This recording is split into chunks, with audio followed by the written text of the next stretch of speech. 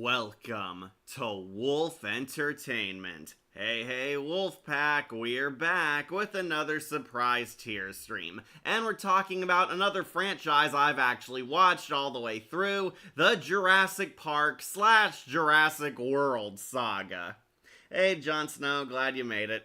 Yeah, we're gonna be talking about Jurassic Park / Jurassic World, all the mainstream entries, and gonna be ranking them all from best to worst. And if you know this franchise, there's gonna be a lot of low tier movies. Yeah, so if you somehow don't know or have been living under a rock for the past century, Jurassic Park is this awesome horror sci-fi saga. It's become an action movie saga on par with Marvel by now, but it used to be a horror sci-fi where, what else? It's all about dinosaurs. Dinosaurs are brought to life in our modern day. There's an attempt to build a zoo called Jurassic Park, featuring the dinosaurs as the zoo exhibits, and as you can guess, things go horribly wrong, the dinos break loose, and it becomes a full-blown survival horror movie. Then we had the many sequels of varying good and bad. Hey, Jon Snow, glad you made it. Okay, so do I even need to explain this saga? A lot of people know it. It's pretty much a family-friendly horror saga, and I do use family-friendly very loosely. PG-13 horror. It's not super hardcore dark, but there is a lot of primal dino violence. You will be scared of the incredible feats dinosaurs are capable of in these movies, basically. So, Jurassic Park started with the first one. It was originally a novel by a Michael Crichton, who was an expert on dinosaurs and a literary author. And basically, Jurassic Park 1 was an incredibly hit movie, a great classic. It brought dinosaurs to life on the big screen, and was very groundbreaking for CGI at the time. The dinosaurs look great to this very day. They look real. They actually use digital effects to bring dinosaurs to life, mixed with some animatronics, puppetry. Practical effects are in there from time to time, but basically, we got to see dinosaurs on the big screen, like realistic, living, breathing dinosaurs, and that was pretty much everyone's dream. The movie was a hit classic, had some very deep storytelling, very compelling themes, man versus nature, all that type of stuff. Also, why aren't Camp Cretaceous or Chaos Theory on this? Yeah, I was gonna go over that. So yeah, basically the first movie was good, and it led to a bunch of sequels, and unfortunately, 2 TV shows. I have not seen Camp Cretaceous or Chaos Theory. I do not have Netflix, and I did not even know those 2 shows existed until researching for this tier list, so we're not going to count them. No to the TV shows. If you were hoping I'd talk about them, I've never seen them before in my 9 lives. They are not on this. Yeah, Camp Cretaceous and Chaos Theory are not on here. Only the mainstream movies, plus an extra entry. But I wanted to end it on a positive note, so we had this extra one. Yeah, you probably can't tell what it is, but we'll be talking about it real soon. So if this is your first tier list ever, we'll go over the basic rules. I'll be ranking each and every mainstream Jurassic Park media on a tier list, ranking them all from best to worst.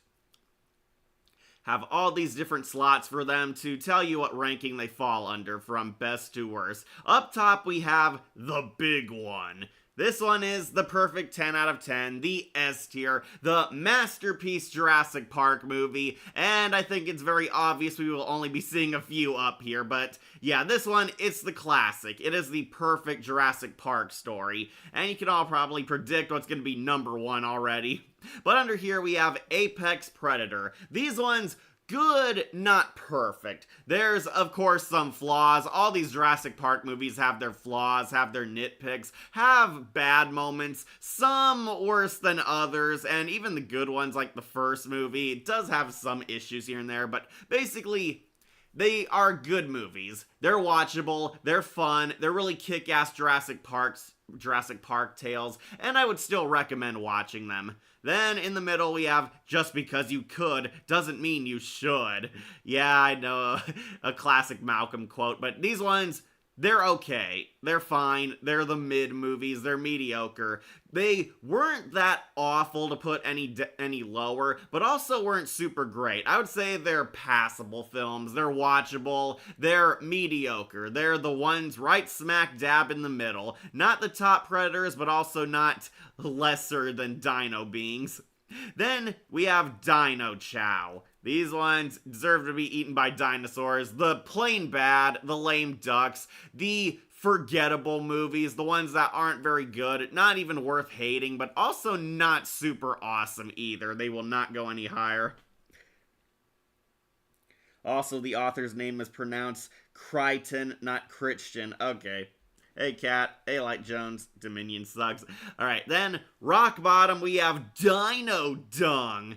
As if I need to explain, F, awful, the 0 out of 10s, the worst Jurassic Park stories ever, and you can probably guess what's going down here. These ones are the poop of dinosaurs. That is how bad they are. The worst movies I've ever seen.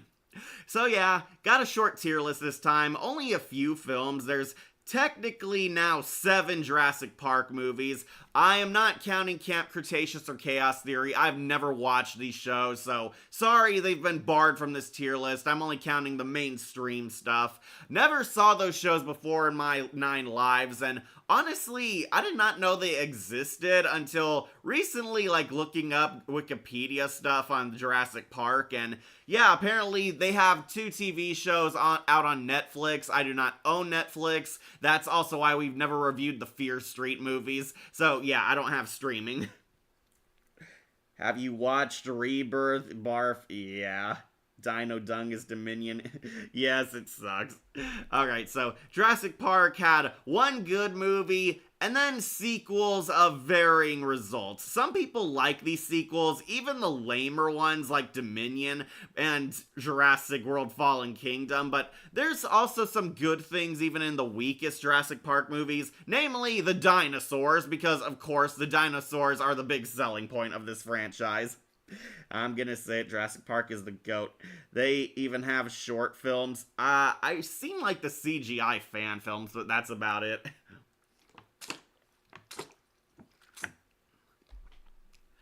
Alright, so let's get this tier list underway with, what else? The first movie, Jurassic Park. Do. Yeah, you know the song. Alright, is there really any doubt? Jurassic Park 1's going on the big one. Yeah, I know we're jumping the gun early, but this might be the greatest Jurassic Park movie of all time because it is a total classic. The first movie is a masterpiece, one of Steven Spielberg's best films ever, one of the scariest monster films, and to this day, very much a timeless classic. If you don't know, Jurassic Park is the basic plot, but very deep and compelling too. It's about opening up this zoo which has dinosaurs. A group of archaeologists with wacky personalities are attending this zoo to make sure it's safe for basically the public. We meet all the classic characters, Dr. Grant, Dr. Sattler, the douchey lawyer, Dr. Ian Malcolm, who's a chaos theory expert, John Hammond, who's the nice guy CEO and nothing like his book counterpart, and all the wacky park staff like Samuel L. Jackson and Newman from Seinfeld. Welcome to Jurassic Park. Yeah, Jurassic Park was perfect. That Putz from Fallen Kingdom is in Detective Pikachu. Yeah, Justice Smith, who I do not like, but we'll get to him. You're late, Ira. Ira's not that late. Ira made it in time for the first one. They literally made dinosaurs scary. Okay, so yeah, basically, they're attending this zoo, and Newman is hacking the security. Newman is actually, his name is Dennis Nedry in the film, but I call him Newman because it's Wayne Knight. So Wayne Knight is hired as a corporate spy who is being paid by this guy named Dodson. He's from a rival company who wants to fund their own dinosaurs, so they're trying to steal the secret formula from Jurassic Park. Newman goes undercover as a spy and breaches Jurassic Park. He hacks into the systems, and unfortunately causes a power outage which releases all the dinosaurs from their cages, so Newman can sneak past security, steal a bunch of embryos and the dinosaur secret formula, and make a break for it. However, this leads to a chain of events where the dinosaurs break loose and go on a rampage, and they start picking off the characters one by one, becoming a total survival horror movie as they realize that the dinosaurs coming back in modern day was kind of a mistake because they prove how dangerous they really are, namely the predators. The big dinosaurs in this one are the T-Rex and the Velociraptor. These two are pretty much the main villain dinos. The Velociraptors are these very creepy, proficient hunters, and yeah, before anyone says, no, they are nothing like the actual Velociraptors. Ironically, the Raptors and Dilophosaurus kind of swapped roles because the Raptors are much bigger and more threatening, but that was the way it was in Christian's novel. It's more of a theme park, yeah. They literally made dinosaurs scary. Yeah, absolutely. The dinosaurs are very creepy, especially in this one because they're kind of a Frankenstein's monster type of creation. They thought they could control the dinosaurs, but the dinosaurs are predators. They are animals, they are dangerous, and they will absolutely harm the humans. And as we find out, the T-Rex and Velociraptors get to be fully lifelike and fully realized as these dangerous primal predators, hunting down humans and adapting to their new environment, as they realize how unstoppable a T-Rex really is in our modern day, and the raptors very slowly grow smarter. They can think, they're clever, and they actually do get the drop on the heroes a number of times. Clever girl. Yeah, so technically the dinosaurs are the main villains in these things, but that would unfortunately change as the franchise would go on. The closest we have to a human villain is Nedry. Newman plays this goofy, evil, laughably evil bad guy who breaks into the area, and it's clear he doesn't care about the dinosaurs. He's in this for the paycheck, but that's what makes his ironic death all the more hilarious because he didn't treat the dinosaurs seriously.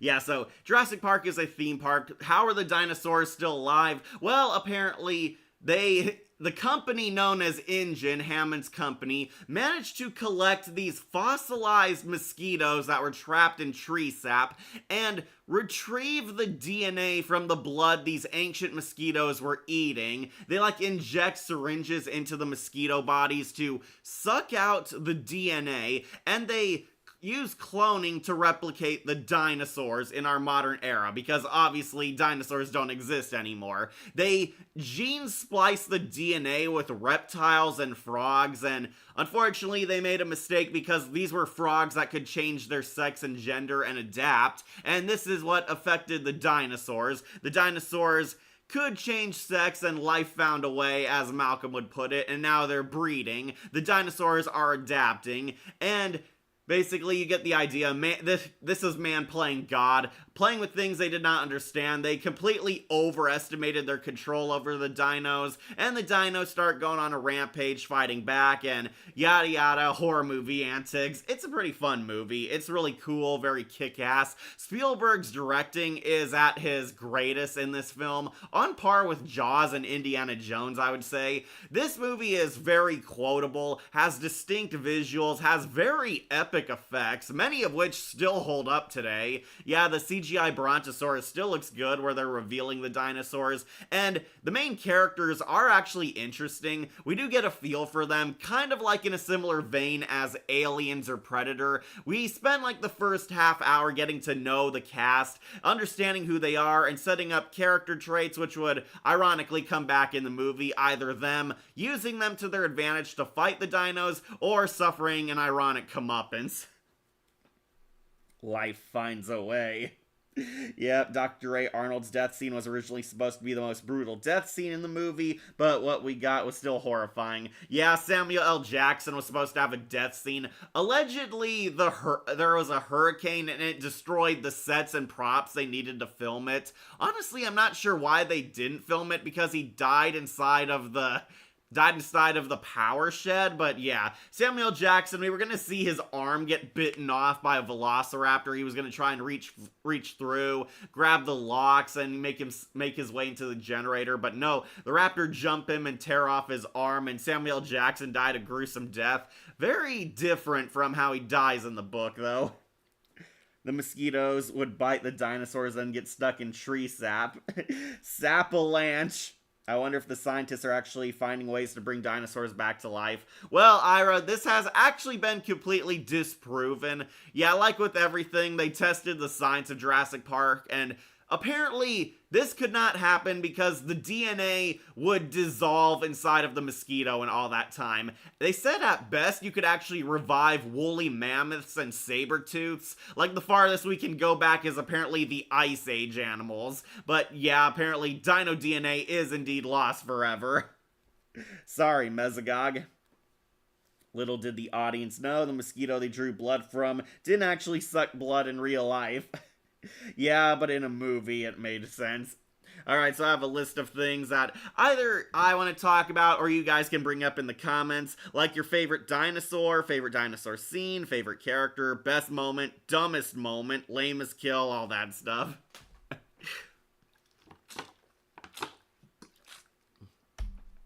Alright, so you all probably know the plot to this, so I won't give you the play-by-play, but yeah, basically Dr. Grant and the kids are trying to survive, and we cut to all the characters in different plot branches that all come together, trying to survive the dinosaurs. The T-Rex is on a killing spree, the Velociraptors are built up to, before showing themselves before the halfway point, and a lot of characters die. Basically, a lot of classic horror movie scenarios, trying to survive this terrifying theme park slash zoo, basically.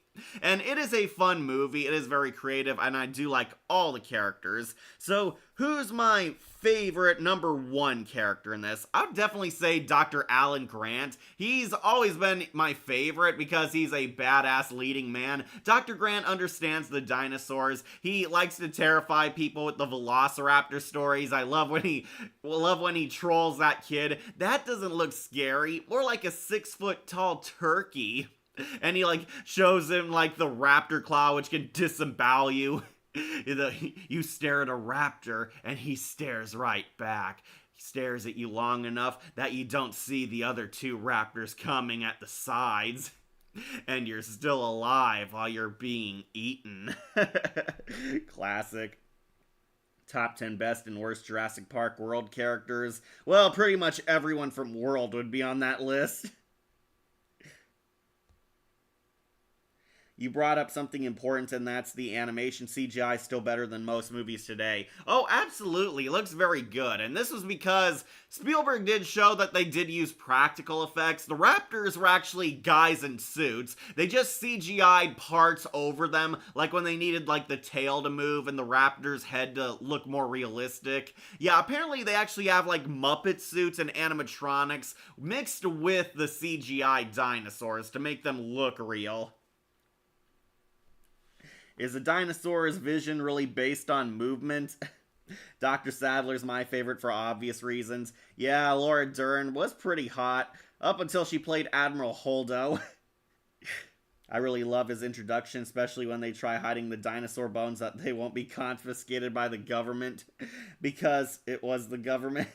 Hey, Kira. Yes, hey, so Jurassic Park. Alright, my favorite character, easily Dr. Grant. He's badass. He's taking care of the two kids. Grant undergoes a character arc where he doesn't want kids, and then he's stuck with Hammond's grandchildren looking after them. He bonds with them. He saves their lives. He saves little Timmy from a tree. He is very much a bona fide badass. He understands the dinosaurs. Much more of a badass, manly doctor character, kind of like Dr. Benton Quest in my eyes. And that's what made him really cool. Really like Sam Neill's performance as him. He kicks a velociraptor in the face and actually saves them. Really wish we got that scene from the novel where he's trying to hide from 3 velociraptors in the biolab. Unfortunately, that didn't make it in the movie and sort of became the kitchen scene everyone knows and fears, but hey, that definitely made up for it.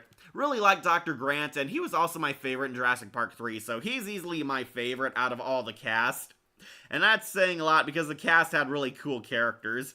My favorite dinosaur, that one is pretty tough because there's a few, but there's actually a lot of impact from them. We see the Brontosaurus, the Stegosaurus, the Raptors gain a lot of attention, so I might have to go with the Velociraptors because they're basically the villains of the movie. They're all over this, they're heavily built up to. They do those very scary roars, which I did find very intimidating, and the kitchen scene is easily one of the scariest moments in not just Jurassic Park, but in horror movies in general. Yeah, favorite are the Raptors. Classic archaeologist. Yep. He's like Indiana Jones, basically. Isn't What's New Scooby-Doo did a Jurassic Park reference? They probably did. Jurassic Park is referenced by a bunch of stuff. Even regular show referenced it. Yeah, my favorite dinosaur, easily the Velociraptors. They get a lot of screen time, a lot of hype, and are very creepy. They brutally murder Muldoon. They murdered Samuel L. Jackson. They almost kill Dr. Grant Sadler and the kids until the T-Rex punk kills them. That was a pretty badass scene, though. Yeah, I almost want to put the Dilophosaurus on here, too, because I found that one scary, but I have a different category for him.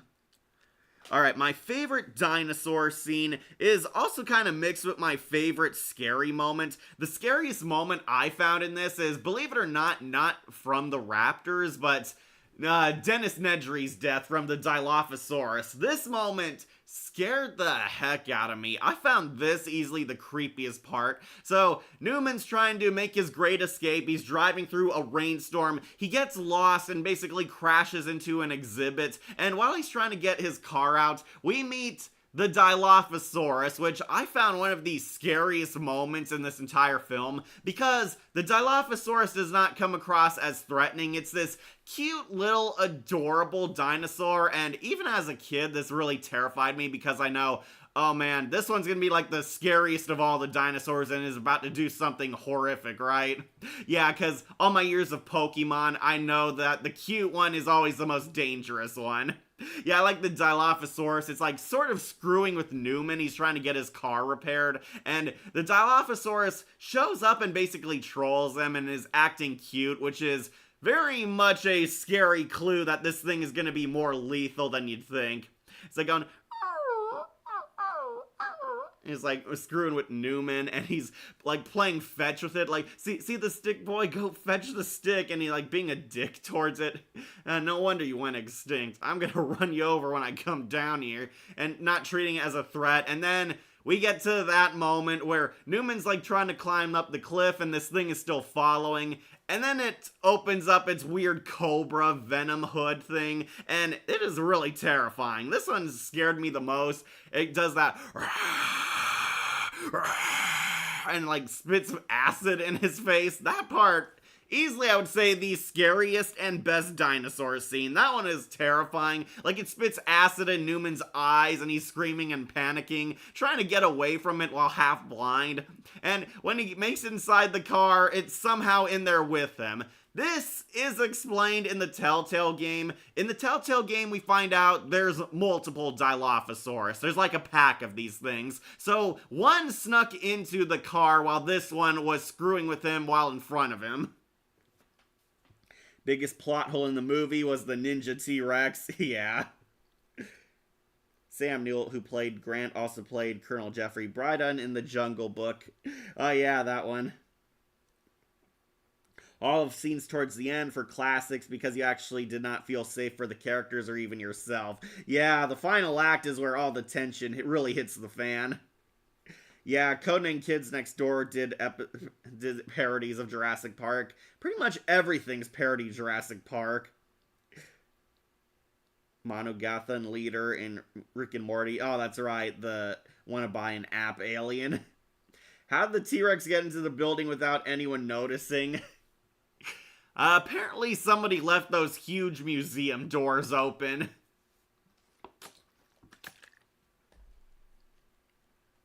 How did the Dilophosaurus get into the car? If you didn't hear me, the Telltale game actually explains this. There's more than one Dilophosaurus. There is a pack of them. Apparently, the one that was screwing with Newman was not the one that got in the car. A second Dilophosaurus was prowling around and sat in there like waiting for him. That's how it got into the car. Yeah, it made no sense because they only had one Dilophosaurus Muppet. Spielberg openly said this. They only had the one Muppet, but you're supposed to piece together that there's multiples of these things because he's inside their cage, basically. He crashed and fell into their exhibit.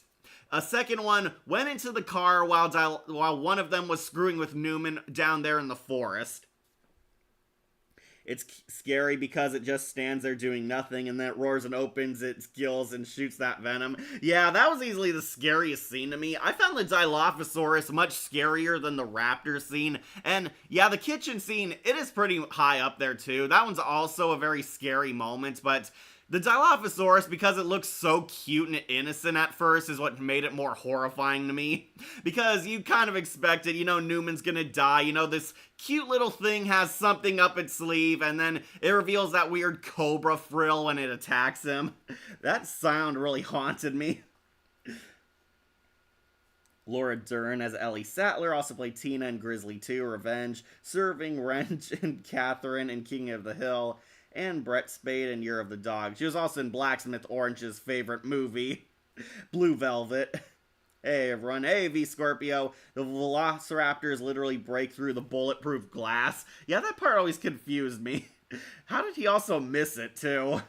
Yeah, B.D. Wong's Dr. Henry Wu. He's in this for like 4 minutes. Yeah, Dr. Wu is in this movie. He's one of the doctors overseeing the dino breeding chambers, and basically, this guy would be built up as a vital villain in the later parts of this franchise.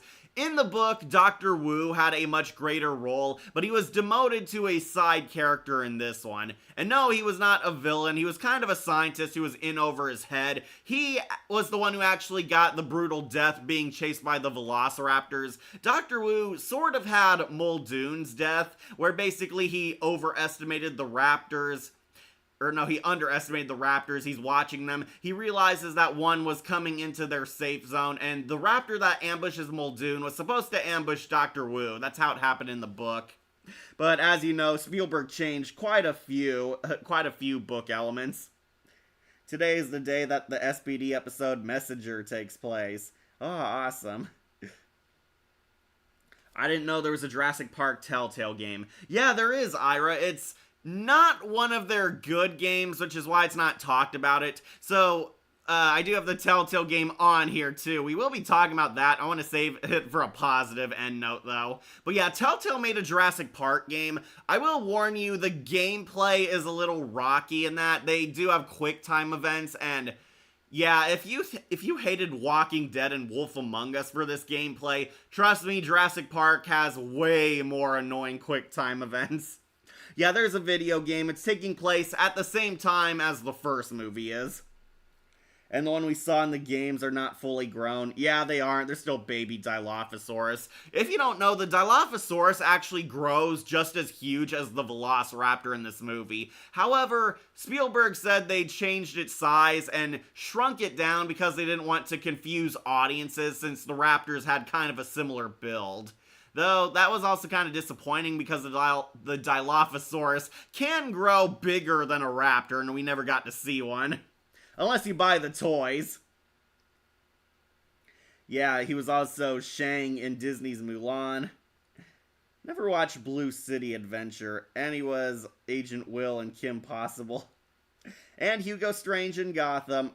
B.D. Wong was also Godspeed in The Flash. That sucks.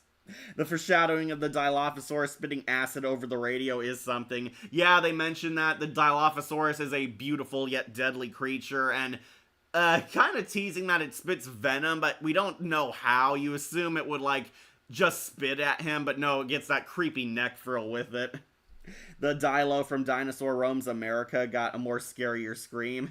Yeah, it did. Who would have known a mating call between two monkeys would sound horrifying for a monster roar? Martin Farrow played Donald Gennaro. Yeah, I did. It's kind of weird that Wayne Knight, the comedic guy, gets such a brutal death. Well, I'd also argue Muldoon got a brutal death since he was still alive being eaten by the raptor that ambushed him. But yeah, Newman gets the darkest death. He's like spat at by venom and acid, and you can really hear his eyes were burning up when it shot him. And then he gets into the car and the Dilophosaurus is also in there and it eats him. Yeah, again, it's explained in Telltale. There were multiple Dilophosaurus. There was a pack of them, and one of them snuck into the car to wait for Newman, while the other one was out there playing with him and spitting venom at him. Dr. Wu never really came across as a villain to me, though his appearance in Jurassic World was a pretty negative one. Yeah, we'll get to that, but they try to set up Dr. Wu as this big, secret, twist villain of the series, and he does nothing in this movie. He does nothing. It was not good setup. Dr. Wu was busy with Law and Order SVU. Yeah, B.D. Wong and his detective shows. Like, Miraculous do Jurassic Park references. Like, everything's referenced Jurassic Park, Akira. Okay, so favorite dinosaur scene, that would have to also go to the T-Rex. I like the T-Rex breaking out of its cage. You see the T-Rex being built up to, it eats the goat off screen and spits one of its limbs at the kids. Yeah, I'm not sure how it fell that far, but yeah, apparently it did eat the snack that was left for it because it was just hungry. Then it breaks out of its cage, and as you know, it's basically wrecks all the main characters. The lawyer's eating on that toilet in the one funny comedic kill. He brutalizes Dr. Malcolm because he didn't know the T-Rex's vision was based on movement. The kids get royally wrecked. Luckily, they don't die. Dr. Grant and Malcolm save them just in time. The cars are completely destroyed. The lawyer is the only one who gets killed, but he gets the funny death, so that kind of makes up for it. And as you know, Grant and the kids are separated from the group. They fall into the T-Rex's enclosure, and Tim is like stuck in the car before it's launched into a tree. I would say the T-Rex breaking out is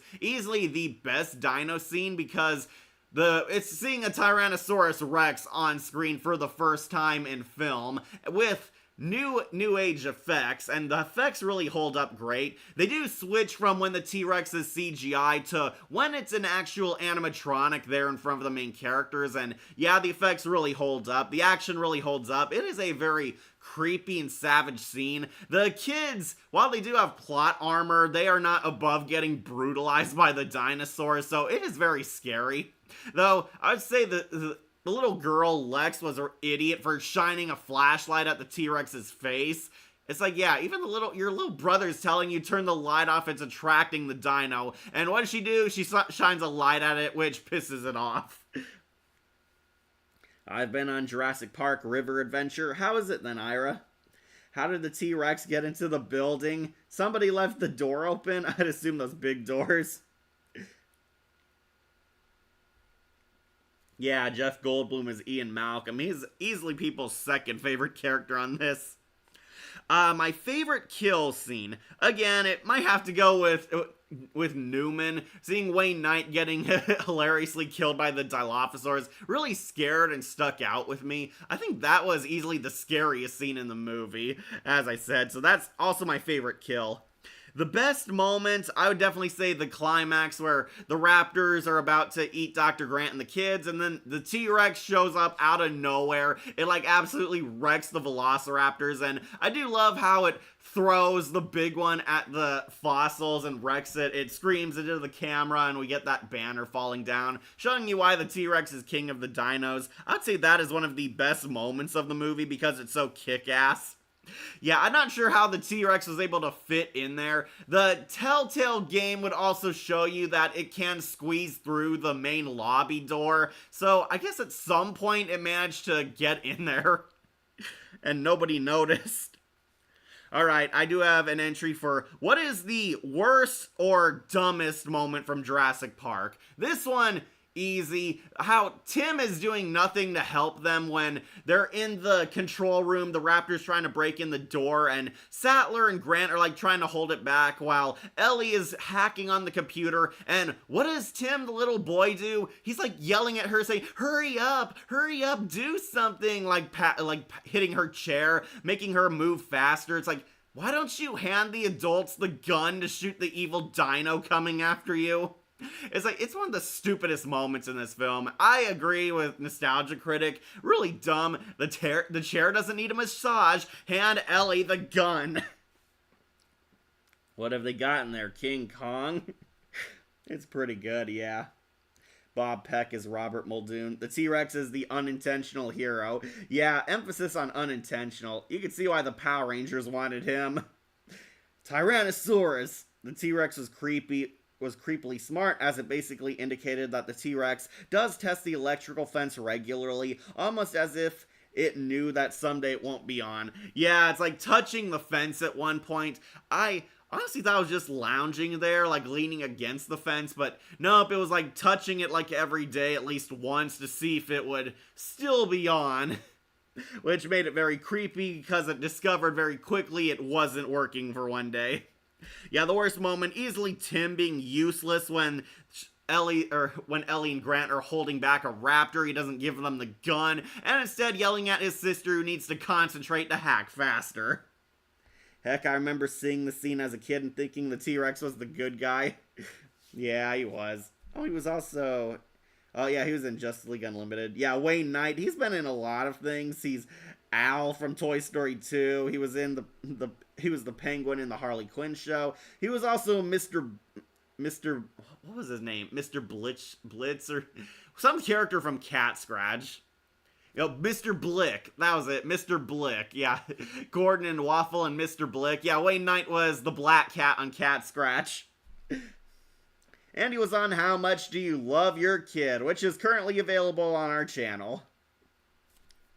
Okay, so yeah, worst moment, easily the kid being stupid. Worst character, that one might be hard because Jurassic Park is so good. I might have to actually go with the lawyer, just because he's easily the asshole character. The lawyer is predictably the douchebag who gets killed, and they give the lawyer the most comedic death in the movie. He's killed while hiding and crying on the toilet. Yeah, personality-wise, Gennaro is a complete dick, and not as likable as he is in the book. In the book, Gennaro actually undergoes a great redemption arc. In the novel, Gennaro is also kind of this spineless, greedy lawyer, but he kind of toughens up and becomes a man surviving in this insane horror situation. Yeah, Gennaro actually lives in the novel and actually becomes a badass. He punches out a velociraptor while trying to save the kids. Yeah, the difference is very staggering between book Gennaro and movie Gennaro, so I would have to say he's the worst character, only because they neutered his book counterpart. Lamest kill, that might have to go to Samuel L. Jackson. Yeah, Mr. Arnold, he goes out like a stroll across the road to fix the shed, and he finds out too late that the velociraptors have broken out of their prison too. The raptors get that really horrifying scene where you see the destruction. They ripped apart their cell and broke out of it and scurried off into the unknown forest, and apparently Mr. Arnold did not know the raptors were on the loose, and he got killed off screen. Yeah, Samuel L. Jackson was supposed to get a death scene, and unfortunately, a hurricane destroyed the sets and props they needed to film it, so they ended up having him die, and Samuel L. Jackson's severed arm appears. I would put that as the lamest kill, because we didn't get to see it, and according to Spielberg and his executives, it was going to be like a very brutal scene. It almost would have gotten them an R rating. Apparently it is in, like, the comics or graphic novel adaptations, though, so check that out if you want to see. I wouldn't say the lawyer is a dick, per se, though he did leave the kids. I'd say Nedry is worse. Yeah, but Nedry was also funny, so that's why he kind of gets some cred. The lawyer, usually the joke is on him and how much he sucks. Him leaving the kids easily made me hate him, so yeah. Nedry at least was just trying to get out of there. He was going on his way. He wasn't going out of his way to kill people. Yeah, the lawyer pretty much leaves the kids to fend for themselves to save his own sorry ass, so he definitely deserved his death too, but Nedry was at least funny because of Wayne Knight. Captain Gore in Green Lantern, the animated series. Ah, he was in that too, okay. Well, Tim did just as dumb as Lex, which would be closing the door and getting the T-Rex's attention. Yeah, he did do that, but I think it was kind of smart because it ended up saving them so the T-Rex couldn't reach in there. Probably Tim knew that Lex did good under pressure. Yeah, that's why she's constantly screaming when the T-Rex comes after them. Ah, yeah, Wayne Knight was also Zurg in Buzz Lightyear's Star Command, the cartoon version.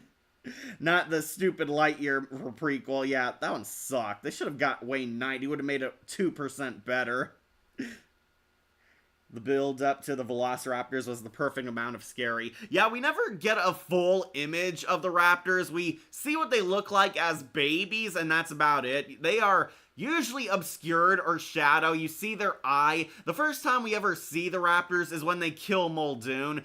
We see their cage is like completely smashed. There's like broken bars and the electric wiring is ripped apart. They jumped out of their cage and clawed their way out of there, so they could have easily escaped if there wasn't any power keeping them locked in.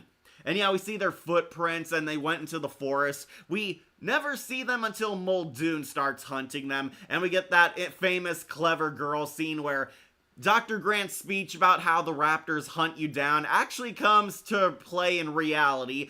Muldoon has one in his sniper sight, but he finds out he was tricked by them and the raptors ambushed him from side, and we get like a full-blown creepy face reveal. The raptor was like 2 inches away from him and it jumps and kills him, and Muldoon gets like one of the most brutal deaths because if you remember, you're still alive while they're eating you, and hearing his screams also was pretty terrifying, but because that happened kind of off screen and it cuts to the raptor doing an evil smirk, that kind of made it less creepy to me than Dennis Nedry's death, where we don't see what the Dilophosaurus is doing to him. Dead Meat did the Jurassic Park movies, only up to Dominion. Yeah, Samuel L. Jackson is Nick Fury in Frozone. To this day, a raptor opening a door is still one of the most terrifying moments in the film. Yeah, that was so terrifying because the raptors grew smart enough to open doors, showing you that unlike the T-Rex, the raptors can actually adapt, which made them a lot more scarier because the velociraptors kind of had the same intelligence as humans when it comes to hunting. That would also come back in the video game where we actually do see the raptors opening a door, but not gonna lie, Telltale kind of made it look a bit more ridiculous. Like seeing them like literally just flipping and flicking at the doorknob. That was kind of ridiculous. Also, Wolf missed the Jurassic Park tier list. Yeah, Wolf almost would have shown up here, but apparently Wolf is too busy. He has other things to do. Almost had him join us on this one, though. It is interesting how the dinosaurs were originally all females, but learned that Frog's DNA had the ability to change gender. Yeah, some versions of Frog can do that, and they find out too late that they picked a bad species of frog to use to replicate the lizard DNA. Alright, looks like I crossed off most of my list. Okay, anyways, I do love this movie. It is really kick-ass. It is not only one of the best Jurassic Park movies, but one of the best films of all time. It is a classic for a reason. It's fun, it's scary, it's deep, it's thought-provoking. It is a groundbreaking spectacle of special effects. You actually care about the horror movie characters, and yeah, it is up there next to Halloween and the first two Aliens movies in terms of epicness. This one is easily the big one, our #1 Jurassic Park movie. Yeah, as you know, most of the characters survive, some of the side characters tragically died, but they made enough success to, of course, have a sequel, where Michael Crichton begrudgingly wrote the follow-up, The Lost World, Jurassic Park. Yeah, I know we all love the first one, but it's time to move on to the sequel, the only one Steven Spielberg actually filmed, The Lost World. So, this one, I kind of have mixed feelings on. Watching it now, it is not as bad as some of the weaker films, but The Lost World actually does have a lot of moments I like. It is a good old-fashioned B-movie creature feature type of film. The horror is still very much present. The dinosaurs still have the best scenes, though the one thing that kind of ruins it for a lot of people are the stupid moments. There are stupid horror movie characters and bad decision making in this film just to make the conflict play out. However, there is enough positive for me to actually rank it a little higher, so controversial maybe, The Lost World is going onto Apex Predator. I really love The Lost World. Alright, Light Jones. Why Lost World then 2? Well, because originally, Akira, there were only 2 books. There's Jurassic Park, and The Lost World was the name of the novel sequel. Yeah, there are only 2 Jurassic Park books. The studio kind of took control of the Jurassic Park brand name and made future sequels out of it. You know Michael Crichton was 6'9"? Yeah, just as tall as a T-Rex. Like, isn't Power Rangers Dino Charges Jurassic Park?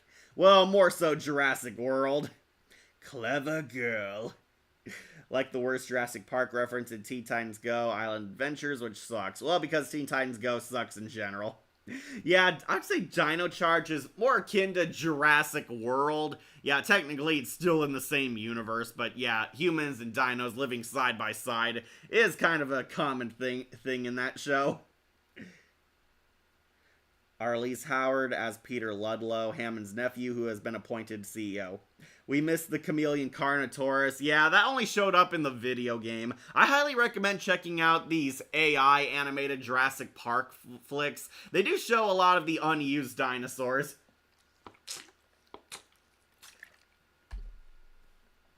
I had a Game Boy Jurassic Park game. I had like a PC Jurassic Park game. I played the shoot 'em up arcade games at like old arcades and malls and stuff. That used to be fun. You're like sitting in the Jurassic Park Jeep and have the railgun shooter, that type of game. Those are my first Jurassic Park video games. I played like a child-friendly PC game and the Lego Jurassic Park and finally Telltale's Jurassic Park. Have you seen the silent film The Lost World from the 1920s? No, I have not. Alright, just catch up on things. Okay, so The Lost World is the direct follow-up to the first movie. Taking place a few years later, the island was shut down and completely deactivated. All the dinosaurs are assumed dead. However, we find out that there was a Site B. There was a second island with dinosaurs, and these ones were being breeded and raised for their exhibits at the theme park. There was a second island full of dinosaurs. InGen is completely losing money after the absolute failure of their Jurassic Park theme park, and they want us to try again. InGen has a new CEO.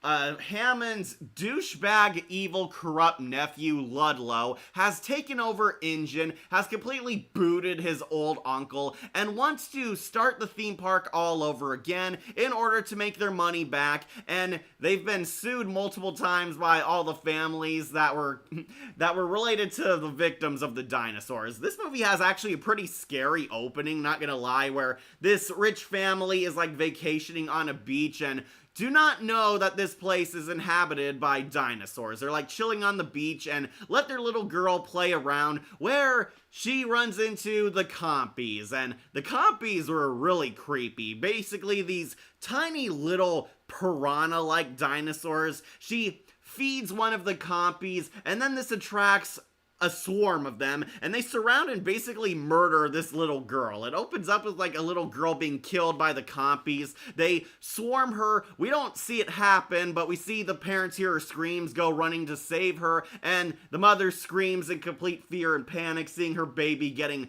most likely wounded and ripped to pieces by these little compy things. The girl isn't killed. Oh, she isn't? She's pretty much surrounded and eaten by baby piranha things. Fun fact, the critic, they made a parody called Jurassic Park 2, Revenge of the Raptor. Well, we have the Lego game version of Jurassic Park. Yeah, all the way up to Jurassic World 1. who are the velociraptors who are more relevant in the first movie? The T-Rex is more relevant in the Lost World. Yeah, so now the T-Rex kind of takes center stage in this one. We meet a family of T-Rexes in this one.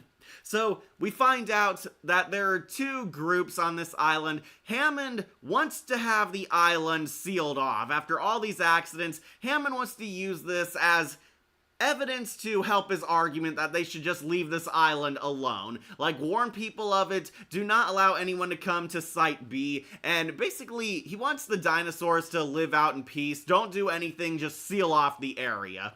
However, Ludlow takes over InGen, and he wants to build a new Jurassic Park, and to do this, he leads a hunting team to go and abduct as many dinosaurs as they can off of Site B to bring back for his zoo the new Jurassic World, which is on the mainland in like the central, like of California, which, yeah, you know is gonna go horribly wrong. So basically, Ludlow hires the best of the best to help him hunt down and track these dinosaurs, but there is a very heavy-handed nature versus man animal rights theme in this movie, and yeah, it is kind of what holds it back. It is very ham-fisted. It is not subtle. Basically, Ludlow treats the dinosaurs as like his property, and all these poachers abuse the wildlife, treat the dinosaurs with disrespect and like they're things, locking them into cages, while Hammond's group are a bunch of like hippie protesters who are going to Site B to prove that the dinosaurs are innocent and deserve life. They're there living in peace, and basically, he collects the only main character who came back, Dr. Ian Malcolm. Jeff Goldblum is now the main protag of this movie. Goldblum goes there with his own team. Julianne Moore, who plays Dr. Sarah Harding, the worst character in the movie, and Vince Vaughn, of all people, is in this film, and expendable doughy guy who's good with tech, Eddie, and of course Jeff Goldblum's daughter, because this started the trend where we have to have a kid character in every Jurassic Park movie.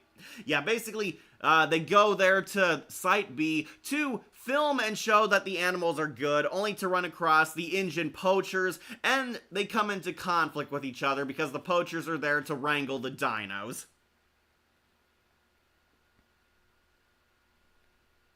Instead of screaming, "Go save your child," well, Ira, the father and his butlers were clearly doing that. Ariana Richard as Lex Murphy also played Mindy Sterngood in Tremors, and Claire Ferguson in Boy Meets World. Okay, yeah, I heard Lex's actress tragically passed away recently. Harvey Jason as Ajay also played Alexei in Airwolf. Felix Leach in Star Trek. Okay, listing all the actors. Okay, so. Alright, so I actually do like parts of this movie. All the scenes, including the dinosaurs, are actually very good. The T-Rex is back as the main villain. Technically, Ludlow's our human antagonist, and yeah, we would very much start embracing this trend. Evil, douchey CEO or corporate scumbag wants to profit off of the dinosaurs and doesn't care about their suffering or their feelings. And of course, that comes back to haunt them when the dinosaurs prove they're more trouble than they're worth. So basically, they come into conflict with this rival group led by Ludlow. Easily my favorite character in this is actually the right-hand man of Ludlow, Roland Tembo, this professional badass poacher guy played by Pete Postlethwaite. He is the best character in this, bar none. He's cool, he's calm, he's kick-ass, this very manly badass hunter character, and he makes it clear the only reason he's working with the bad guys is because he wants to fulfill his lifelong dream of hunting the ultimate prey, the T-Rex. Roland came here because he wants to be the first man to ever fight and defeat a Tyrannosaurus Rex. And that's why he's with the bad guys helping them wrangle dinosaurs. And Pete Postlethwaite is easily the coolest guy in here. He's no nonsense, dead serious, very genre savvy, actually is a badass who can take care of himself, so he's not just some expendable idiot. We actually see him fight dinosaurs, we actually see him take charge. He's arguably the real hero of this, and also gains the best character development. Roland goes from this evil douchebag to actually a noble kind of guy. He gets a redemption arc, starts befriending most of Ian Malcolm's crew, starts protecting the others, taking charge and saving them from one of the T-Rexes. He was also Mouse in Retaliation. Poor guy. And he was in Bohemian Rhapsody. Yeah, easily my favorite character is Roland. I really like him. Pete Postlethwaite is very cool, very kick-ass, very mysterious. There's a deleted scene of him beating some obnoxious douchebag, like harassing a waitress in Africa, with one hand tied behind his back, and Roland is easily the most fleshed out character in this. We learn more of his backstory. We see him actually grow as a better person, which made him a lot more heroic than the alleged heroes. Speaking of which, I guess I should also talk about the worst characters. But after this, Roland actually does succeed in taking down the T-Rex all by himself. He loses his bullets because stupid Vince Vaughn has been sabotaging them, so he uses tranquilizers to fight the T-Rex and save the campers who are still there. Yeah, Roland actually succeeds in his mission. He takes out a T-Rex. However, his victory came at a cost because his bro, Ajay, his sidekick in all his hunts, was killed by velociraptors. So he decides he doesn't want anything to do with the villains anymore, and basically atones for his sins by abandoning the company of death. He achieved his lifelong dream, but in the end it wasn't worth it, ending on kind of a bittersweet note. But that's what I kind of liked about him. Yeah, Roland Tembo actually undergoes a good redemption arc in Jurassic Park, of all things. Oh yeah, it's from a deleted scene. Yeah, the TV version actually plays the deleted stuff. Yeah, Roland was cool. Pete Postlethwaite as Roland Tembo also did Quint in Shakespeare and the Carpenter in the Alice in Wonderland movie. He was also in James and the Giant Peach, and he's the only likable character in Alien Cubed. So yeah, pretty good actor. Really liked Roland, easily my favorite. Roland gets a great redemption arc, so that's what made him my favorite. Now, the worst characters. This one, believe it or not, is actually tied between either Sarah Harding, Julianne Moore's character, the girl love interest of Jeff Goldblum. I do not like Sarah Harding. She's a complete idiot. She's incompetent. She's a total damsel in distress. And every time they try to make her feel like a strong, independent woman hero, she ends up making things worse. It is kind of her fault a lot of the bad things happen to the group in this movie. Yeah, Sarah Harding's supposed to be the smart biologist, and at one point, she completely fails to realize that the T-Rex is following them because she's still wearing the vest with the T-Rex's blood all over her. Yeah, they saved the baby T-Rex. The baby T-Rex was also kind of annoying in this movie, mostly from those death cries, those weird wails. Yeah, Sarah indirectly causes all the bad stuff that happens because the mom and dad T-Rex have been stalking them all throughout the movie because the baby T-Rex's blood is still on her vest, which she never washed off, and the entire climax of the movie happens because the T-Rex followed her by sniffing out the blood.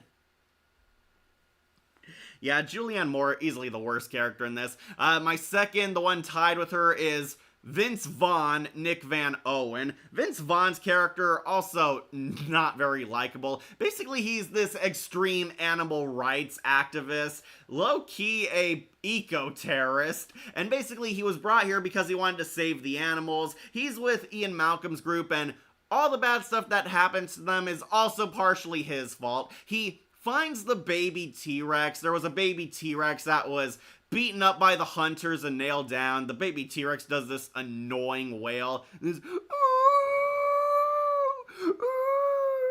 yeah, it sounds sad at first, but it gets really annoying because that is its primal cry all throughout the film. So Vince Vaughn sabotages the hunters and gets a lot of them killed and gets them stranded on the island too. He saves the baby raptor baby T-Rex. They find a baby T-Rex. Roland was using it to lure out the parents so he could hunt them, but they don't show up until later. Vince Vaughn decides to take this baby back with them because it's injured. It has a broken leg and he wants to give it treatment, and stupidly ignores the obvious danger flag there that the parents will follow it because the parents want to save their baby. He brings it back to the RV. They manage to mend its leg. However, the T-Rexes show up very pissed off and of course think Ian Malcolm's group are the ones that hurt their kid. Yeah, he's an Earth First person. That's kind of why I don't like him. That would be so great if they released an extended cut with all the deleted scenes and the heavily rumored drunken scene where the guy breaks the baby T-Rex's leg. Yeah, Ludlow was the one who broke the T-Rex's leg. Wish they kept that one in, because some of these deleted scenes actually made the film make a lot more sense, but for whatever reason they were cut. I suppose it was for time, or Spielberg just didn't see a point in them. Yeah, Nick is very much an animal rights activist, and his selfishness pretty much gets all the human characters hurt or killed. They bring the baby T-Rex back, and spoilers, Eddie gets killed trying to save their dumbasses. Really felt sorry for Eddie, because he's trying to save them and pull their RV up, and he gets the most brutal death in the film. The two parent T-Rexes show up, and they basically rip Eddie in half. He's like trying to desperately grab his gun, but it's stuck on his car, and he gets pulled up and ripped apart, kind of Lady and the Tramp kissing style. It is so brutal, and he did not deserve that, and of course, I blame Vince Vaughn for that. Yeah, the two T-Rexes kill Eddie, who's the only likable guy in their group. Then they lose their RV. He actually did manage to save his friends, but at the cost of his life. They make it back, and Nick is pretty much complaining throughout most of the movie that the poachers are the bad guys when you're the ones who stranded them there. And pretty much what solidified my hatred of Vince Vaughn's character is he stole their bullets so they wouldn't shoot and kill dinosaurs, and Roland tries to save the hunters when they're being attacked by the T-Rex parents, and realizes he doesn't have his bullets because Nick sabotaged their friggin' guns. Yeah, thanks for saving us, but I'm not gonna let you defend yourself if any animals attack you. So, yeah, pretty much most of the poachers died because of him. And yeah, Vince Vaughn kind of gets away with it. He disappears in the movie. Allegedly, there's a deleted scene where he was gonna redeem himself. When the T-Rex is like attacking San Diego in the city, we see the police and animal control cars coming, and they actually stop Jeff Goldblum and Sarah taking the baby. They're trying to get past, and Nick, who's on his way to help them, actually crashes his car through the police blockade so they won't shoot the dinosaur or his friends, and allows Ian and Sarah to take the baby and move on past the road blockade. This was supposed to be like his big redemption moment, and what happened to him at the end of the film, kind of wish they kept it in because it would have at least given this guy a nice moment, but no, I guess Steven Spielberg was happy with him running to the radio tower. I was so sad at Eddie's death. Yeah, me too. Eddie did not deserve that. Eddie's like the nicest guy. He's the goofy, nerdy tech guy, and actually cares about the safety of their group. And of course, because he's the only one who knows how the tech works, and is the one that actually is trying to avoid getting killed by dinosaurs, he's the only one that gets killed by the dinosaurs in Ian Malcolm's hero lineup.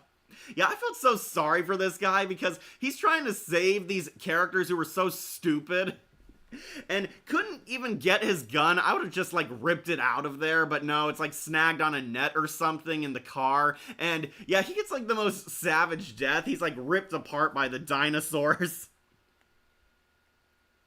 Did Nostalgia Joke did the joke of Alan Rob Walker saying, "I'm a dinosaur." Yeah, he did. Eddie got easily the most brutal death. Does this movie have the dog that died? Yeah, the T-Rex eats a dog for barking at it.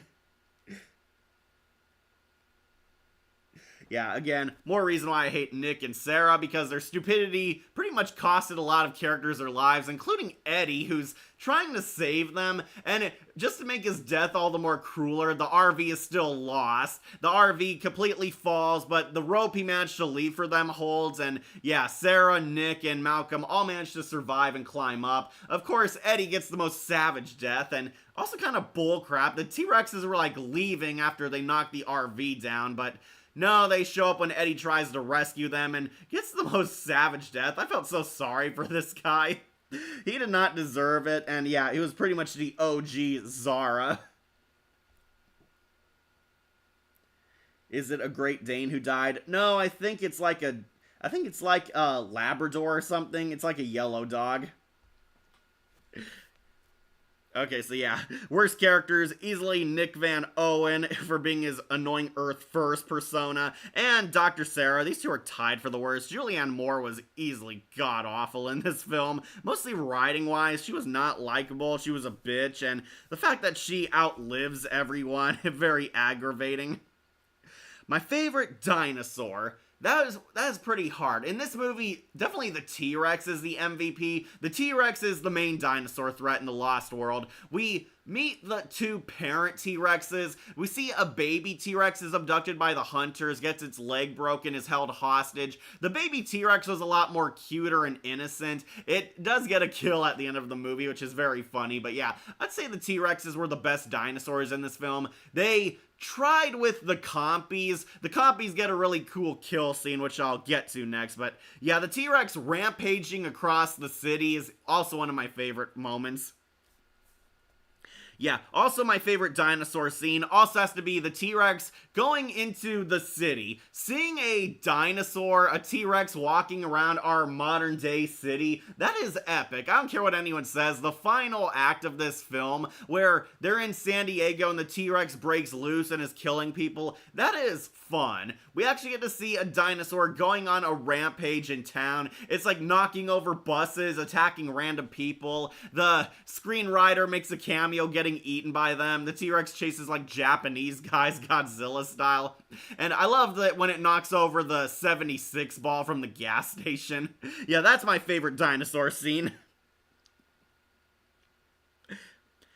Alright, scariest scene. This one is also hard to say. I would definitely say the scariest one, the long grass scene. So, as the hunters are running away from the killer dinosaurs, they take a shortcut through this creepy long grass right out of Pokemon, and Ajay, Roland's best friend, is saying, "Don't go into the long grass! Don't go into the long grass!" And all the hunters stupidly go in and ignore him, where we get the scariest shot of this film, the return of the raptors. And yeah, I love this scene. I would say this is the scariest moment. The raptors pop out of the long grass, and we see this very awesome shot of the hunters sticking together, sticking like as a pack, basically, walking through the grass, and you can see the raptors snaking across the long grass, like slowly like sharks coming for their prey. It is a very effective and awesome scene, and easily I could see Spielberg definitely shot this one. It is one of the scariest moments, and as you can predict, the raptors jump all the stupid hunters. They're all like ambushed by them in the grass, getting pinned down, and some people don't even see them until some guy starts screaming, they start shooting, and you get that really awesome scene of like this black guy screaming, "Ah!" and the raptor like jumps 10 feet in the air and pounces on him. That one was actually pretty epic. I really like that. The return of the Velociraptor, easily the scariest moment. Remind me of Tina, T-Rex's dad. Remember the T-Rex is high on meth, that's why it's going on a rampage?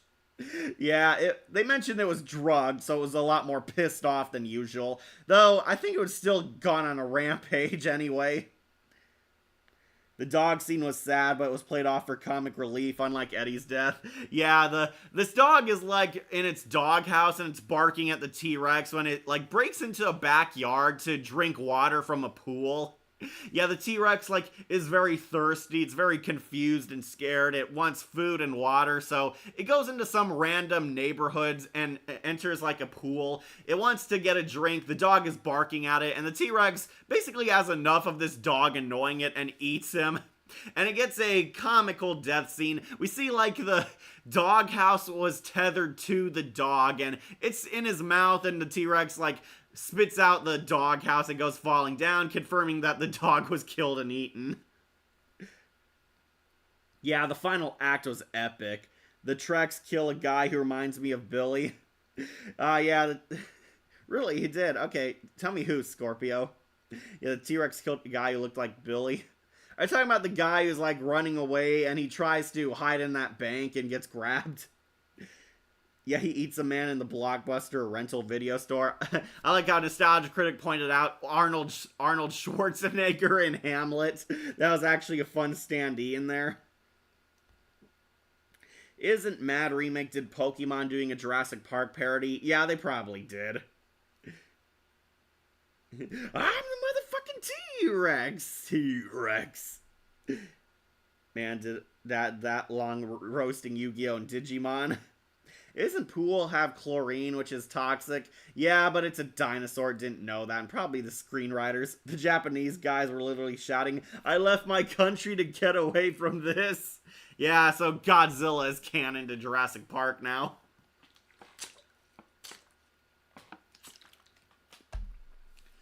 Alright, so, yeah, scariest scene, easily the raptors in the long grass, and Ajay was one of the character deaths in this. We actually get a deleted scene where he realized he was surrounded and outnumbered, so he just laid back and accepted his fate, realizing he couldn't get away. Very tragic moment for this guy. I guess it was deleted so you wouldn't feel sorry for the hunters, but all I could think is he was kind of dumb for going in the long grass anyway with them.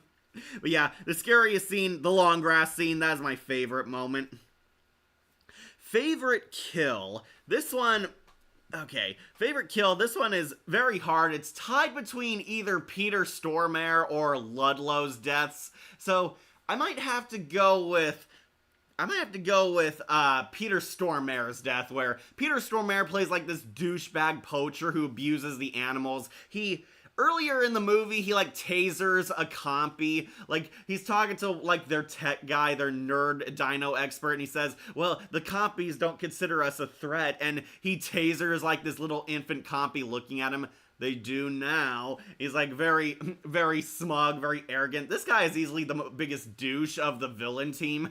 Yeah, Peter Stormare plays, like, this douchebag sadistic hunter, and in one of the dumbest decisions ever, he goes out to take a piss and apparently walks like 50 miles out across the forest just to do it, where, of course, he gets lost, he hurts himself, he loses his gun, and the compies come back to give him his comeuppance. I would say this was one of the cooler kills because it actually is kind of scary. He's completely lost in the woods. He's being swarmed by these things multiple times, and I swear, a compy actually, like, bites his lip in his mouth. Like, Peter Stormare really got attacked by these weird Muppet things. He's trying to get away with them, but he can't find his way back, and if you don't know, the compies have venom in their bites, so he's also kind of delirious and hallucinating.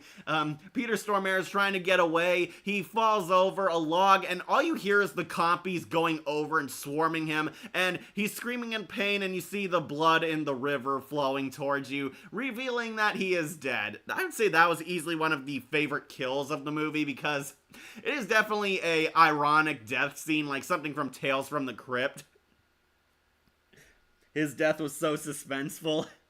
Yeah, though, one part that kind of did suck me out of it is, though, he's screaming for his bro. He's like, hey, Carter, and his friend is stupidly, like, listening to his, like, Walkman. He's got his headphones on and zoning out, and of course, Peter Stormare's death came because somebody else was an idiot and didn't hear him calling for help. Like, Peter Stormare's trying to find his way back, and Carter's not listening, so it leads to his bro dying by venturing out even further away. Like, people want Rexy to fight Bruce the Shark in Death Battle. I think the Jaws Shark might win if it's underwater, though.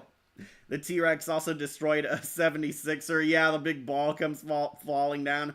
Hey, Cat, made it in time. Also, subscribe to the channel. Thank you, Christopher. Glad you made it. Talking about Jurassic Park because the new one's out, and I actually did want to talk about this franchise. We're on the Lost World right now, going over my favorite parts. Yeah, Peter Stormare's death, easily the most suspenseful because it very much feels like a horror movie moment. He's lost in the woods, being hunted by these little piranha dinosaurs, and yeah, it is an iconic kill scene, and I do like bad guys getting their comeuppance, so very much horror-esque. Alright, the best moment, this one, again, a little hard. I know a lot of people love the RV scene, but the best moment I would say is also my other favorite kill in the movie.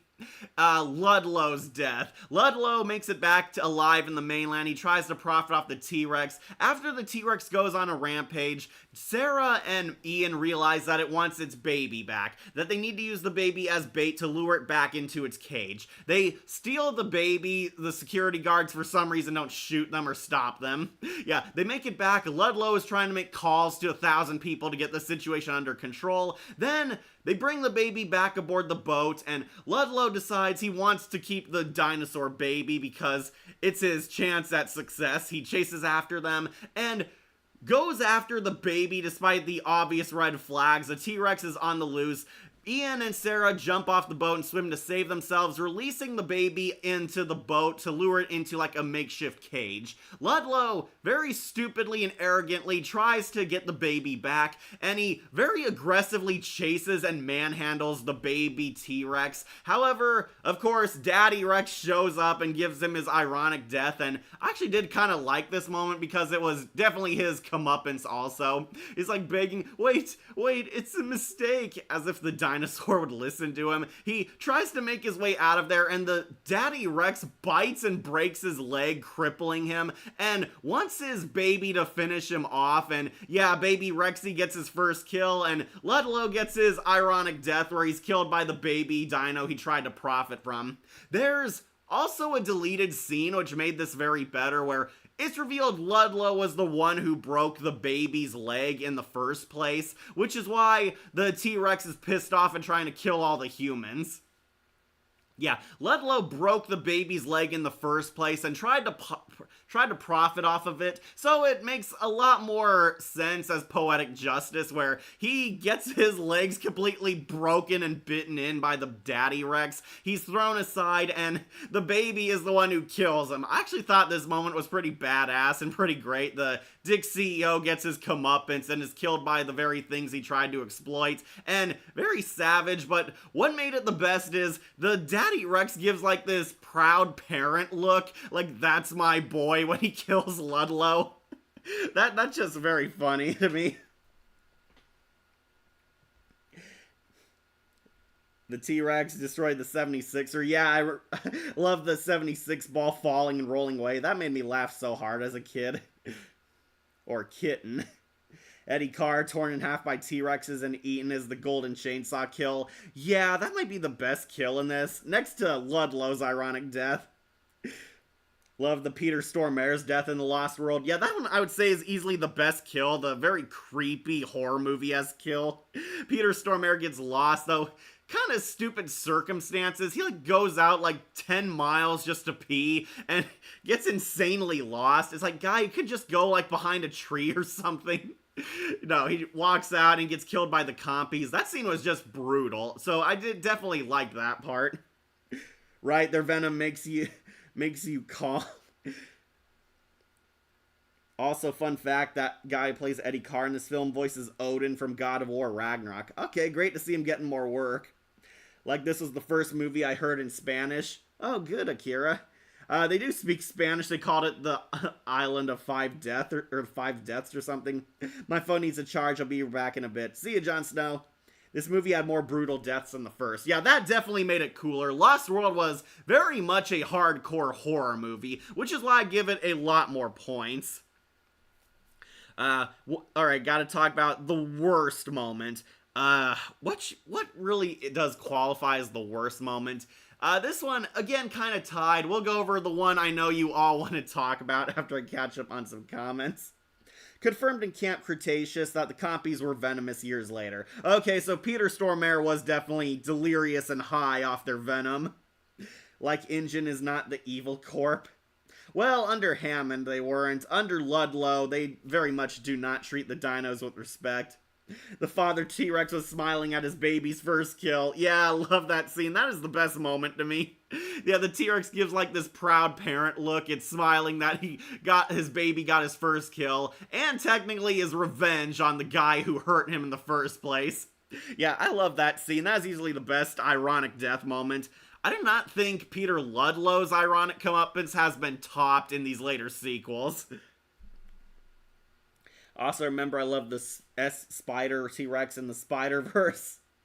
Yeah, that was pretty crazy. Unfortunately, the movie needed to turn the camera away when the deaths happened because it would become an R-rated movie. Yeah, that's why we don't see Ludlow disemboweled by a T-Rex. If you read the novel, this is actually Dodson's death. Dodson and Biosyn were the evil corporation, basically trying to steal the dinosaurs themselves, and Ludlow was a stand-in for Dodson because the original actor was kind of arrested because he did some very naughty things, but yeah. Dodson was supposed to be the main villain, and basically Ludlow is given his death where the T-Rex cripples him and feeds him to the Rex babies, which very much an ironic comeuppance story. Unfortunately, Dodson's death in one of these sequels would not be a step up, but we'll get there. Like how's Jurassic Park count as a horror movie? The first two are horror. I'd say 3 has horror moments, but yeah, originally Jurassic Park was a straight up horror flick. Basically a monster story, but the monsters are animals that shouldn't exist existing in our time.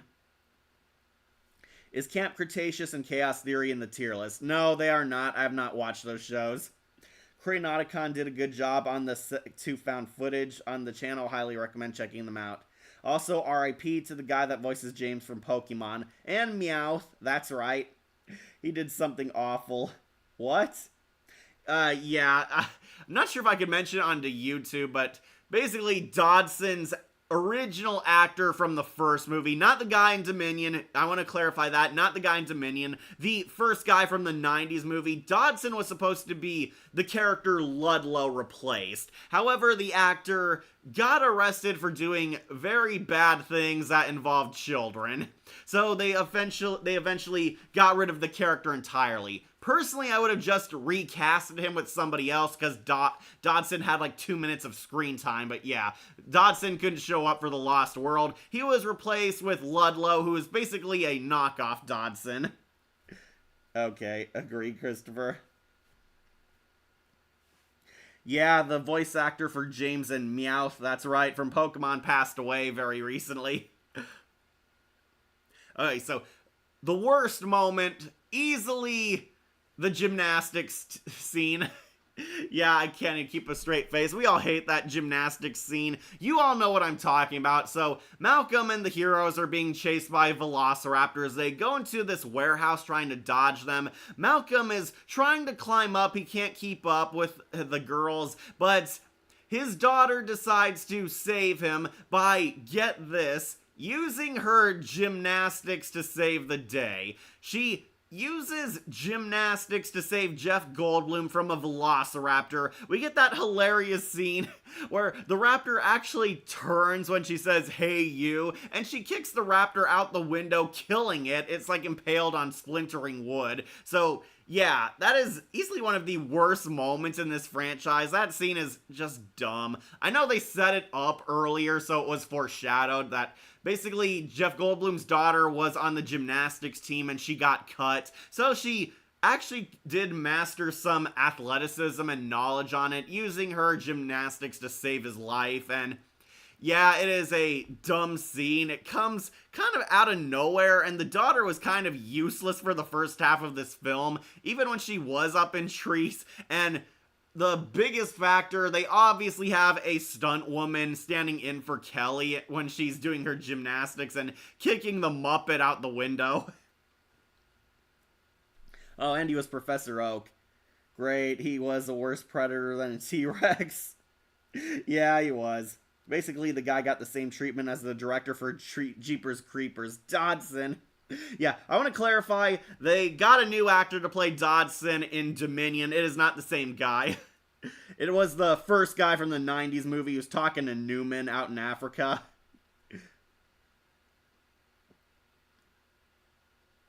Like, guess Team Rocket and Misty's actors are happy in heaven. Well, thank goodness they ended Ash's storyline. Which you think is better or worse, gymnastics, raptor, or the girl with the crossbow from the battle at Big Rock? That is hard. I would definitely say the gymnastics because it looked a lot faker. Are we having Jurassic Park kills tier list? Maybe next time. R.I.P. Team Rocket. Yep, they're all gone now. It's a shame too. They were really good voice actors.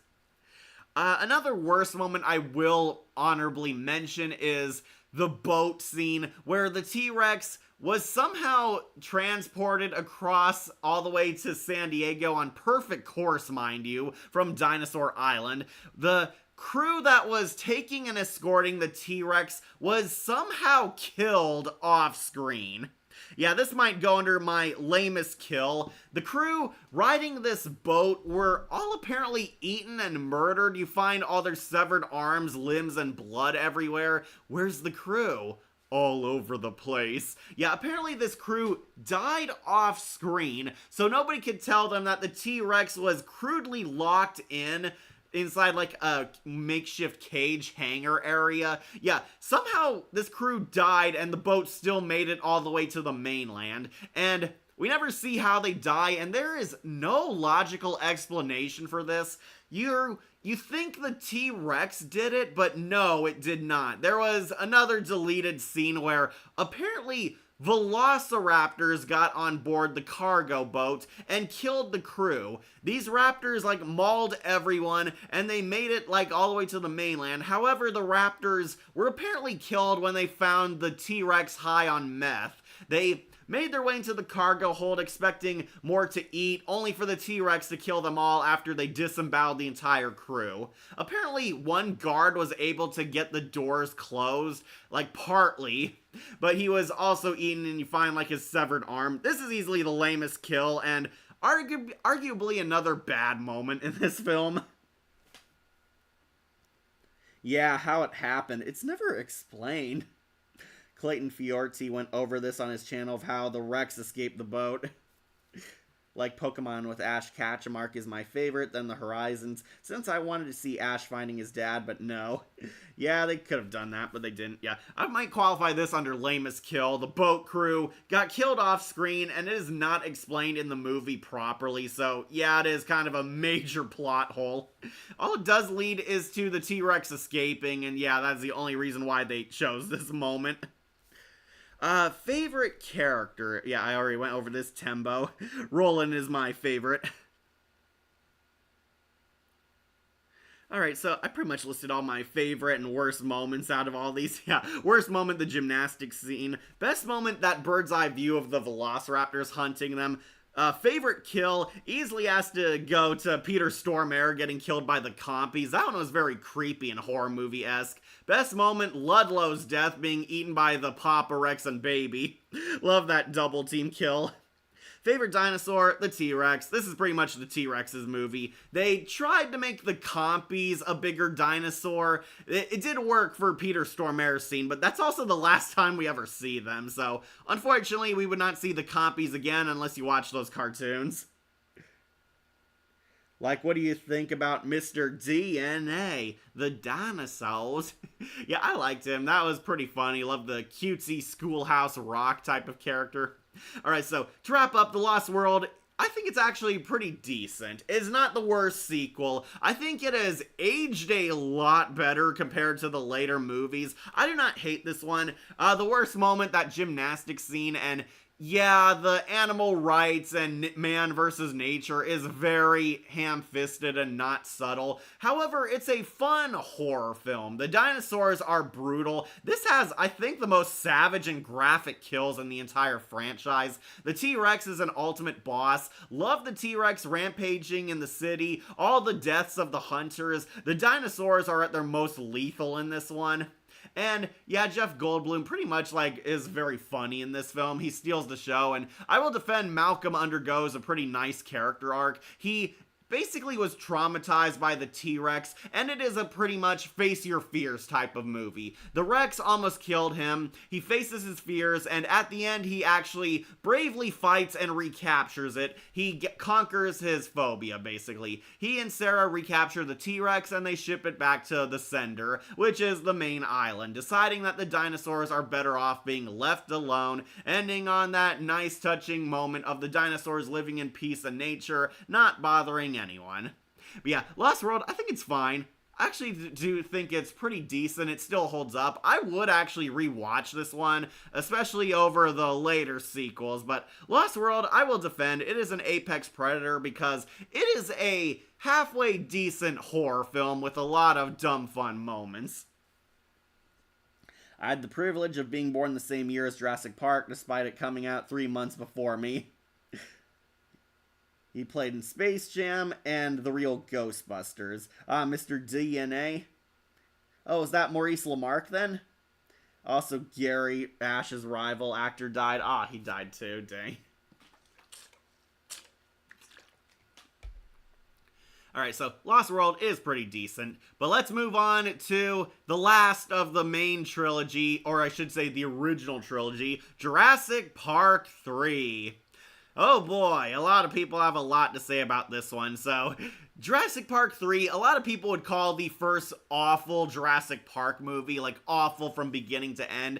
I, however, thought it was pretty decent. This one is basically another generic B movie. Characters go to the island, get into dino antics, and encounter a lot of horror movie scenarios. Dr. Grant comes back as the main character, so of course he's my favorite. Dr. Grant returns, and we find out he's been duped into returning to the Jurassic Park island. This time they're on Site B, because this one has the dinosaurs still on the loose. A couple lost their kid, Eric Kirby, who was going on this island vacationing with his stepdad. However, a freak accident of course occurred, and they're stranded on Dinosaur Island, where Eric's parents launch a rescue mission to save their child. They want to save their boy from the Dinosaur Island, and nobody's willing to help them, so they set up this insane rescue mission to go and save them, of course leading to them getting stranded on the island too in their efforts to save Eric, leading to an old-fashioned survival horror B movie, where it is pretty much a creature feature. They survive all the horrors, try to make contact with the outside world, and get off this island before getting killed. I first saw this movie in high school. I saw this movie with my dad. I was very much still a baby. I was very young, and this was my first ever Jurassic Park movie in theaters, and unfortunately would be the last until Jurassic World. So, I actually don't hate this movie, believe it or not. I think Jurassic Park 3 is fine. I will put it onto Apex Predator, and yeah, it is going above the Lost World, because I do kind of like it a bit more since it's shorter, it's to the point, and has a lot of cool dino action. The worst things I have to say about this movie is there's a severe lack of kills, but I'm sure we'll be going over some of the weaker moments. Jurassic Park 3, I do not think is as bad as people say. I think it's pretty much watchable. It is a dumb fun monster thriller movie. That's really all it is. Basically, no deeper plot. There are some great quotes here. A lot of epic dino action. The Velociraptors and the Spinosaurus are the main villains in this one. And yeah, I did buy a lot of toys when this movie was out. The Spinosaurus, really awesome. I don't care what anyone says. Yeah, it replaced the T-Rex. But guys, did you really want to see the T-Rex again after how good the first two already did him? Yeah, the T-Rex would have been stale returning in this, so seeing the Spinosaurus as the new dinosaur really kicked ass. The Spinosaurus is vicious. It is like out for blood. It wants to kill the main characters, and unlike the T-Rex, there are solid hints that this thing can think. This thing is not hunting the main characters out of coincidence. It is hunting them out of pure revenge. I still say that the third movie was GOAT. Yeah, I almost want to put it up higher, but then I do remember some of the bad moments and criticisms. Yeah, the Spinosaurus, this one was awesome.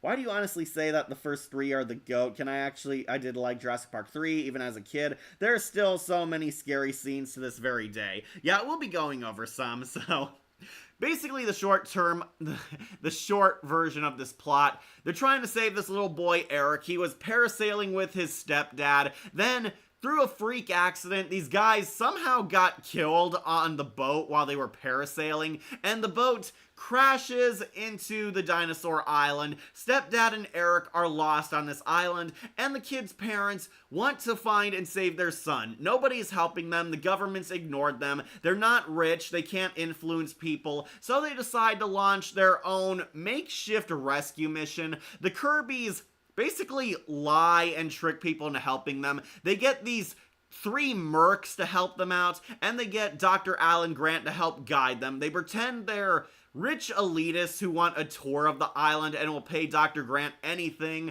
to show them what the dinosaurs are like. However, this is actually a deception. They are tricking them into coming onto a rescue mission to help find their son Eric. Dr. Grant and his apprentice Billy are essentially taken hostage. They land on Site B, and as you can predict, things go horribly wrong the very first second they step foot on the island. This movie was so bad that after it came out, thousands of people died in tribute to the 9/11 over time. Nowadays, compared to Dominion, it looks like a big masterpiece, as Big Jack Films puts it. I'm sorry. Yeah, William H. Macy is Paul Kirby. He was also Justin in The Secret of NIMH 2. Timmy to the Rescue. Don't remind me. Jorgen Svensson and Sven Jorgensen in Hercules, the animated series. He was also in Fargo and Gus Van Sant's Psycho. How do you make a T-Rex more scary? Literally the definition of the Spinosaurus. Yeah, the Spinosaurus is more or less the real villain of this movie. The Spinosaurus replaces the T-Rex. It murders a couple of the main characters. Two of the mercs die horribly to it, and I love the reveal of this thing. Cooper, one of the mercs, is running away completely wounded. All the main characters got on board the plane, and unfortunately they have to leave him behind because there is no time to stop and pick him up. The Spinosaurus is like dead on their heels. And I put this also on the best moment, yeah, maybe I might put on the best moment. Okay, so Cooper is running away. The plane is taking off without him. He's crying and begging them to stop. But out of nowhere, the Spinosaurus comes dashing out and kills him. It like picks him up in his jaw, it bites him and kills him. And the plane accidentally rams into him, causing them to crash land in like the forest. And thankfully, none of the characters die in this crash. They like get jettisoned through the forest and get wrecked, and the plane is completely totaled. They are totally stranded and at the mercy of the dinosaurs. That was easily one of the creepier kills. There's a theory that the Pteranodon killed the people on the boat. Yeah, I heard some people think it's the pterodactyls, but those guys were locked up.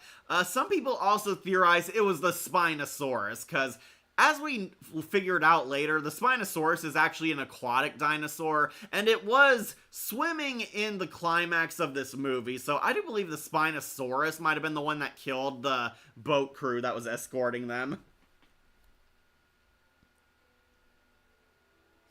Sorry, just reading some comments. Aaron Herbst and Karos and Batman Beyond. Oh, I gotta listen for him again. And the narrator and Curious George.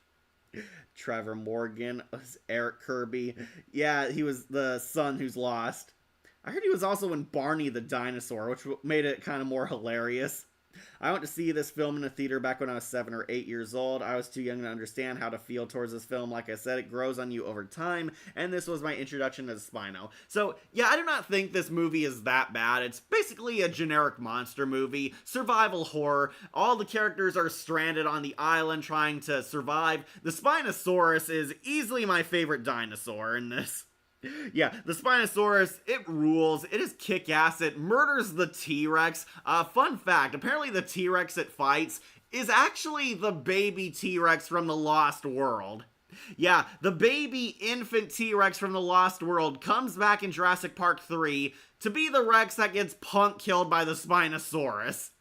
Really hilarious how Nick Van Owen fought so hard to save this baby, only for it to die by nature.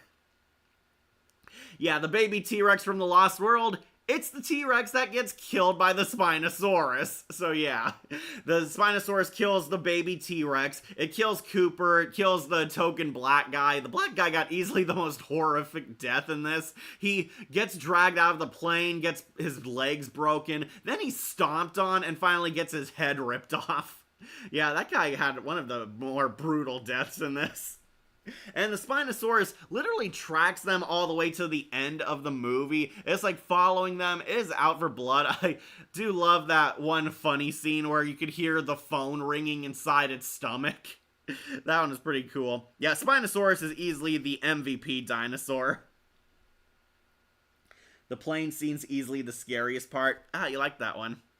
Okay, so yeah, scary scene, the plane scene, or also the pteranodons, like the introduction to the pterodactyls slash pteranodons. So they enter like this part of the island and figure out that it's a bird cage. They're like wandering around this dark, foggy area. Strangely, they have not seen a dinosaur trying to kill them. They see a boat down by the river and they're trying to make their way towards it, hoping to drive this boat, I guess, across the ocean back to civilization. They try to get a boat which still works down there. However, Alan Grant realizes that this is a bird cage, and there's very slow, creepy suspense building up to the pteranodons.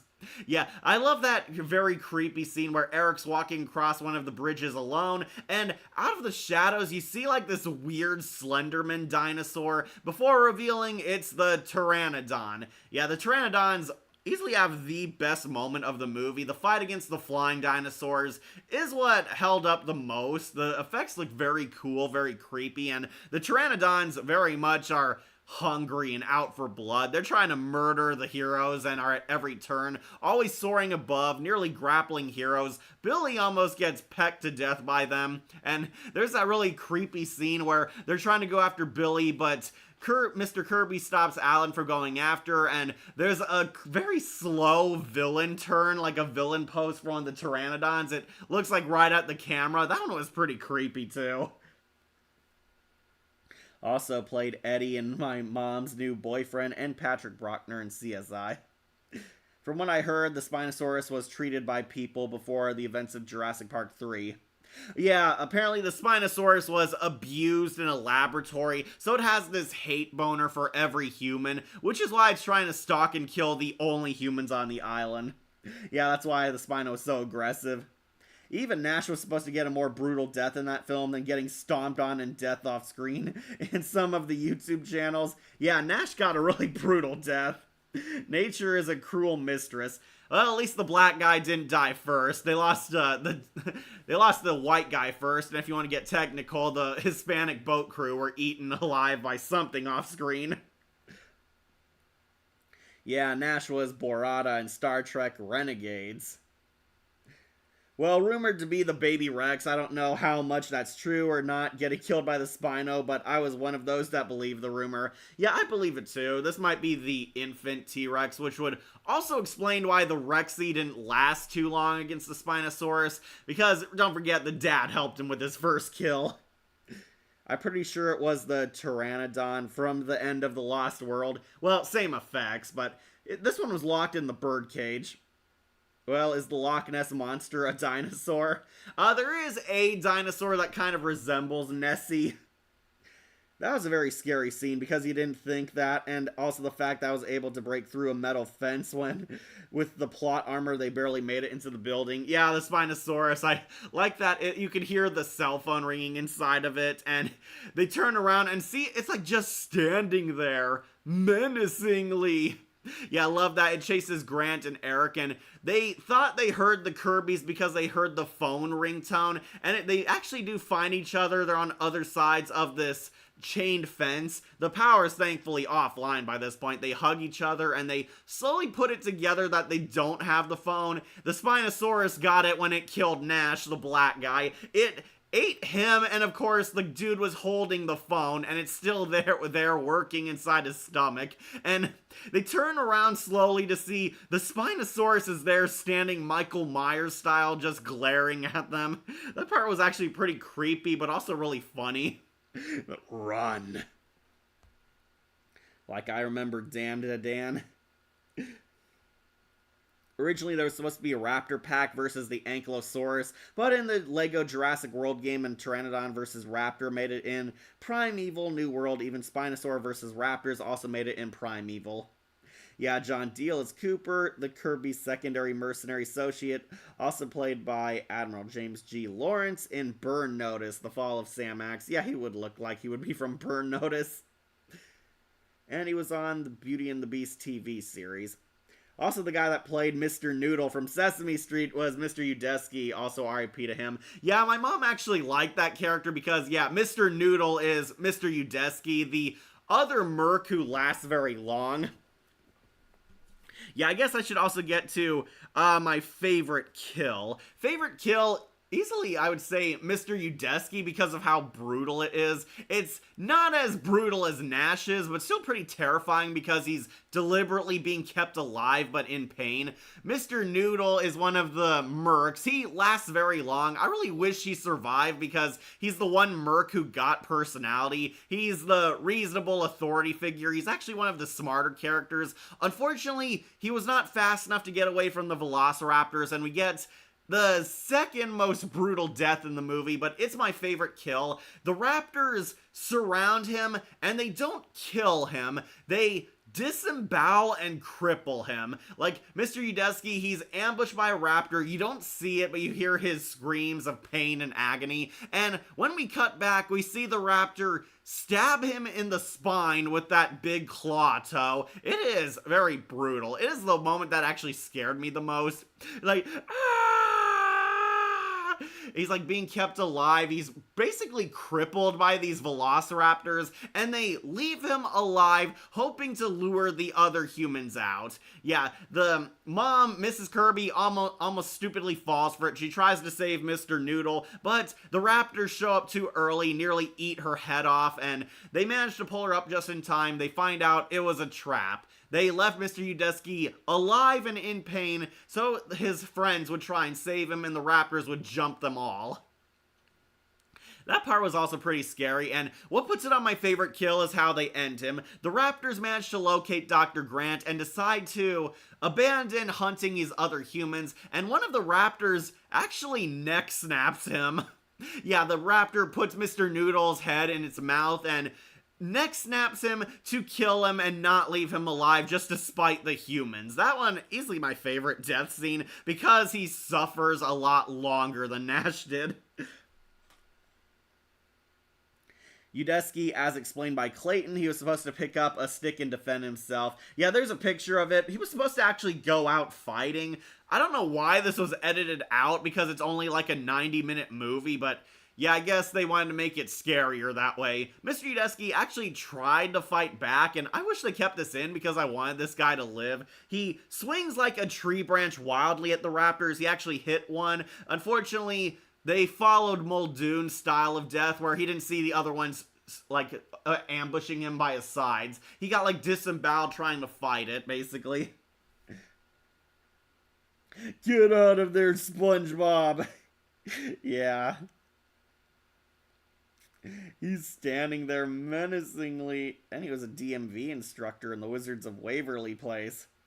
I was wondering when you were going to bring up, yeah, Mr. Noodle from Sesame Street is in Jurassic Park 3. He is the merc that gets brutally murdered by the velociraptors. I really wanted him to live because I recognized him off of Sesame Street. My mom pointed him out, and he was actually one of the more likable mercs because he's the only nice guy on the team. Udesky got Wolf Creek's head on a stick. Yeah. Michael Jeter, R.I.P., also played Smokey Steamer in The Polar Express. And Nate Horowitz in Hey Arnold. And Lawrence the Camel and Johnny Bravo. Yeah, he had this really funny voice. He also played Mr. Noodle's brother in Sesame Street. Like it's not the same without Mr. Noodle on Sesame Street. Yeah, poor guy. He played a character on Jurassic Park 3 and got killed. He was actually my favorite new addition to the cast because he was the most likable one. A lot better than the Kirbys, that's for sure. Yeah, I would say the scariest scene is easily Nash's death, but my favorite kill, Mr. Udesky's, because of how brutal it is and it shows you how dangerous the velociraptors are. Alright, favorite dinosaur scene. Easily any scene with the Spinosaurus, but I would have to mention the boat ambush. Or no, I mentioned the bird cage. That's the best moment. Okay, so that's the best moment. Favorite dinosaur scene, yeah, the Spinosaurus. The worst moment. What would I say is the worst part of this movie?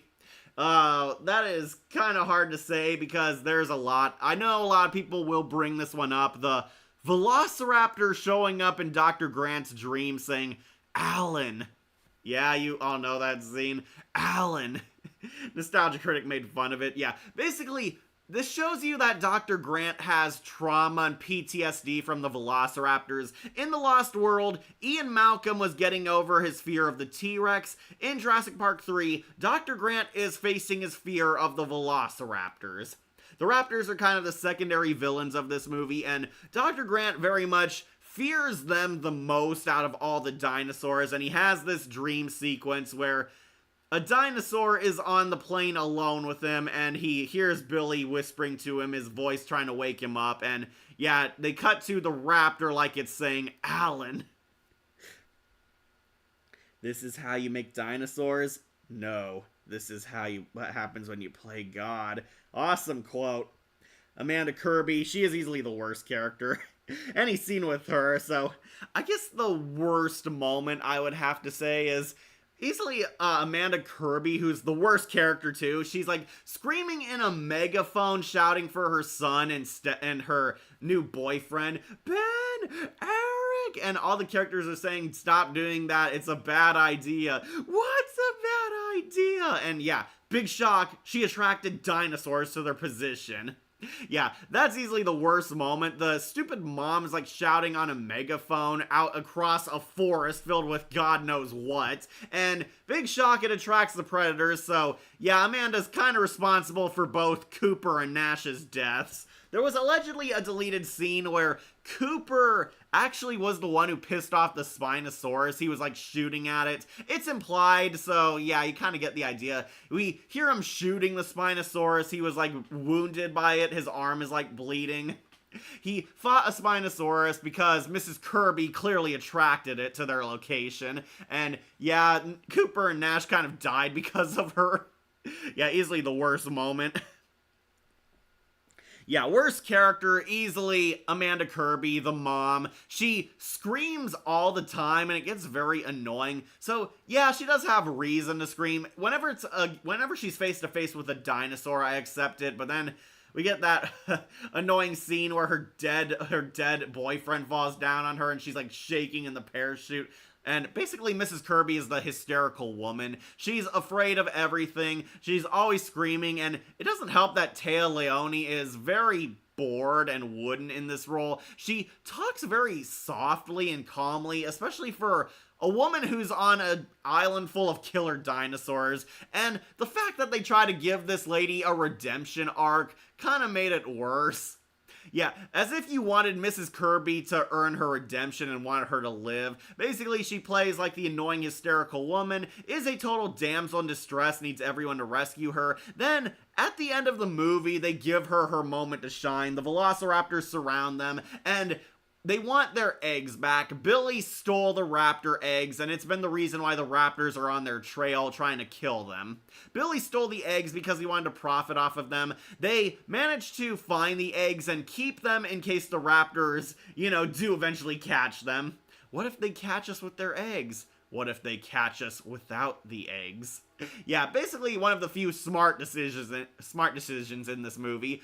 And basically they want their eggs back, and Mrs. Kirby is the one who gives them back. They're surrounded by raptors, and Mrs. Kirby basically deals with the mama raptor, and it's supposed to be her brave moment. She finally has time to shine. She redeems herself and is the one who quote-unquote saves everyone's lives by handing the raptor eggs back to the mama raptor, not panicking in the situation, and yeah, basically her finally gaining her spine.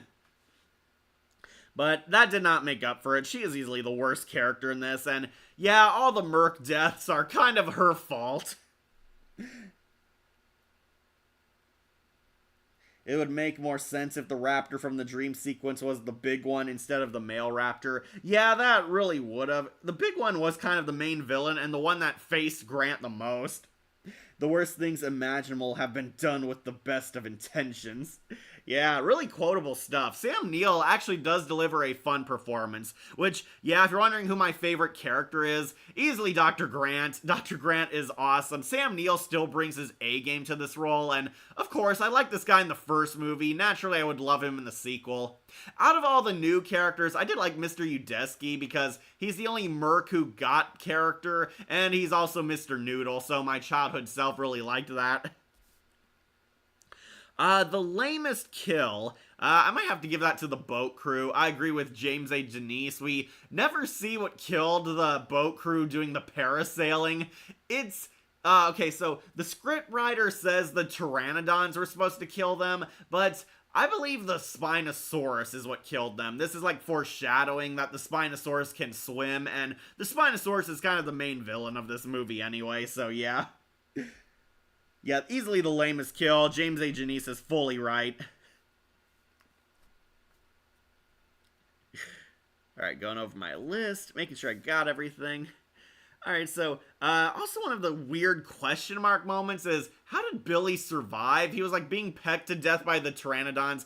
Billy's redemption arc was a lot better, and I would say William H. Macy's Mr. Kirby got a better moment to save everyone. They were definitely better characters here, because they were not as annoying as Mrs. Kirby. The dad, William H. Macy, actually gains his spine, grows tough, and he saves them from the Spinosaurus in a heroic sacrifice. He, like, leads the Spinosaurus away while they're attacking the boat. The Spinosaurus can't find anyone because it's underwater. He goes on that crane and is, like, hucking bolts at it, yelling, "Hey, over here!" He's, like, trying to save his family, and actually got a moment to be a man, while Dr. Alan Grant shot a flare, and it burned the river and gasoline in the water, scaring the Spinosaurus off. We're led to believe Mr. Kirby died, but nope, he actually survived, and finally makes amends with his family. Mrs. Kirby falls in love with him again, and he's actually there fighting to save his son, Eric. So, yeah, I did like his redemption a lot better than Mrs. Kirby's.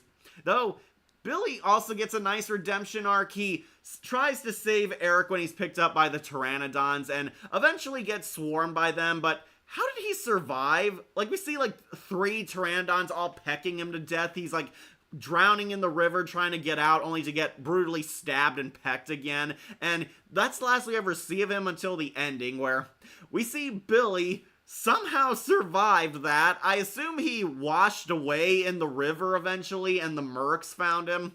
Like, at the end of the movie, we see Billy made it, and he's in, like, bandages and getting medical treatment, and Alan Grant and he are, like, bros again. He forgives him, and Billy finally becomes besties with his mentor again, and it's a nice moment, but how did he survive? I call BS on that. It's like, even if you want to believe the river swept him away, the dinosaurs were not letting him go. Like the fear of velociraptors, known as raptor phobia, is a fear of the dinosaur, made famous by the Jurassic Park film franchise. Mark Harrelix as Ben Hildebrand, Amanda's boyfriend who got parasailing with Eric. Yeah, this guy actually also had a brutal death scene, but it was deleted because I believe it was too R-rated.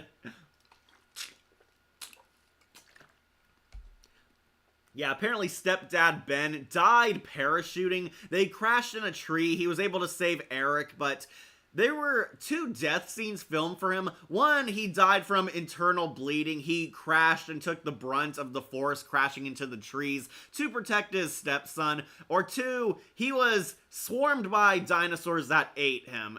Some people believe it was the Pteranodons, and some people believe it was the Velociraptors, but whatever it is, clearly didn't swallow him whole like Rexy. Anyone remember that the plane scrapped the sale of the Spino, and in that interview from William H. Macy with Jay Leno confirmed it? Yeah, that was like a long time ago. She's the worst female character in these movies. Yeah, Mrs. Kirby easily is, though. I would argue the clone little girl was also just as bad. It was always about profits with dino eggs. Yeah, it does come back here. Billy's sort of our greedy human character, but he is not all bad, and he gets his moment to redeem himself. Jebediah Lawrence in Boy Meets World. I'd say it is her brave moment. It's supposed to be, but it is not earned. We spend so much time with this woman being annoying, useless, and crying that you do not buy that she suddenly grew a spine and could stand being face-to-face with a raptor mama. At least William H. Macy kind of earned it because they've been dealing with the Spinosaurus all movie, and he's trying to save his family. Like, we see Mrs. Kirby getting scratched by the Spinosaurus and bleeding, and he finally gains his pair and stands up to the dinosaur and was willing to die saving everyone. That one actually felt a lot more earned. Mark Ellie's husband. Yeah, he was in a lot of things, even Godzilla. Ever think of doing a conjoined review with Dead Meat? Might be a bit hard. I don't have James A. Janice's phone number. I also don't think Dead Meat will talk to me. Filming began in Dillingham Airfield in Hawaii and continued on Oahu in September 2000. Maybe he hid under the water. I'm back. Hey, Jon Snow. Well, Jurassic World is the next gen. Okay, so making sure I go over everything. So, yeah, that's about it. One of the funniest moments I also want to mention is where they're digging through the dinosaur poop, and this weird dinosaur that looks like a T-Rex Darth Maul shows up, and you think the dinosaur is going to attack them, but then it smells the poo on them and decides it turns away. It doesn't want to eat them now because they're covered in dung and smell of it. That scene was also funny. I do want to bring that one up because it was just so stupid and hilarious. Yeah, even dinosaurs have standards when it comes to picking and choosing what they eat. Yeah, they're like digging through the dinosaur poo because the Spinosaurus crapped out their phone. They find the phone in a pile of dung, along with what I believe are Cooper's sunglasses. Yeah, they find what the Spinosaurus laid, and one of the dinosaurs comes in to try and eat them, but then when it smells the poo on them, decides, nah, you probably taste like crap. How ironic that the kid actor who played Eric was in Barney movie that Nostalgia Critic went over, and even Barney makes a cameo in this. Yeah, the Barney the Dinosaur cameo. That one was also very dumb, but it was a funny kind of dumb. Yeah, Barney shows up in this movie where Dr. Grant is calling. He calls Ellie's kid, and the kid is watching Barney the Dinosaur while this is happening. Okay, so Jurassic Park 3, I do think is actually pretty good. I will defend that it's definitely a watchable movie. It's just dumb fun monster B-movie entertainment. It's not there to make you think, but it's there to have fun with the dinosaurs. There are some good moments, very good quotes, a lot of epic dino action, which absolutely saves it. The birdcage scene with the pterodactyls was definitely the funnest part of the film. The Spinosaurus really kicks ass. I do like this thing. Yeah, I don't care that it clown killed the T-Rex. It is still cool.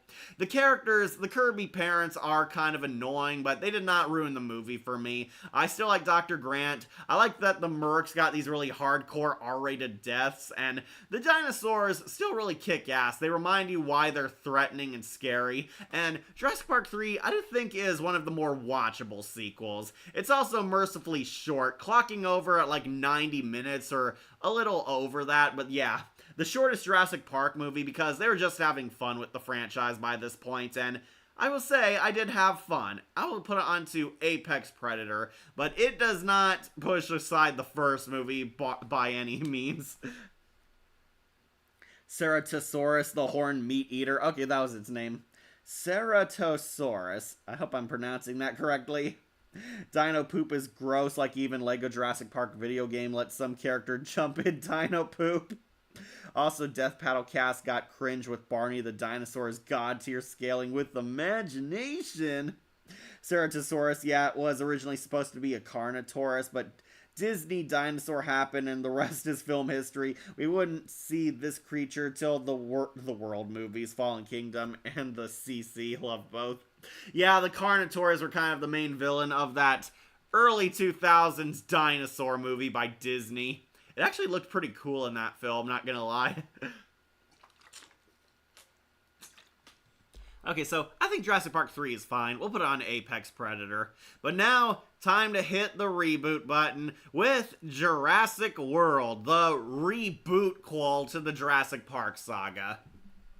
So, unfortunately, as much as I like Jurassic Park 3, it apparently did not do well. The movie was a bomb, it did not impress audiences, and there were a lot of people who really hated it. So, Jurassic Park would be retired until they would come up with a brilliant new idea. In comes Jurassic World, the reboot where they finally got control over the Jurassic Park island. Jurassic Park has been renamed Jurassic World, and it's turned into the Disney theme park they originally planned, with the dinosaurs as zoo exhibits.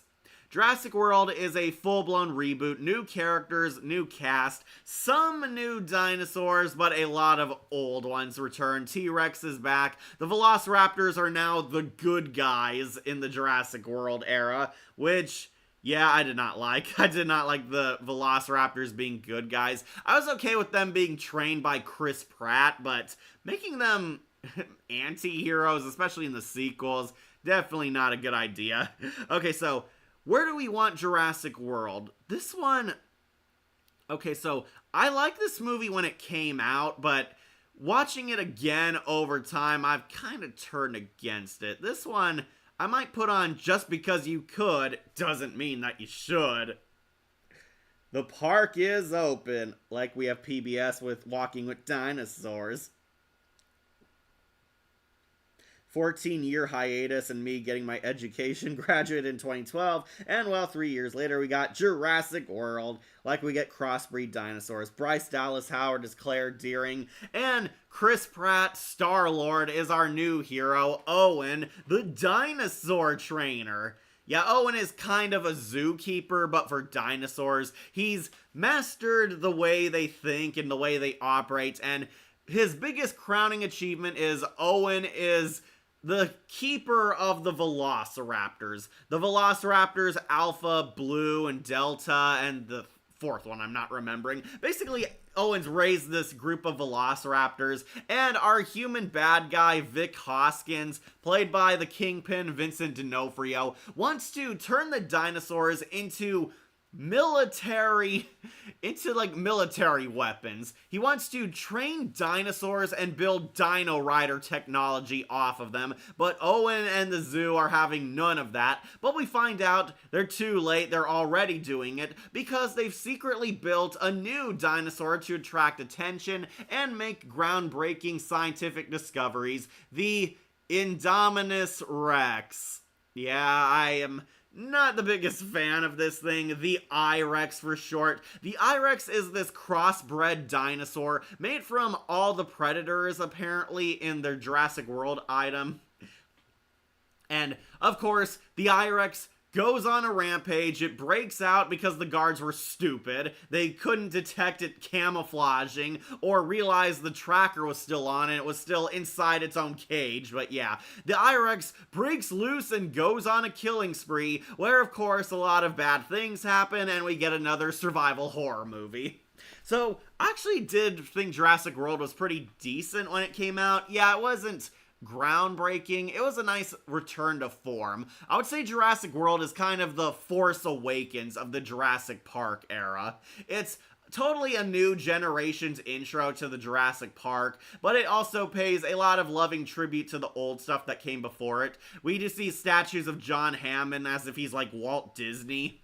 They kind of treat Jurassic World like it's Disneyland mixed with the San Diego Zoo. So dinosaurs are now common. People of everyday walks of life can actually come and see it. However, this movie is far from perfect. There's some questionable moments and very useless or pointless subplots and sequel bait here and there. They made a new dinosaur because people are actually getting bored of dinosaurs. Yeah, that's one of the moments I hate. So, apparently dinosaurs are now just a regular thing. Yeah, people are not impressed by dinosaurs anymore. Dinosaurs are now as common as your friggin' dog. And I call bullcrap on that. People are getting bored with dinosaurs. It's like, look at the friggin' mosasaur. Yeah, that's my favorite dinosaur in this, the mosasaur. They actually do bring the underwater giant crocodile dinosaur into this, and the mosasaur is easily my favorite dinosaur because it is so cool and very threatening. The mosasaur is like doing SeaWorld tricks at the aquarium section, and this thing is huge, man. I would be completely terrified being around this thing. Yeah, dinosaurs are boring. It's like, this thing like jumps up and eats the great white shark from Jaws. That is how big this thing is. Yeah, Dr. Wu returns, and he's like one of the science heads in here. BD Wong came back, and he's now like a main character. I like the raptors as good guys. I like the idea that some of these dinosaurs are on the good guy side. I was not a fan of the raptors being good guys. The T-Rex I could see because the T-Rex is just a regular hunter. The raptors are like full-blown sadistic in every other movie. Charlie. I remember hearing a rumor that Owen's character was that kid from the first movie. Oh, Tim was gonna be him? That would've been weird. How ironic, Torvosaur from Dinosaur Revolution in 2011. We wouldn't see the species again until The Walking with Dinosaurs on PBS, same 14-year hiatus. Yeah, Dr. Wu is back, and he's a twist villain. We find out Dr. Wu is working with Vic Hoskins, Vincent D'Onofrio. They're both trying to sell the dinosaurs out. They're trying to sell the dinosaurs to the military, and the I-Rex was actually not built for the zoo. It was built to be the ultimate hunter, but they lost control of it. The I-Rex is built up as this monster dinosaur, and yeah, this is where the franchise really started to slip. They treat the dinosaurs less like animals and more like horror movie killers.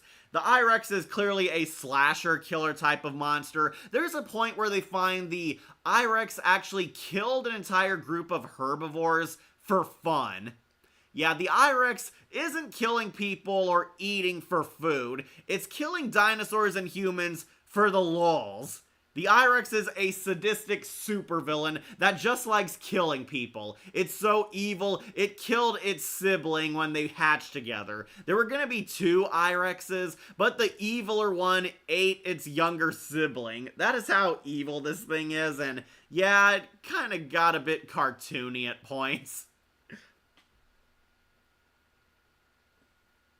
So I just catch up on comments. Yeah, Zara, Claire's personal assistant, who gets easily the most brutal death scene.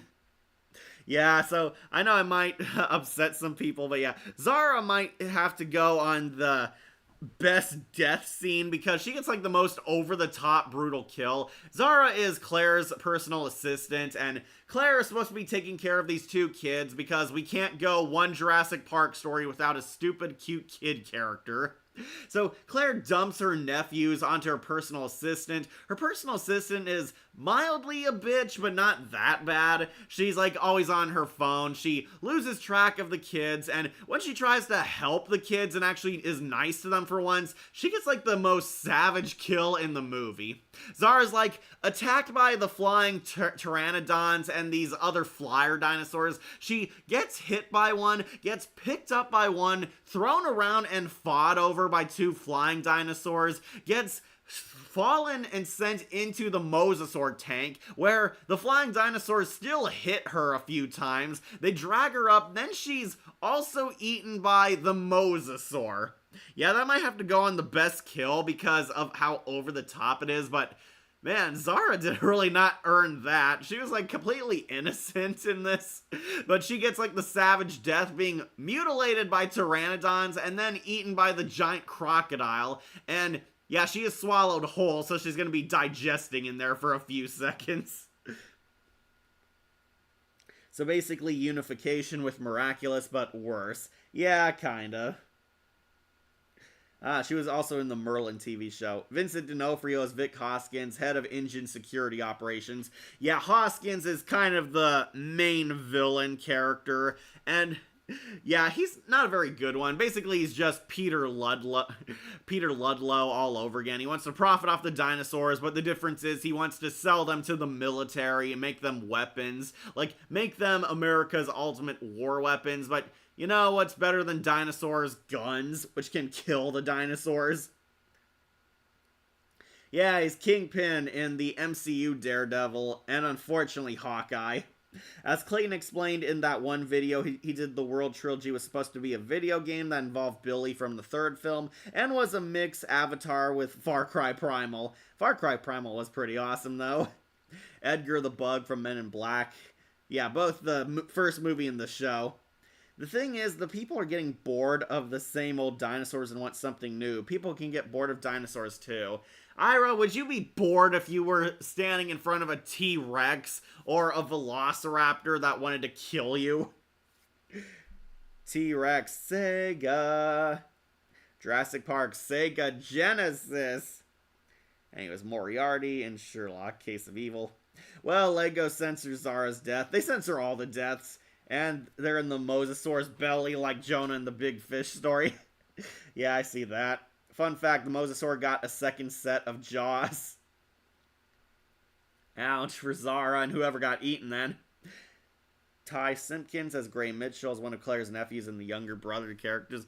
Alright, so, yeah, I would say Zara's death is easily the best kill in this. So, Worst characters, easily Claire's nephews. The two boys are obnoxious. They're not likable. There's this god awful and pointless divorce subplot. Apparently, the two boys are being sent to Jurassic World to have fun while their mom and dad are getting a divorce, and it is completely pointless, shallow, and manipulative, and you do not get attached to these two boys at all. The little kids are basically our comic relief. They're two teenage boys who are exploring Jurassic World. They decide to break the rules and explore in this weird hamster ball until they're almost killed by the I-Rex, and the boys get a coming of age sort of story, and it's not interesting. These characters could have been written out of the story entirely, and it would have played out the exact same way. I definitely found them lame. The older son is like going for puberty and is crushing on girls and going through his bad boy streak.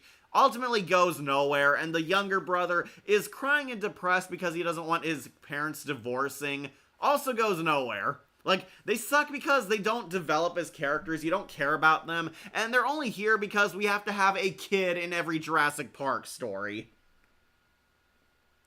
Yeah, Jake Logan and Frenemies. Yeah, do not like the nephews, they are the worst characters. Jurassic Park World loves going through divorce plots. I do not know why, I guess it's to make you care about the humans, but spoilers, we have not cared about the humans since the third movie. Dilophosaur poison spitter, true or false? I know it can spit venom, but I don't know if it poisons you. It just like blinds you. Also, the mosasaur wasn't a crocodile, more like a Komodo dragon. Yeah, that made it kind of scarier. Okay, so yeah, easily worst characters, hands down, the two boys. They are not likable, they're just annoying, and their character arcs go absolutely nowhere, and they ditch them by the time of the next movie. Lamest kill, easily Vic Hoskins' death. Vic Hoskins gets like a PG death. He gets like ambushed in the laboratory by the velociraptors, and he's trying to like villain monologue. We see him escorting these hybrid dinosaur test subjects. He villain rants to Owen and the kids. Then out of nowhere, the raptor like shows up in the laboratory, and he tries like to do what Owen does and does that hand gesture to calm it down. He thinks it works. There's one brutal shot where the raptor bites his arm off, but then they cut away and you just see blood splatter across all the walls and such. That was lame. Like, after how big a douche this guy was, and seeing Zara's over-the-top death, you really thought they were going to build up this guy's downfall. Vic Hoskins has the lamest death. It is a PG blood splatter death. Did not like it. Easily his lamest kill in this movie. Worst characters, the boys. Favorite character, this one might be hard because the dinosaurs are the best characters in this. I might actually have to go with Owen because Chris Pratt, he played Star-Lord, so he plays the badass Owen. I do like this guy as this professional zookeeper character. Yeah, I would say Owen is actually at his best in this film because he's competent, he's cool, he's kick-ass, and he gets this nice romance with Claire, going from kind of this rough, kind of redneck type of guy who is more social with animals to becoming more of a people person. He and Claire are like complete polar opposites, and Chris Pratt gets a lot of moments to kick ass in this, so yeah, I would say Owen is the best human character in here. Oh, and Echo. That was its name. Okay, Echo. The Raptors, Charlie. Okay, Blue, Delta, Charlie, and Echo. I don't really hate the nephews, but the younger one being impatient rushing when they get to the park is a little annoying. Well, it's supposed to reflect the audience, Ira, about how exciting we're ready to see Jurassic Park. Worst moment, that one might be difficult because there's a lot that could easily qualify as bad in this. So some people might say the I-Rex's escape, but I actually didn't mind that scene. The worst moment, I would definitely have to go to the stupid CEO, Mr. Masani, or Masrani, whatever his name is, the Indian guy, basically the new CEO of Jurassic World, decides that he's going to take matters into his own hands. And I'm like, cool, you're gonna lead like a hunter team like Roland? It's like, oh, no, the CEO is gonna fly around in a helicopter trying to shoot and lure this thing away from the park. What? Yeah, so the CEO, arguably the most valuable person in the command center, decides he's going to go on a one-man journey, flying a helicopter and chasing down the I-Rex, and big shock, this not only fails, but it causes more problems. Mr. Masani tries shooting the I-Rex, and the I-Rex breaks the bird cage, causing all the flying dinosaurs to rush out and go on a killing spree. So he completely fails, he dies, the helicopter is wrecked, and now there's a bunch of flyers going across the park, killing a bunch of completely innocent civilians. Easily the dumbest moment in this entire film. Yeah, Judy Greer was Karen Mitchell, Claire's sister. She was completely pointless in this. By the way, the subplot of the divorce goes nowhere. We don't even know if the parents are staying together or getting divorced anyway. Guardians of the Galaxy Volume 3, War Pig. Yeah, Judy Greer. She's a good actress, but really wasted in this. Before I knew Wayne Knight as Dennis Nedry, I knew him more as Al from Toy Story 2 and Evil Emperor Zurg from the Buzz Lightyear tune. I knew him as Mr. Blick from Cat Scratch.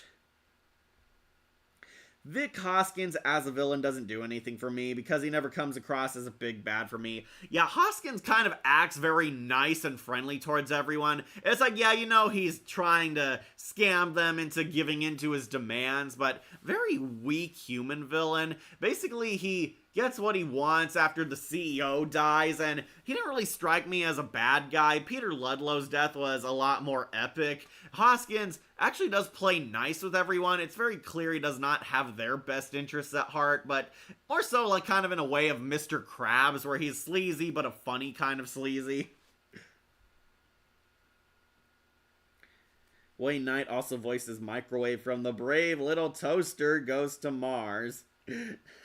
Brave Little Toaster sequel. R.I.P. to the guy that played Mr. Maserani. He was in The Amazing Spider-Man as the boss of Kurt Connors. Oh, that was him.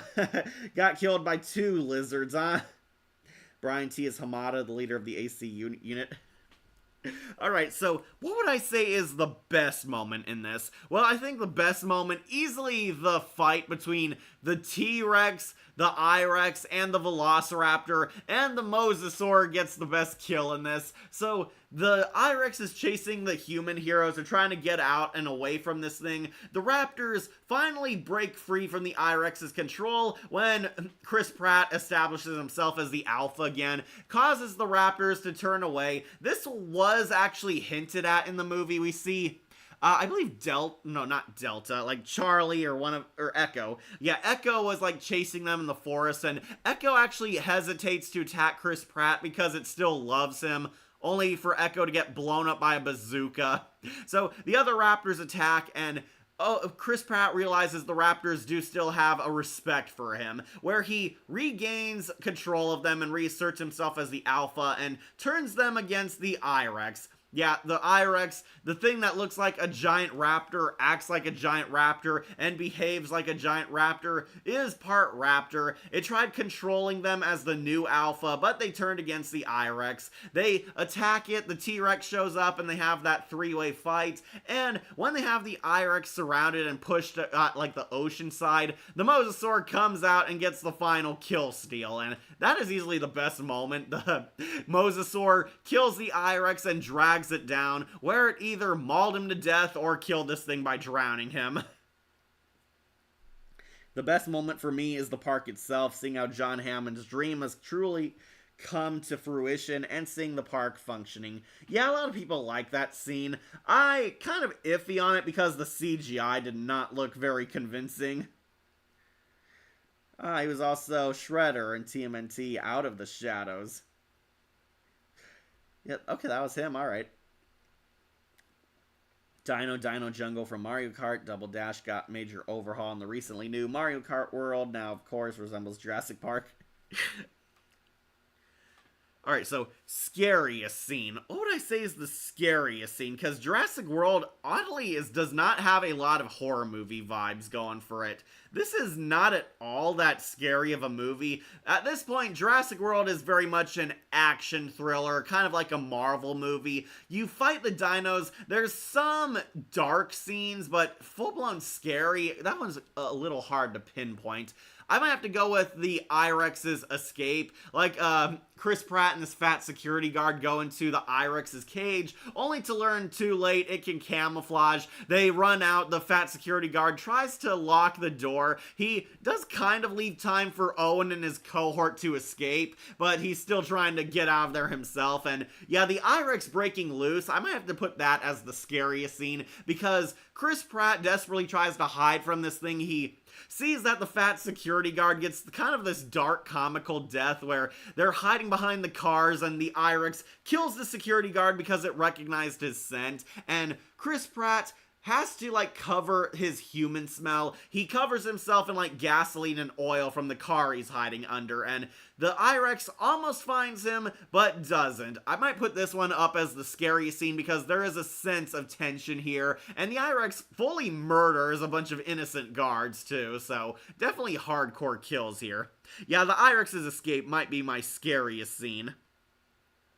Favorite kill, yeah, easily Zara because they gave her a very harsh death. Favorite dinosaur, the Mosasaur. The Mosasaur is absolutely my favorite in this one because we finally get to see an ocean-based dinosaur, and it looks just as cool as it did in the Telltale game. Alright, and favorite dinosaur scene, again, might have to go with the final battle between all the different predators and the Mosasaur getting that kill steal. That one was pretty awesome. Alright, so Jurassic World, it is not a bad movie. I do think it is fine. I consider it like The Force Awakens. It was definitely a nice love letter to all the old things and everything great about Jurassic Park. There are a lot more flaws in this movie than some people like to admit, but I think it is an innocent, dumb, fun time. A total creature feature. We lean more into action in this one than the horror, which is why it kind of gone down a little low, and there are some annoying characters in this and some really stupid decisions. I did not like the tech geek characters also, the nerd guy and the nerd girl who were running the security system, and get that really awkward beta romance couple story from them. The guy's like trying to impress her. He's like, no, I will stay behind and help Owen and Claire. And he tries to have a romantic moment with this cute nerd girl, but then she reveals, oh, she has a boyfriend. That part was just kind of awkward and weird and did not make me laugh at all when I saw it in the theaters. That part was dumb. Yeah, there are a lot of moments like that, which are just dumb, desperate attempts to be kind of like a Marvel movie. It didn't kill this film for me, but it definitely weakened it. And Vic Hoskins was kind of a generic villain. Jurassic World, I think, best summed up, is an okay movie. It has its fun moments. If you like dinosaur action, it definitely lives up to that hype in here. Seeing John Hammond's park come to fruition is definitely the highlight. The dino action, really cool. I disagree with the nostalgia critic. The effects in this movie actually are pretty awesome. A bit too CGI heavy at times, yeah, but honestly, the dino action did feel very real. So I think Jurassic World definitely goes on okay. Just because you could doesn't mean you should. Yeah, definitely a mid-tier movie, and one of the only good entries in the Jurassic World saga, because now we're about to go downhill hard. Mine are, of course, the Raptors. Raptors are cool. I know a lot of people love the Raptors, but now we're about to see the anti-hero Raptors from this point on. I didn't hate those two characters. I heard in the film that a female actress actually chose to run with heels during the chase scene. Yeah, Claire outruns the T-Rex in her high heels. From next movie onward, she wears combat boots to get rid of that plot hole.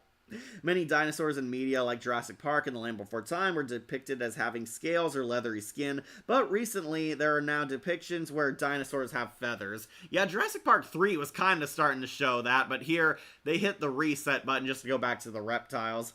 Ricky Jaffa and Amanda Silver wrote the story for Jurassic World. Same writers for the Caesar trilogy for Planet of the Apes. Okay, so that explains why it was a decent reboot. Alright, next is Jurassic World Fallen Kingdom. Or I should say Fallen Franchise, because this one going on to Dino Dump. Alright, I'm going to use the restroom, but get ready for all the fun. We're going to talk about the first truly irredeemably bad Jurassic Park movie, Fallen Kingdom. BRB, express your thoughts and comments down low while you wait.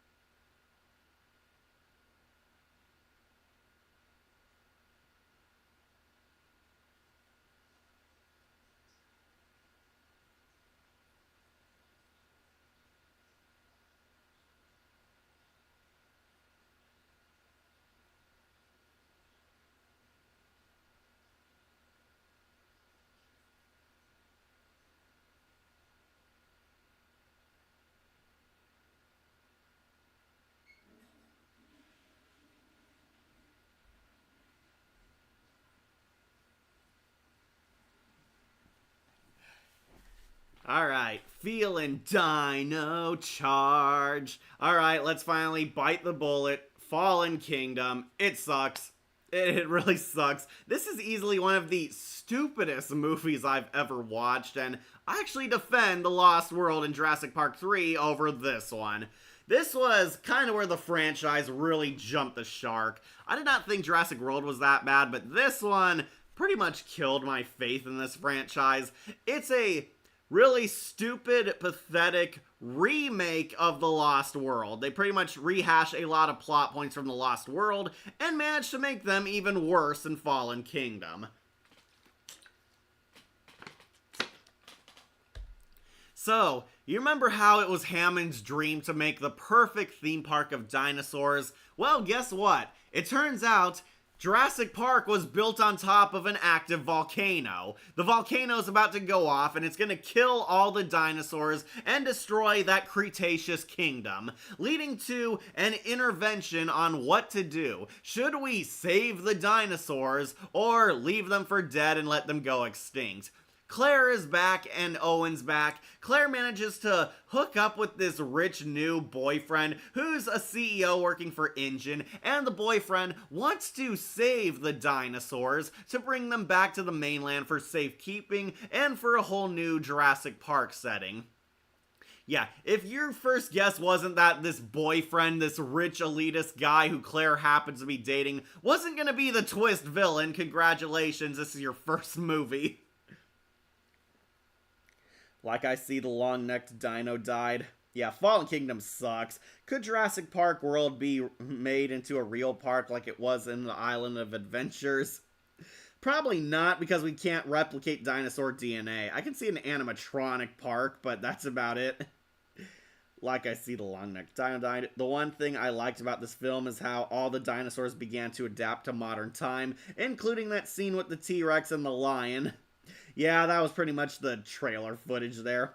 Fallen Kingdom was kinda okay, but I understand the criticism in my opinion. It's a good 6 out of 10.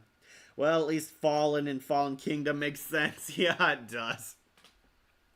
Okay, so basically douchebag boyfriend is actually the bad guy, which you can see coming a mile away. He wants to bring the dinosaurs to sell on the black market to a bunch of evil elitist businessmen and women. Yeah, it is a really stupid movie. Basically, they return to Jurassic World. It is now in complete ruins again. Owen is brought back because he finds out his raptor Blue is still there. Claire and Owen broke up in between films, and Yeah, I pretty much predicted they would be back together by the end of this movie. I really hate this cliche. Can we stop having two characters who love each other break up only to hook up again in the next film? It is just pointless and shows you that they had nothing to give these characters.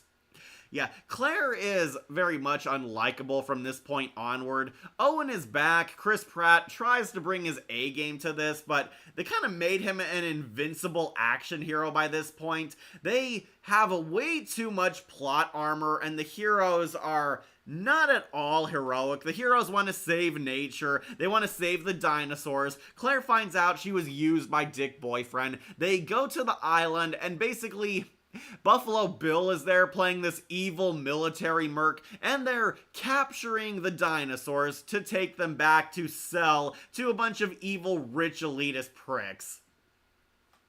Yeah, it was all a lie. They needed the Jurassic World staff to help them navigate because they understood the dinosaurs, and apparently all these mercs, exactly like in The Lost World, do not understand how their prey thinks, so they needed all these doctors and whatnot, and yeah, I will get to the worst characters. Justice Smith is unlikable in this. He's the goofy-ass dweeby nerd, and I'm gonna be real, I do not like Justice Smith as an actor. He always plays the same weirdo, schizophrenic dork in everything he's ever been in. He's always like this socially awkward dweeb who talks in like sarcasm, and it is just cringe. His character, Franklin, is the annoying nerd. Yeah, I will go with Claire's two friends, Franklin and whatever the other girl's name is, the lesbian doctor girl. Yeah, basically, these two are like annoying hipsters, and they're Claire's best friends until they ditch her next movie. But yeah, do not like Justice Smith. Easily the worst character. He and the doctor girl, the knockoff Daria. They basically talk in sarcasm, and Justice Smith cries like a wussy all throughout this film. He does not do one badass or manly thing in this. Easily the worst characters, and I really wish they died. Yeah, basically, evil boyfriend takes the dinosaurs back with him, and most of the film takes place in this Resident Evil mansion. It reminded me very much of, like, Resident Evil. They're, like, in this mansion that's owned by a knockoff John Hammond character. John Hammond's, I believe, his co-worker who looks exactly like him. Yeah, they should just made him his brother. Yeah, this guy who looks like a second John Hammond owns this mansion, and apparently did not know that the dinosaurs are literally under his house in the basement. It's like, these things were like causing earthquakes and tremors and vibrations just from walking, and he somehow doesn't figure it out. Yeah, not John Hammond is friends with the Dick CEO boyfriend, and they're working together. He does not realize the dinosaurs are being held hostage in his own house, and Dick boyfriend turns out to be evil. He betrayed Claire, betrayed Owen, and yet easily this worst scene. Alright, so worst characters, easily Justice Smith and the lesbian girl. They were obnoxious. I do not like them. However, the worst moment in this, and believe me, this is saying a lot, is when knockoff John Hammond tells the guy he's very disappointed in him and orders him to call the police and turn himself in. What? It's like, don't give me that crap that, oh, well, he's an old man. It's like, bro, who thinks this would work? He tells the evil partner that you're gonna call the police and surrender yourself, and big shock, Dick CEO decides to kill him. He like smothers him to death with a pillow, and it's easily the stupidest moment I've ever seen in this franchise. This makes me think of Alan and Sattler, who didn't get together, but I think they did in a later film. Yeah, they got together in Dominion Ira.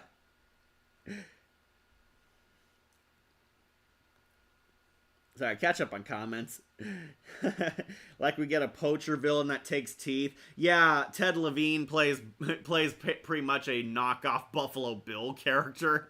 Ted Levine plays like this evil douchey merc who decides to like take dinosaurs' teeth, and it leads to his death. It's like the most cartoonish and over-the-top thing, and he also has the dumbest moment ever, tied for old man knockoff John Hammond's death. He Tranks like the Indoraptor and decides to get in the cage with this predator thing to rip out one of its teeth for his collection because he's a psycho killer. He tries to get its teeth, and as you can tell, the dinosaur is not knocked out. It actually smiles and winks at the camera and kills Buffalo Bill because he's a dumbass. And of course, he left the cage wide open. Why he didn't just reach through the cage to grab at its head, I will never know, but we need a reason for this thing to get loose. He goes into the cage, and of course it breaks loose. It kills Buffalo Bill and bites his arm off.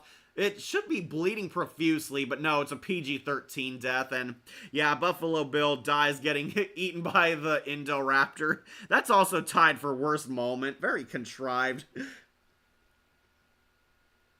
Cried at the Brachiosaurus death scene in theaters. Did not see that coming. Added more salt to the wound. The director confirmed that it was the same one from the first film that Allen and Company saw. I had a different reaction, Christopher. My brother Wolf and I actually laughed at that scene because it was so cartoonish and hokey. It was a ridiculous scene. Like, the Brachiosaurus is like trying to get to the dock, but he didn't make it to the Ark on time, and we see it screaming as the lava comes down and it's burning it to death and burning alive, and I don't know, just seeing it like up there prancing like it was dancing just kind of made me laugh. They hold on this thing for so long that it becomes really cartoonish. Raphael Spall is Eli Mills. It just hit me that while most of the dinosaurs stayed on the island, the pterodactyls never thought to leave the island. They did at the end of Jurassic Park 3, but it was retconned in like a comic or something that Hoskins shot them down. This makes me think of Alan and Sattler, who didn't get together, but they did in the last film. Yeah, in Dominion. They got together in Dominion. Initially, the film was to feature two Indoraptors, a white one and a black one, the later of which would kill the former in what Bayonetta considered similar to Cain and Abel. Yeah, Toby Jones is also a corrupt CEO guy in this. Honestly, kind of pointless other than giving him the funny death scene. So, what's my favorite dino in this? Well, I do like the Mosasaur, but he basically gets a cameo. The Mosasaur, like, eats a submarine. Then we see him eat, like, the guy on the helicopter. Then he doesn't show up again until the end of the movie, about to eat some surfers. So, unfortunately, I can't count the Mosasaur. Controversial opinion, but I actually do like the Indoraptor. I thought the Indoraptor was actually pretty fun. It's a medium-sized velociraptor. It's bigger than a regular raptor, but also smaller than a T-Rex and the I-Rex. It's kind of like the size of your car, basically. I actually do like the Indoraptor, or they nicknamed it Yellow because of the yellow streak on its back. Yeah, the Indoraptor I thought was pretty fun, pretty cool, really kick-ass, acts like a full-blown slasher villain. I know it's controversial because this thing is basically a horror monster, to the point where it comes after a little girl hiding under covers like the Boogeyman. Yeah, it's stupid, but I really liked it. I thought the Indoraptor was really threatening, very creepy, very menacing. We see this thing is actually intelligent, and the Indoraptor goes above the Velociraptors by actually having a bit of a personality. It's kind of like this horror villain. It, like, plays with the little girl at first. It traumatizes her, like when she crosses the safety line. It like pokes her and tries to claw at her, scaring her off. Almost gets the little clone girl. Yeah, it chases Maisie. It chases her off, and when she's like running from it in the Resident Evil mansion, the Indoraptor like walking around the museum and tearing stuff apart, ambushing like armed guards and such. That's pretty cool. I will defend, the Indoraptor actually did kind of impress me in this, and I found it pretty fun. It gets that also cool fight scene with Blue. Benjamin Lockwood, yeah, played by Gwen Stacy's dad in Spider-Man 3, and the Babe Pig movies as the farmer, and Species 2 as the dad of the infected astronaut bad guy of Patrick. Yeah, he plays Lockwood, who's pretty much just John Hammond. He's his former partner, but he looks just like him and still has his iconic mosquito cane. The librarian of Dark Crystal, Age of Resistance. Yeah, Dr. Zola from Captain America. He was also in the Winter Soldier, technically. And he was Owl in Christopher Robin. That makes sense. Yeah.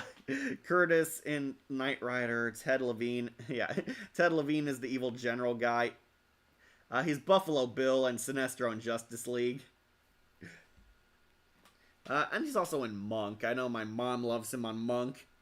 My personal favorite scene is the Stampede scene. Nice little nod to Sir Arthur Conan Doyle's The Lost World and the Mount Sibo from the Telltale games killing the island instead of the army from the books. Great.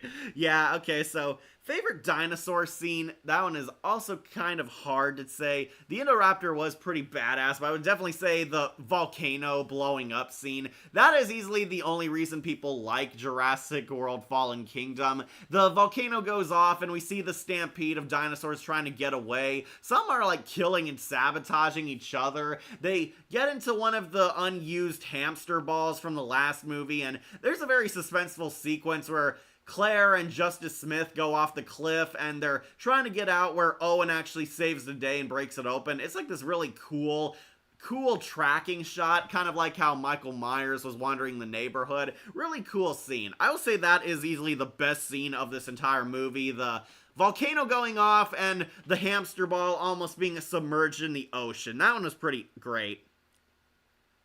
Though, worst moment, we have to talk about the bad moment, and let's all agree the ending. The ending of this movie is god-awful. So, after the entire sequence of events in the movie, the characters have to make a telltale choice on whether to save the dinosaurs. A freak accident occurs in their fight scene, and the dinosaurs are at risk of being gassed to death. However, they have the option to open up the warehouse and let them out. The adults make the wise decision to let the dinosaurs go, but twist ending, the clone girl, Maisie, actually releases them, thus dooming the entire world by having dinosaurs living alongside humanity. Why? They're alive, like me. Awful. Awful ending. I hated this ending in theaters, and I swear I heard Wolf actually facepalm at this moment. Wolf hated this moment too, where the little clone girl releases them. Yeah, spoilers, there's a twist where the little girl is actually a clone of Lockwood's daughter. He actually helped perfect the cloning technology. It's a retcon. He tested it on his own family, and Lockwood's daughter is actually the little grandchild who's been living in her granddad's house. It's actually a clone of his daughter who died in a car crash or something. Yeah, this would be retcon next movie anyway, but yeah, Clone Girl actually releases the dinosaurs on the public, and keep in mind there are a lot of predators in this herd, and they go on a killing spree, and as you can guess, the dickhead CEO gets his comeuppance. I will put my favorite kill scene, easily the Dick CEO because of how funny it is. So Claire's ex-boyfriend, the douche who tried to profit off the dinosaurs, tries to run away, and the stampede comes out. They kill his mercs. He miraculously survives by hiding under a car. How he wasn't crushed by it, I'll never know. But once he's crawling out, he tries to grab the I-Rex's last bone, but then the T-Rex comes and chops him in his face, and the Carnotaur also comes out, giving us a repeat of Eddie's death from The Lost World, but to a character who actually deserved it. So I put this on my favorite kill because how did he not see it? Like, the T-Rex comes in front of him. It does not, like, ambush him from the sides or behind. It's like he's looking directly at the camera, and the T-Rex steps out and bites him in the face. Yeah, Daniela Pineda is Zia Rodriguez. She was also an awful character. I hated her more than the clone girl. Gyrospheres are the ride. Okay, that's what they're called. Yeah, Maisie Lockwood. She's almost the worst character, but don't worry, I'm saving her for a different movie. Yeah, the worst moment of this film, for me, easily how it ends. It ends with the dinosaurs being released, and we're now living in a Jurassic World, and it is a complete cop-out because you think this was what the movie was going to be about, that the dinosaurs were basically moving out across the world once Jurassic World was destroyed, and we would be getting humans and dinosaurs living together and all the drama that comes from that. No, it's the sequel bait for the next and final movie. I use the term final very loosely, but yeah. Maisie releases the dinosaurs, and all the dinosaurs are interacting with our human world. You see the T-Rex in the zoo fighting with a mountain lion, King of the Jungle versus King of the Dinosaurs. We see the Mosasaur manage to get out, and it's swimming with the surfers, clearly about to kill someone. And Blue gives a heartwarming goodbye to Chris Pratt, and we see it going in like a trailer park, so Blue is gonna obviously kill a whole bunch of people. They try to play it off as kind of this bittersweet ending where humans should respect nature, otherwise nature will fight back, but the dinosaurs are clearly dangerous. This is easily the worst moment to me. Don't remind me, she was Faye Valentine in the Cowboy Bebop reboot. That was awful. She was the worst in that. Like Amber in Pokemon, the first movie. I mean, it was a nice setup for the ending, that and the battle at the big rock dinos out in our world now, but sadly, Dominion ruined the payoff. Yeah, they really should have been the DX disease from the book, no bugs. And Tales from the Walking Dead. Oh, she was in that. Of course she was. Camellia and Dora in the Search of the Sol Dorado. Never watched that. I feel it's stupid she frees all the dinosaurs. Now all the injury and death will be on her. That's exactly why I consider it the worst moment. Maisie is an awful character too, but don't worry. I'm saving her for worst character slot for the next one. Yeah, still hate Franklin and Zia the most because they are annoying. They're not funny. They bring nothing. And Justice Smith, I do not like him. He's not funny. He's not endearing. He's never been that great a dramatic actor. And he always plays the exact same role. This goofy beta boy whiny nerd in everything he's ever been in, and I don't get why Justice Smith is still appearing in stuff. He is not at all a good character here. Lamest kill, might have to go with also, lamest kill or worst kill, might have to go with Dr. Zola's death. After he's trying to get out of there, he goes into like that elevator and he actually escapes the Indoraptor, but then it breaks the elevator controls and apparently that just unlocks the elevator, so it goes in and kills him and any of the people that were in there. That's pretty stupid, though. It's also tied with Buffalo Bill's death of going inside the Indoraptor's cage. Favorite character, that might be hard because I don't think I have one in this movie. I like all the dinosaurs the most, so Indoraptor will also be my favorite character. Favorite dinosaur scene, easily the fight scene between the Indoraptor and Blue. That was pretty awesome, watching the two raptors fight, the OG raptor and the new upgraded version where the Indoraptor falls and gets impaled on the Triceratops skull. That was a pretty badass scene. Favorite kill? Also a bit hard because a lot of the deaths are either dumb or played for laughs. Might have to also give this one to the Indoraptor because it was also a pretty hardcore scene. It was impaled on a Triceratops skull. That alone was pretty badass. Scariest scene? Also very hard because it was pretty stupid. I guess I also have to give... I will say I do like the opening of the movie where the engine crew are going to the island. They have the hacker nerd out there hacking into the generator, and the submarine duo are underwater and the Mosasaur shows up. I will say the opening of this movie is easily the scariest. Jurassic Park really should stick to being a horror story. Yeah, that was also pretty scary. The opening of the film is easily the best and sets you up that you're going to be in for a fun film with the dinos, but no, I didn't like the nerd guy is like hacking the generator and all the mercs are like, come on man, move move it. What? I can't hear you. And the T-Rex like only shows up in like bolts of lightning. He sees it, and for some stupid reason he doesn't stand still. He tries to run for it and make a break for it going on the helicopter. The T-Rex almost gets him. He escapes, only for the Mosasaur to basically kill most of the team. The Mosasaur like eats a submarine. I guess it killed them, but it also kills the nerd guy who's climbing the ladder. It jumps up when he thinks he's made it and eats him. Yeah, I know it's stupid, but easily the funnest part. Which you think is worst, Rey Skywalker or Maisie Lockwood? Oof. Rey. I'll go with Rey because she destroyed an entire franchise. With Jurassic Park, you just start over. Yeah, Maisie's just died Amber from Pokemon, who's a clone. The third movie had Freddy Krueger dinosaur. No Chaos Theory in the tier list. Yeah, sorry, Chaos Theory and Camp Cretaceous are not here. Yeah, best moment, as I said, the volcano going off and the gyrosphere drowning sequence. That is easily the best. Okay, so Fallen Kingdom, it's bad. It is a bad movie. The franchise did not know what it was doing. They copy and paste a lot of the Lost Worlds concepts and ideas and do them way worse. It's really stupid. The characters are dumb in this film, dumber than they were in the second one.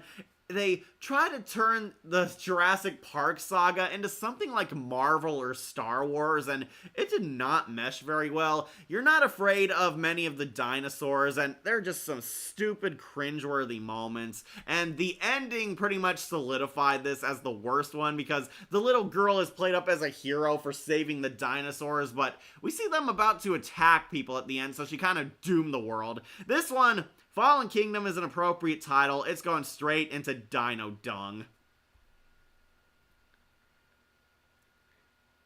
Also, what you think of Jurassic World Camp Cretaceous or Chaos Theory, the Clone Wars of the franchise. Okay, you weren't here earlier. I've never watched Camp Cretaceous or Chaos Theory. I saw a few clips, but I've never actually watched the show, so they're not on here because I have no familiarity with them. I do not own Netflix, so I've never seen it. I've only seen the clips YouTube releases.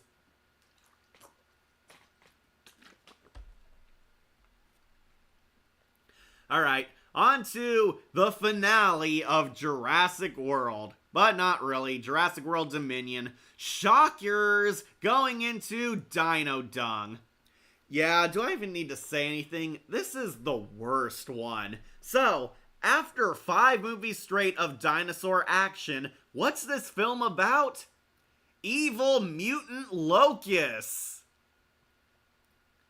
I really wish I was kidding. No, the main animal threat in this are locusts. Giant mutant Resident Evil locusts. So, who's the main villain in this? Dodson. Dodson. We have Dodson here. Yep, Dodson finally returns to fulfill his character arc originally in the novel. A few years too late and long after we saw The Lost World. Yeah, Dodson and his company Biosyn are trying to take over the market now that InGen has completely fallen apart. All their CEOs are basically dead thanks to Fallen Kingdom. So Biosyn becomes the new head honcho of genetic engineering and dinosaurs. Biosyn is Dodson's company. Dodson enters, who looks weirdly like a Steve Jobs parody. Yeah, he's like this hipster CEO. He has Steve Jobs glasses, dresses like him, is the cool down with it CEO, and he's a pretty weak villain. Yeah, Hoskins was already pretty weak, but Dodson pretty much brings nothing. He's boring. He's generic corrupt CEO. It turns out Biosyn, Dodson's company, is trying to help save the world, but in a twist, they're actually behind the creation of these evil mutant locusts. These locusts were apparently bred to destroy the world's crops. We find out that Dodson controls them. He has them like under surveillance somehow and is caging and hiving them. Dodson releases these to destroy the crops so Biosyn can come in and pretend they're heroes trying to help them. These locusts were supposed to help save the world by building new crops. Apparently the ecosystem is in big trouble because of the dinosaurs taking over the world, but it horribly went wrong, and now the locusts are destroying all plant material, all crops, and all wildlife, and man, does this feel really detached from what Jurassic Park used to be. I'm glad I didn't see this movie. Yeah, you're lucky, V Scorpio. Like Campbell Scott as Dr. Lewis Dodson, Locust, the eighth plague on the Sci-Fi Channel, was more convincing than his film. Yet the CGI does not look good in this one. The dinosaurs are now living amongst humankind, and it is treated as a complete footnote. Dinosaurs are literally walking around the world. There's like black markets with dinosaurs. There's a pterodactyl's nest on the Empire State Building. Dinosaurs now just live with us, and everyone is carrying on with their lives. The world is slightly different, but not post-apocalyptic or terrified or anything. People are just like living life, going around being normal, and dinosaurs have generated a dinosaur market, and that's about it. Nobody is shocked by seeing dinosaurs just on the streets and such. It is a very bizarre choice of direction. So, yeah, basically these locusts are going on a rampage, and we get the return of the classic characters. Dr. Grant, Dr. Sattler, and Ian Malcolm all return. Dr. Wu comes back in this one too, and Wu is like suddenly a tragic villain. It comes out of nowhere. Wu is working with Dodson because he's trying to fix his mistake and sins of the past.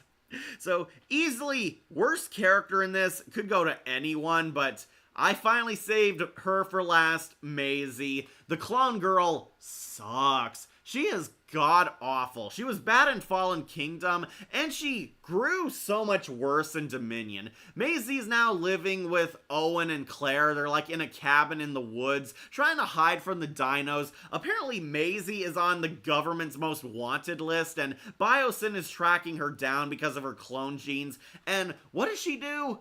Complain, whine, act annoying, acts like she knows better, and be completely ungrateful towards Owen and Claire. She does not treat them like her parents. She is a total bratty teenage girl, and it does not work well in this actress's favor. Maisie is at her worst in this, and basically, Maisie is now the main character in this because it becomes a fight for a girl who's the key to everything. Biosyn wants her, Owen and Claire are protecting her.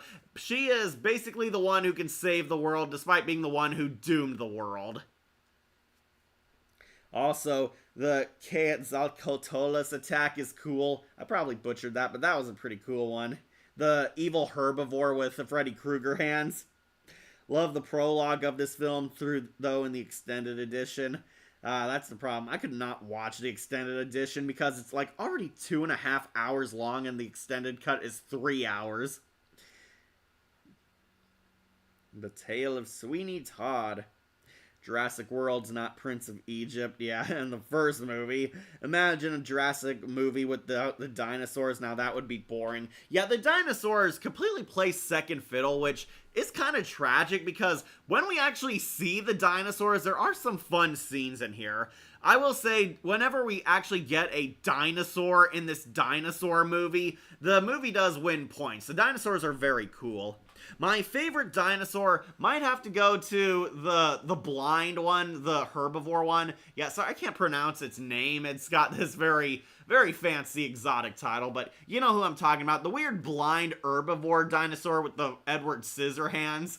Yeah, that thing is easily my favorite dino. We actually get a threatening herbivore in this series, and they actually do a pretty good job living up to it. This blind dino, like, nearly hits Claire. It murders a deer that didn't get out of the way, and it's trying to, like, basically eat a bunch of herbs. It's eating plants, but Claire is there, and Claire's trying not to make too much noise. She falls down, nearly gets found by it because it can still hear her and has those long talons to touch things. I do like this dino. It's one of the scariest scenes ever where Claire crawls under the swamp water to dodge it, and this herbivore can't see her, can't find her. It almost does. It like shouts at the water to scare something up, but nope, it fails. That's easily my favorite dino. Yeah, baby Beta. Yeah, Blue's now a mommy. The baby gets captured and Owen goes on a rescue mission. It is really weird how Chris Pratt and Blue feel like they have the best couple energy in these movies.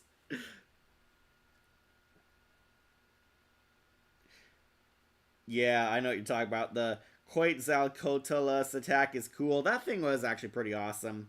He said about the Gigantosaurus, I wanted something that felt like the Joker, which was pretty stupid because it got no personality. Yeah, the dinosaurs are barely in this. That is kind of the biggest misstep of this. The dinosaurs are not treated as serious threats anymore. Now they're just either supervillains or funny, cute little characters. Dominion becomes a full-blown Marvel movie. There's dumb quips, dumb jokes, very mindless action. Yeah, sometimes the dinosaur spectacles are cool, but it is a slow story. So, we meet the original characters. They're hired by Dodson to help work with Biosyn, and it is all a bunch of build up to seeing the old gen meet the new gen, and it is not impressive. They try to tease this as like some kind of Avengers moment. It's like, look, Dr. Grant and Sattler are meeting Owen and Claire for the first time, and I feel nothing. It's like, bro, these aren't the friggin' Avengers, they're horror movie survivors. You do not feel anything, and this is the first time they're ever interacting, so it is very much soulless, lifeless, and unimpressive. Yeah, worst character, easily Maisie.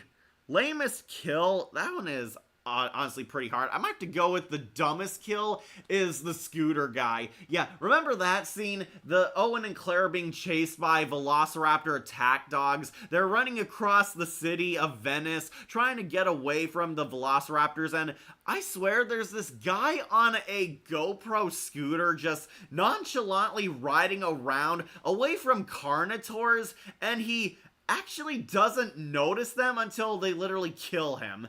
Yeah, he drives in between these two giant Carnotaurs on a rampage, and yeah, he looks back to see if there's a giant dinosaur behind him and doesn't notice the one in front of him. That's easily the dumbest kill in this entire franchise. Dumbest moment, probably not, but dumbest kill, definitely. Yeah, Scooter Guy definitely goes up there. Yeah, Blue is now a mama. She has a baby Velociraptor who Owen has to save. Therizinosaurus, the daredevil blind dino. Yeah, I really like that one. Why did they have to make dinosaur names so complicated? Yeah, they did kind of overly complicate the names. Mamadou Athi as Ramsey Cole. Ah, the evil femme fatale girl. Therizinosaurus is in the meat eater group, even though it's a plant eater. So is it an omnivore? Also played Parakeet in The Boy and The Heron. Never saw it. Like why Batman vs. TMNT never made the Joker a Gigantosaurus and a Cobra.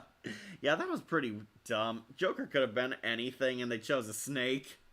DeWanda Wise as Kayla Watts. Oh yeah, that the pilot girl. Want a good laugh? Check out the porn parody of Jurassic Wood, Swollen Dong.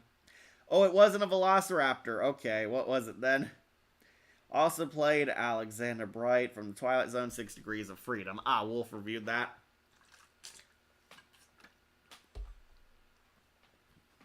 Favorite dinosaur, easily the blind herbivore. That thing was very threatening, very scary. Favorite dinosaur scene also has to go to the herbivore. That thing was very creepy. That one felt right out of a horror movie, and I love when Jurassic Park or Jurassic World goes horror. That's what made it kind of fun. It almost finds Claire, but Claire manages to stay cool and calm and manages to outwit it. Scariest scene. Oh, this one... a bit more rocky. What is the scariest scene in this? Honestly, I can't really think of any because it's such a dumb movie. I definitely might go with the Pyroraptor when it has Owen submerged underwater and he almost gets eaten by this thing. The Pyroraptor is like this 6-foot tall turkey and it can swim. That part was actually pretty freaky, even though Owen and the pilot lady clearly had plot armor. Yeah, I might go with that one. The underwater scene was definitely the scariest bit I got from this. Best moment? Again, very hard. This movie does not have a lot of good scenes. Dominion, I'd definitely say Dodson's death. That one is actually pretty funny. Yeah, Dodson is like trying to escape in like this escape pod.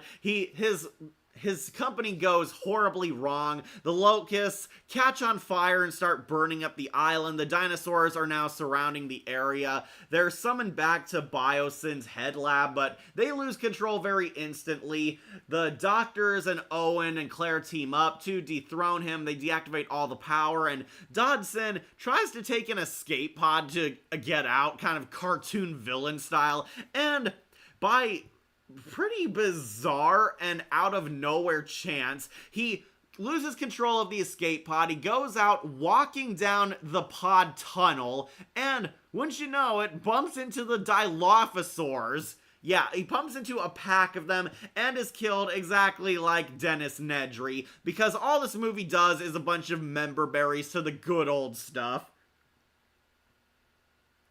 Yeah, they reference the old stuff so hard. Dominion is the Rise of Skywalker of Jurassic Park movies. They keep referencing and throwing member berries in your face. He walks down the hall and bumps into the Dilophosaurus and runs back into the escape pod, where they all manage to break in very easily and surround him, and he has like this bizarre reaction. He like asks the dinosaur, "What's your story?" And they all spit venom at him and eat him. It's a very dumb death, but I might have to put that as the best moment because I love the Dilophosaurus. Worst moment, there are a lot. You could list a lot. I would definitely say the Dilophosaurus getting clowned. Yeah, remember this scene, people? Claire manages to make her way towards like a tower to make contact with her friends, and she's surrounded and hunted by the Dilophosaurus, and I was so hyped seeing these things return. One of them's about to spit acid in her face, and Chris Pratt comes out of nowhere and strangles it like how Homer Simpson strangles Bart Simpson. Yeah, he chokes out a Dilophosaurus mid-attack, and it's like choking on its venom, and then his friend tasers it.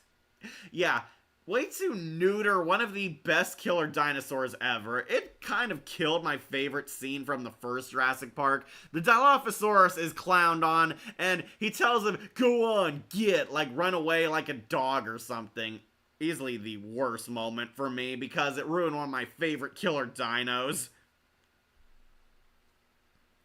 He's a French actor, read in Angry Birds. Oh, he was Bishop in X-Men Days of Future Past. I talk about the black guy Owen's friends with. I forgot Omar Sy came back. Yeah, there's a black market with the dino fights and like having cockfights with baby dinosaurs. Well, the Leonard is the smallest dino that James loved that attacks the poacher with the other dinos. The white raptors are the Atrociraptor. Jurassic Park version of the Cantina. Pretty much. Yeah, I forgot. Omar Sy came back. Was a former trainer at Jurassic World. He came back in this movie. If you ask me, he should have been his partner all throughout the film. We meet this like black lady who's also a pro-merc who befriends Owen and works with him. I didn't mind her, but it really felt like she was kind of a stand-in for the already bro he had training the Raptors when they brought him back in this film. We also got to see Rexy's origin with getting killed by the Gigantosaurus in the prologue, and seeing the fight at the end was nice. What could have made it better? The Spino to add to the fight, fan-made vids? Yeah, absolutely. It really should have been an adult spitter Dilophosaurus kill off Dodson instead of the small ones. The only close we can get a close to that is the 2012 Dinosaur Project 2 of them killing Charlie in that film. Yeah, Dodson should have been killed by an adult Dilophosaurus, but because Nedry's book death was R-rated, they could not have him get disemboweled and picked up by the head until he was finished off by the mother Dilophosaurus. Yeah, basically Dodson dies exactly like Nedry because it's karma and poetic justice or some BS. Really dumb. Easily a really dumb death, but I do kind of like it because of how hilariously so bad it's good. Favorite character, I did not have any in this. Dr. Grant and Dr. Sattler do nothing in this and could have been written out entirely. They're only there because they want to have member berries and remind you, oh look, it's those characters you like from the first one. They do not really do much except follow Owen and Claire around. Yeah, they're kind of there, and I do love these characters, but it's shallow member berries. I did not feel for them. My favorite character, I could not tell you who because a lot of them are awful. Might have to go to Ian Malcolm for once because he's actually funny in this. Yeah, Ian Malcolm is the best character in this. That's how badly they screwed up.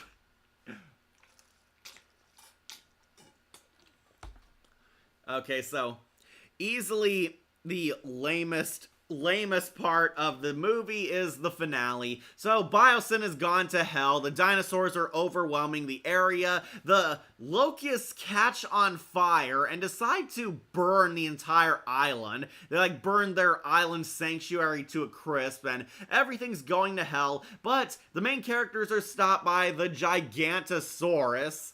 Yeah, that is its actual name. The Gigantosaurus ambushes them, and this thing was built up heavily, but who else saves the day but the T-Rex? It crosses by like a window to look like the stupid logo, and Rexy and the Gigantosaurus have a big epic fight, where after a few knockouts and a few fun action scenes, the main characters manage to get away on the one escape chopper. However, Rexy is almost KO'd and almost killed, but the herbivore, the blind dinosaur, shows up to save the day and back it up. Yeah, out of nowhere, the blind dinosaur from earlier comes back and gets into a screaming match with the Gigantosaurus, and how does Rexy win? Rexy wakes up and he pushes the Gigantosaurus on the herbivore's claws.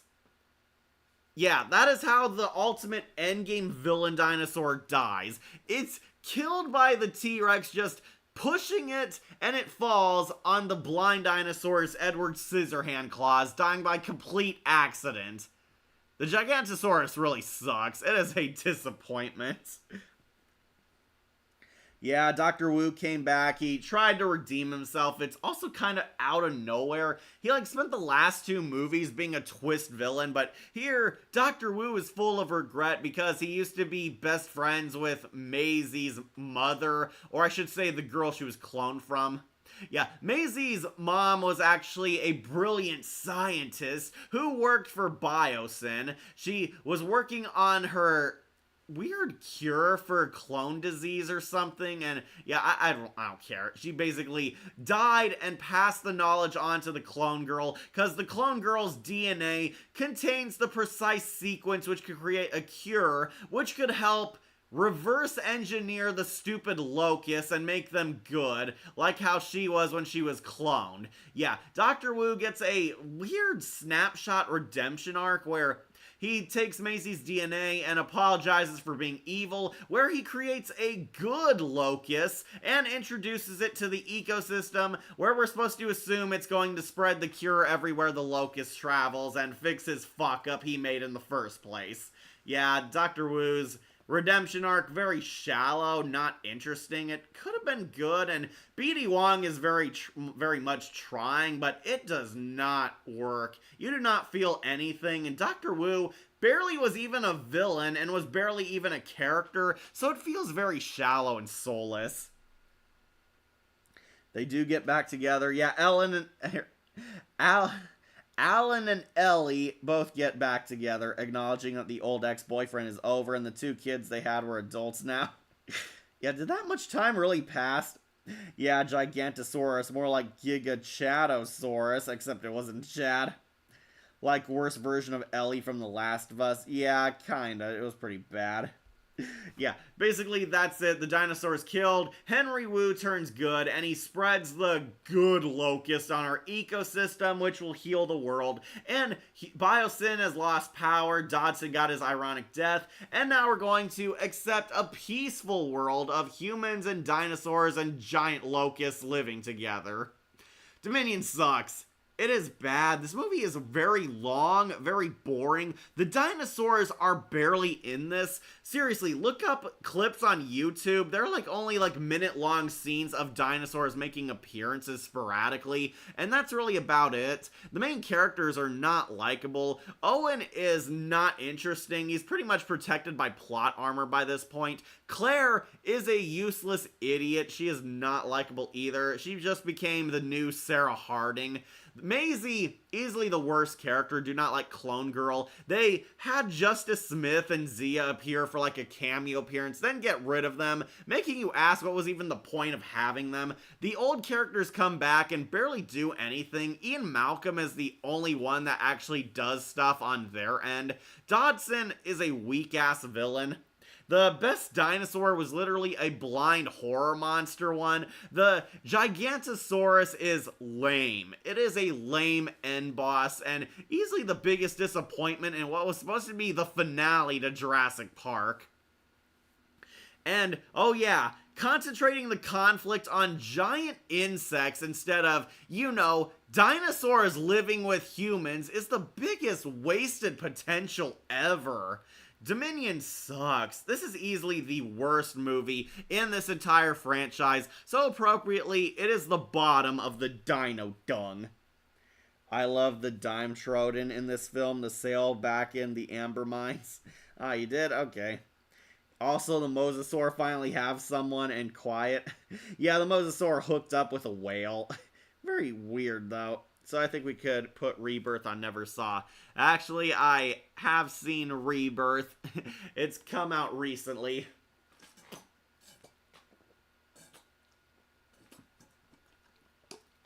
Drinking some water. Okay, so we gotta talk about Jurassic World Rebirth.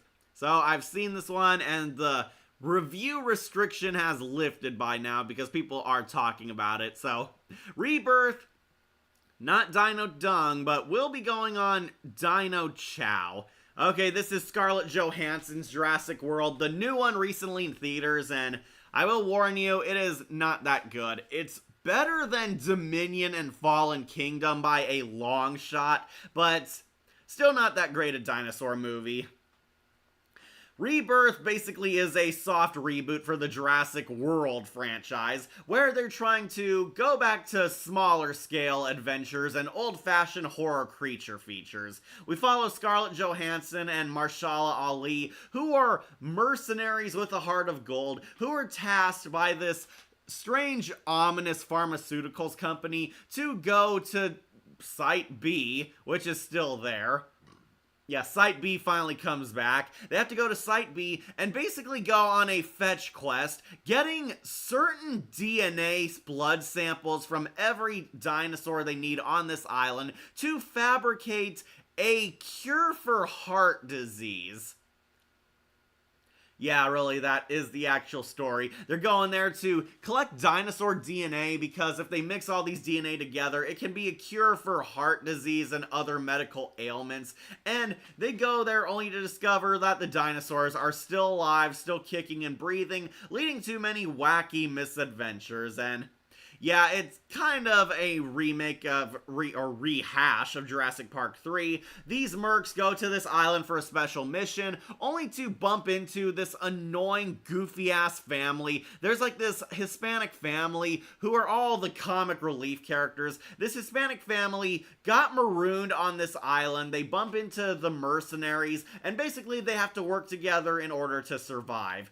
This is actually a new type of island where all of the mutant test subjects and prototype dinosaurs inhabit. We meet crossbreed dinosaurs, dinosaurs that weren't quite perfected, and some that went horribly wrong. The main villain of this is the Distortus Rex, aka the D-Rex, and this thing does not look like a dinosaur. It's kind of the Rancor from Star Wars mixed with the Cloverfield monster. It looks very weird. It's like got a Rancor bod. It's got 6 limbs, like 4 arms, and has this weird humpback whale looking head. It does not even look like a dinosaur.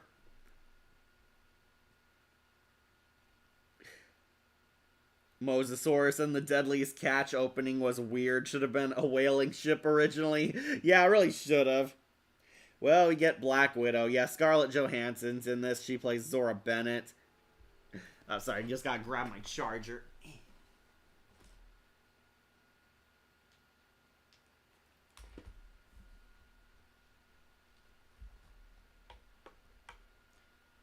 Alright, we're back. Yeah, Scarlett Johansson plays the main character. Yeah, she was in the SpongeBob SquarePants movie. I've not seen this one, just like I didn't see Fallen Kingdom or the Planet of the Apes. Oh, Kingdom of the Planet of the Apes. And feels about on par with another one somewhat. Sailor Moon and Robot Chicken. She also played herself in Robot Chicken. I mean, Scarlett Johansson in Eight-Legged Freaks was more convincing than in this film. Yeah, she was. Was Owen and Grady, Claire... Yeah, Owen and Grady... Owen, Grady, and Claire left the series.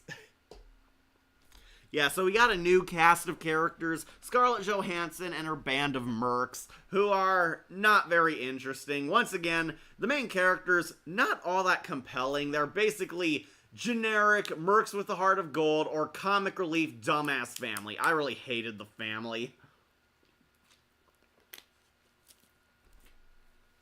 There are a lot of bad, awful moments in this film, but we'll go over them.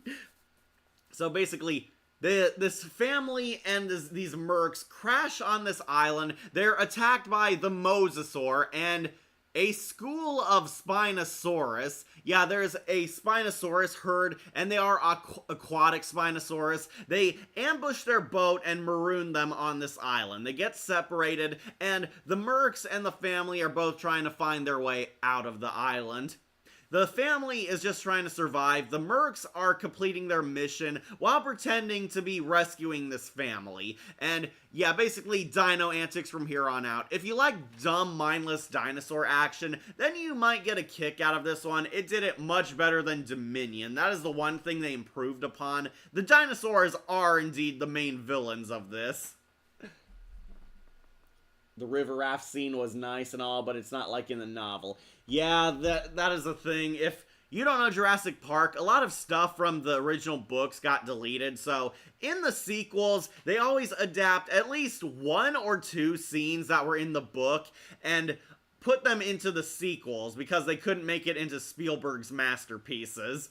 So, the one that made it in this scene is the raft scene, and that's easily the best scene, I would say. They try to make a raft to go down the river and escape from the dinosaurs. However, there's a T-Rex sleeping right next to them. So the teenage girl doesn't see her family like motioning to get away from it until it's too late. She tries to set up a raft so they can go down the river and be away from the mainland. But the T-Rex, of course, wakes up, and it chases them in the river, where we get an underwater T-Rex scene. And yeah, it's easily the best moment. They do try to do the raft scene from the original book, and it's the one thing people came to see, and I will say it is done rather good. There is a lot of tension. The T-Rex underwater leads to some cool visuals, some cool action, but unfortunately, the one bad thing about this movie, there's a lot of plot armor.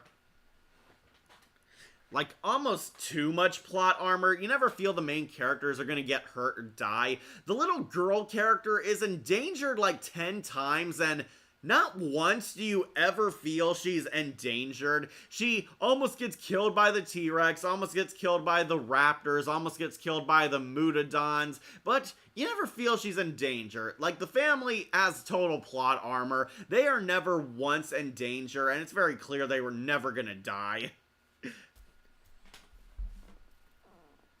Sorry, catch up on comments, seeing who's left. Yeah, the river raft scene made it in here. Yeah, there's a Dr. Loomis in here, not the Halloween. Also, Inal from Fantasy 14. Okay. Don Trowell as Giratia. Final Fantasy, yeah. Marshall Ali is Duncan Kincaid. He's the merc leader. Ali is actually the pretty best character in this. I'll put him as my favorite character because Marshall Ali's Duncan felt like the only one compelling and the only one who actually got time to shine. Marshall Ali's character, Duncan, He's a merc with nothing left to live for. He lost his son. He blamed himself for it, and he's kind of on this dino island knowing it's a suicide mission. Ollie is definitely the only one who tries in this. Scarlett Johansson is bad in this. She's very wooden, very lifeless. I think she did try harder in Eight-Legged Freaks than in this film. She's very much bland and wooden. Mahershala Ali at least tried, which got me to like him a lot more. So glad he lived in the end. There was about 3 or 4 Spinos, and it was nice, but felt about on par with the Deep Blue Sea 2 or 3. Yeah, the Spinosaurus are kind of sharks in this film. They ambush the Merc boat. I thought the Spinosaurus coming back was pretty cool, but it's very clearly a different breed. These are aquatic Spinosaurus. Yeah, he's also the Prowler in Spider-Verse. He's allegedly gonna be Blade, but I kind of doubt that now. I don't like Scarlett as much lately. Yeah, me neither. Scarlett Johansson has kind of gotten arrogant ever since she hit it big as Black Widow, so she doesn't try as hard in movies, and this one definitely shows that. Scarlett Johansson Zora is easily the most boring character. Too bad thanks to the marketing, they spoiled the hell out of the river raft scene. Yeah, because that's what everyone was coming to see. Ernie Hudson from the 90s Congo is about on par with Mahershala Ali's character in the film. Yeah, it kind of is. So I will put Mahershala Ali as best character because compared to everyone else, yeah, he actually tried acting. His character's not written super deep, but you actually do care for him the most. Worst character, easily the Hispanic family, but special mention going to the boyfriend. The weird, stupid boyfriend, Xavier, is an annoying comic relief in a group with a bunch of other comic reliefs. He also gets the benefit of the worst scene in the movie. So there's a lot of bad scenes in this, but the one that wins king of the worst moments are the boyfriend goes alone to, of course, take a whiz, exactly like Peter Stormare. So you're hoping he's gonna die like Peter Stormare did, but no, he goes alone, like apparently miles out just to take a whiz, and you see the velociraptors are in the tall grass sneaking up on him. You think he's gonna finally get a satisfying death, but nope, the velociraptors get jumped by these mutodons. What are the mutodons? Well, they're failed experiments. They're gargoyle velociraptors. Yeah, that's the best I could say them. These things look kind of like Brooklyn from the Gargoyles cartoon. They're basically gargoyle velociraptors. They can fly and they could hang upside down like bats and all that. Yeah, these gargoyle velociraptors basically jump and kill the prime velociraptors and punk kill them. And the boyfriend is still pissing and minding his own business. He doesn't notice them until he sees it fly off with the velociraptor. Then he goes back to pissing. That scene made me cringe. It is lame. It's a dumb comedy moment, like straight out of a modern Marvel movie. Really did not fit. And they completely clown the velociraptors. That's also the only scene of your classic raptors, Jurassic Park fans. They show up, get anticlimactically killed, and it's just a dumb scene of the boyfriend taking a whiz. Tyler Torres and Fear Street Prom Queen. That's Xavier. Mutodon's about on par with the pterodactyl ghosts from Scooby-Doo 2, Monsters Unleashed. Yeah, kind of. They look kind of like pterodactyls mixed with velociraptors. Yeah, that's easily the worst scene. Best moment, the raft scene, because it felt like they were trying to be like the novel. It wasn't perfect, but compared to everything else in the movie, it was pretty good. Scariest scene, that is actually pretty tough because a lot of this movie isn't horror based. Might have to go with the Spinosaurus scenes. Seeing not just one, but a pack of Spinosaurus and the Mosasaur ambushing a giant battleship, that is pretty cool and really kick-ass. The Mosasaur and the Spinosaur actually team up and try to compete over who gets to eat what. Yeah, I might put that as the scariest scene.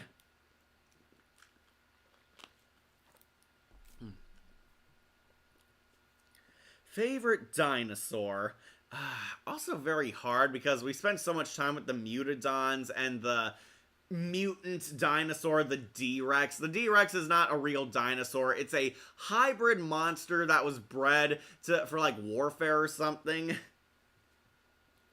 Again, might have to go with the Mosasaur and the Spinosaurus. Seeing them come back was pretty cool. Favorite dinosaur scene. Once again, the boat scene is easily the best one. Yeah, all the scenes that take place with boats or water are easily the most watchable, suspenseful moments in this movie. The Spinosaurus hunting down all the mercs, the Mosasaur almost killing the family, and the T-Rex raft scene, which is pretty cool. I did like that scene. Favorite kill. Once again, this is also hard because not a lot of people die. There's a Dick CEO in this, because of course there is. It turns out Dick CEO was the twist villain and he was using everyone. He tries to make a break for it and save himself. He deliberately left the family for dead because he's there illegally and he wanted to cover his tracks. He tries to steal, what else, more dino DNA and stuff. He takes like a briefcase full of the blood samples and he's ambushed by the D-Rex, and I do kind of like this kill because it goes like full-blown Rancor. It breaks his car and lifts him up and wrecks him like a ragdoll and bites his head off. That's actually a pretty hardcore scene. That might have to be my favorite kill in this. Second being all the mercs who were eaten by the Spinosaurus. That was pretty cool, but it was more of a battle sequence. That idiotic killing off the raptors like that, yeah, it was stupid. Hey, Jon Snow, glad you're back. What do you think of looking forward to the upcoming Primitive War based on the graphic novel for this year?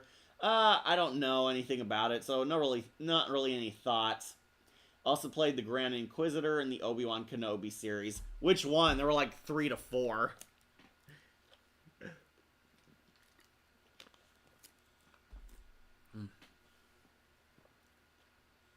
Alright, lamest kill. Might have to go with that one where the girl merc is like helping them unpack boats full of supplies, and a Spinosaurus very close to dry land somehow jumps her. It's like, how did she not see that thing? Yeah, this merc girl is like helping people out of the water and pushing up like a boat full of supplies, and a Spinosaurus is just like in the background looking around, and she somehow doesn't see, hear, or feel it motioning towards her, and yeah, she gets jumped by this thing. There is a severe lack of kills in this movie, so if you're hoping for a dinosaur bloodbath like The Lost World, you're in for disappointment. Like 6 people die. One of the mercs gets eaten by Spinosaurus, another merc girl gets jumped by a Spinosaurus on the shore, one guy does get eaten by a flying dinosaur. The raptor also gets punk killed in this. The Dick CEO is trying to steal, of course, the magic DNA that can cure heart disease. He gets killed by the Rancor, and there's a stupid fat guy who got killed by the Rancor in the biolab. There's like this dumb Final Destination-esque scene where his Snickers bar wrapper disrupted all the technology and releases the D-Rex, because of course it does, and the fat guy gets eaten, ironically, like a candy bar. Yeah, that was pretty dumb. And the D-Rex also takes out a giant helicopter to prevent the heroes from escaping. Yeah, very severe lack of kills in this one, which is kind of disappointing because the dino action is the best part. Kind of why I like The Lost World a lot more, because it was a hardcore survival movie. A lot of death, a lot of brutal, savage kills, some that were too graphic to even show on camera. So Rebirth, kind of a step down in the murder spree. They do go for kind of a Marvel spin-off type of adventure. Lamest kill, easily the Merc lady who got jumped by a Spinosaurus she didn't notice. Just checking up on comments. Okay. He was also in Agent 47 in the Hitman movie. Okay. I wish we get a Jurassic Park anime. Alright, me too. Anyways, this movie, not really all that hot. They go on a fetch quest. They explore the island. We get hints that there were some bad experiments here. This was where all the rejected dinosaurs live, all the prototypes, all the failed experiments, the attempts at crossbreeding new dinosaurs, the D-Rex, this giant Rancor dinosaur. There's the Mutodons, which are gargoyle velociraptors. They're raptors with wings, basically. They fly around, kill people. Killed mostly the raptors. They only killed like one of the mercs. And there's also these Velociraptor frogs. These were dinosaurs which had too much of the frog DNA. They like croak and can hop around. They're kind of weird and funny looking, like something out of a fantasy genre. But yeah, there's like a bunch of failed experiments, and oddly they don't do too much with them. We get a lot of focus on the real dinosaurs, and most of your favorites only get cameos in this because it's all about the characters exploring areas, kind of like a video game. The mercs, of course, collect all 3 samples from the different dino breeds. The family is basically going around surviving, getting into stupid unfunny hijinks. They adopt like a baby ankylosaur, which kind of confusing because this thing won't be able to survive. They retconned that all the dinosaurs from Dominion are now dead. All the dinosaurs that are still alive are either on the islands or moving towards the equator because wibbly wobbly techno babble that they need to survive there. Yeah, they kind of want to start over, and it's with like a softer adventure. They managed to collect everything. Dick CEO turns out to be the bad guy. He's the twist villain, and he gets his ironic death from the D-Rex. The family and the mercs work together to defeat the D-Rex and escape it. A completely rip off the Spinosaurus fight scene from Jurassic Park 3. Marshall Ali tries to sacrifice himself by leading it away. They burn the D-Rex and it runs off crying. That is the defeat of our ultimate dino villain. It gets burnt and runs away out of fear, but it turns out Marshall Ali survived, and they managed to get a working boat and sail away off the island. Dr. Loomis manages to convince Scarlett Johansson to turn good and sell the DNA cure for all against heart disease thing on the free market, which makes no sense because a lot of people will try and steal it and take advantage of it. Also, how would they get off the island on boat when literally the whole thing happened because the Spinosaurus and the Mosasaur kept jumping them? But never explained. They make it home, and all's well ends well. It's not a good movie. It is just plain lame. It's better than Dominion and Fallen Kingdom, but that's because these two were such awful garbage, such dino dung, that this one honestly tried a little, but it's a soulless cash grab. They do not understand what made Jurassic Park good and turned it into kind of a Marvel-esque franchise. Just dumb action, just dumb stunts with the dinosaurs, and very shallow surface level storytelling. I'm putting it onto Dino Chow just because it's a lot better than Dominion, and that's all the high praise it'll get. The raft scene was also pretty good, but yeah, easily skippable. Generic dinosaur movie. A Velocifrog, if you will. Yeah. Lucy Hartfilia's actress or Christina Vee in the movie. So this is fine, but cringe. Yeah, very cringe. It's like a family outing. A PG-13 monster movie is what Rebirth is, and not a very good one.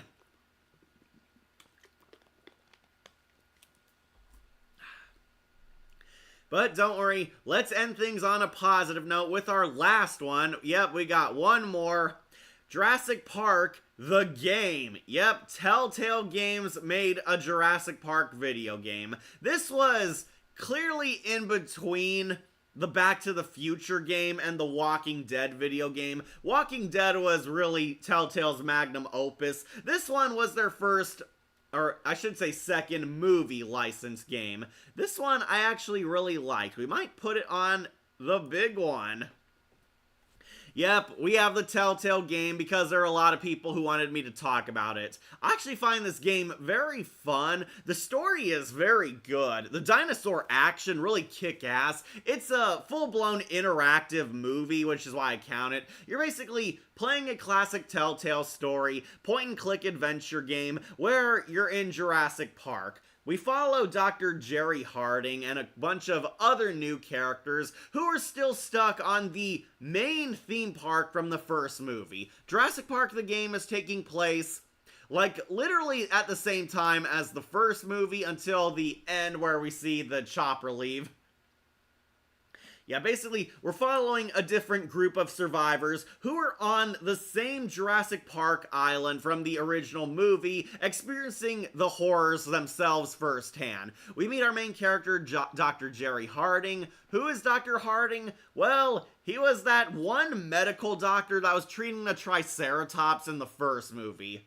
Yeah, that guy who Dr. Sattler and Grant were talking to about the baby Triceratops being sick, that guy's now our main hero.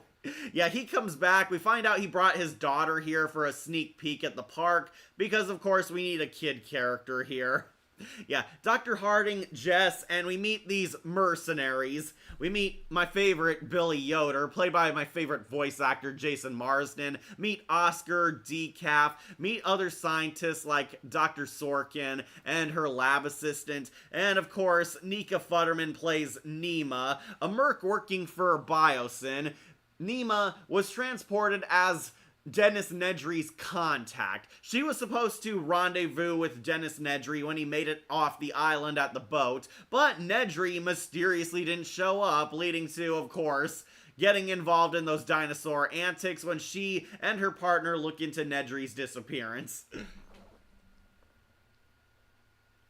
Like Catwoman from Batman Brave and the Bold. Yep, Nika Futterman. Great list, cat. Glad I tuned in. Glad you did too, Jon Snow. Wait a minute, you said this game wasn't good. Well, according to the critics, it wasn't good. But I'm not I'm not a professional critic.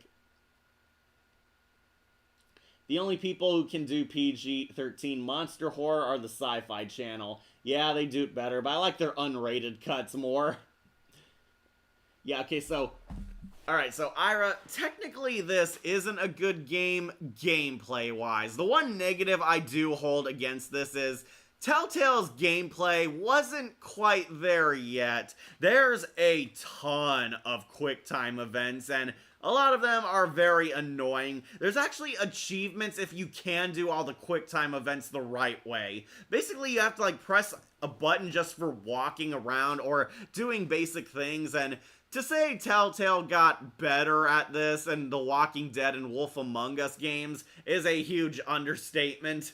This is the one thing why I didn't like about the game. The QuickTime events are super annoying in this. If you thought they were annoying in Batman or Tales from the Borderlands, bro, that was easy mode compared to the QuickTime events in this game. What really saves it, though, is the story. There's a lot of great nightmare fuel, great action, great stuff with the dinosaurs, and the characters actually do get character arcs. So, already way deeper than the Rebirth cast. Yeah, Nika Futterman is in this. She plays Nema. She uses, like, her Catwoman voice. I would say more so her Lady J voice. And the Avengers, Earth's Mightiest Heroes as Hela and Lady Sif. Yeah, she was in that. You forgot Ventress from the Clone Wars and Zero from the Line Guard is in this. Yeah, she's Nema Cruz. Yeah, Lady J from Renegades, one of my waifus. And she was in Kim Possible as Zeta Flores. I remember her. She was like the girl that Ron had a crush on. Yeah, Jason Marsden plays Billy Yoder, who's a much better twist villain than literally half the twist villains in this. Yeah, he was young Robin in The Return to the Batcave. Sure, it's non-canon or soft canon like the 2003 Clone Wars, but I still count it somewhat, but thanks to Jurassic World, they made it not canon because they blow up the island at the end. Looking at you, old visitor center. Yeah, Max Goof on Goof Troop. And Dick Grayson in The Doom That Came to Gotham. And he was Thomas Wayne in Gotham Knight. I don't remember him in that. Yeah, Jason Marsden and Nika Futterman actually kind of got their start in this. Well, I would say their start in video game characters. It's pretty funny seeing how Nika Futterman and Jason Marsden, two high-profile voice actors, are actually in this small-scale Telltale game. Yeah, Nika Futterman plays Nema, and the villain is played by Jason Marsden, and you absolutely recognize his Max voice from Goofy. Yeah, it is very funny. I recognized him instantly once Billy Yoder started talking. So, basically, This is happening at the same time where Jurassic Park is going to hell. Everything is falling apart. The dinosaurs are on the loose. They lost the power, and all the dinos are breaking out of their cages, where you play as different characters trying to survive this survival horror and find a way to escape the island, because it turns out they are following the book. Yeah, in the book we find out, it's also kind of the movie mostly, but they are doing the book too. In the book, it's revealed that the theme park would be destroyed. It would be bombed by the government if things ever went wrong. They would kill all the dinosaurs and make sure they're not a threat to the entire world. Billy Yoder and his mercs are sent to this island to search for any survivors who might still be trapped here, because apparently Hammond did say there were more staff all around. They had to evacuate, but some did not make it, and Yoder and his crew are here basically to play cleanup, help save anyone they can, make sure everyone got off the island before giving the all-clear to blow it to hell. And of course, wacky dinosaur antics happen, causing them to suffer a lot of nightmare fuel and horror movie scenarios while trying to get off the island. Their chopper is destroyed, and we meet a lot of old familiar faces, plus some new dinosaurs. I know people want to talk to me about this. The Troodon. The Troodon are introduced, and they are effectively creepy. These disturbing dinosaur gremlin-like things who only live and operate at night. The Troodon were apparently these lethally dangerous, poisonous dinosaurs who kill people in the most inhumane ways. The Troodon are these scary, all-black, compy-like dinosaurs that reach up to your waist and have these creepy, like, nocturnal fish eyes. They can only see at dark, they can only come out in darkness or shadows, and they're basically set free on the loose. Dr. Sorkin was supposed to exterminate these things, but Dr. Sorkin is kind of our new age Nick Van Owen. She is an animal rights activist and believes in protecting the dinos, even the ones that try to kill them. And she released the Troodon after they were being forced to evacuate because she couldn't leave them caged in. Unfortunately, this proved to be a very fatal mistake, as the Troodon are going around and basically killing people or doing worse things to them. The Troodon are scary, and I know a lot of people don't like spoilers, but here's the thing. They don't just kill people. They take one of the mercs, Decaf, the pilot that was driving Billy and Oscar around. He mysteriously disappeared when he was guarding the chopper, and we never find out what happened to him until learning of the Troodon. The Troodon actually took Decaf back, alive but paralyzed. Their poison can drive you insane or eventually paralyze you. Decaf was taken to their nest to be turned into a nest.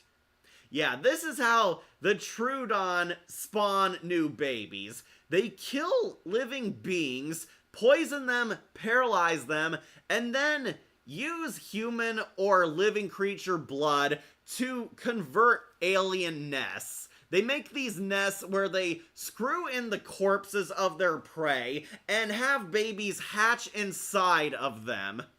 Yeah, the Decaf dies a very horrifying, excruciating death where he was turned into a nest for new baby Troodon. We see like their eggs inside his chest and they bursted out of him like a chest burster. He can't move, he's still alive when we find him, until slowly eventually dying from, giving birth to too many of these things. This is how the Troodon procreate, and it is very horrifying and gross. Telltale definitely found their dark side through this before The Walking Dead. Yeah, they lay their eggs like parasite wasps. That's exactly how. Yeah, he was also Leo in Thundercats 2012, my favorite Thundercats. And Horbert Feast in Mystery Incorporated. I'll have to see that one again. Yeah, best dinosaur is the Troodon. Though the Mosasaur is also in this game, and he comes very close. Oh, he was also Spunky Spencer. I know he was Firefly in The Batman. Oh, he was Red Star. I knew he was Billy Numerous in Teen Titans. Yeah, the Troodons in this are apex as fuck in this, and the prefers them in this than the versions from the live tour, of which if I've not experienced yet, or the Jurassic World Evolution game looking like compies. Best dinosaurs, yeah, the Troodon, easily the best dinosaurs. They're creepy, they're vicious, and for the longest time, we don't actually see them. We see them eventually by, I believe, episode 3, like at the final act. The Troodon are there, they're present, you catch glimpses of them, their glowing eyes. One of them bites Nema, she almost dies from the poisonous venom.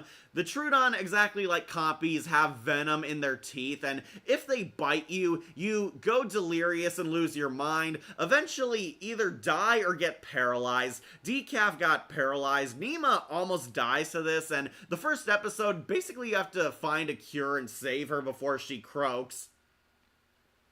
The Troodon appear at times, making cameos in the first 2 episodes. They chase Nema in the dark, and these things are so scary that they scare the other predators off. Nema and her knockoff Dennis Nedry are attacked by the Dilophosaurus, and the Dilophosaurus are about to kill Nema, but get scared when they hear the Troodon coming. Yeah, these things scare off the Dilophosaurus packs, and they also scare off the Velociraptors.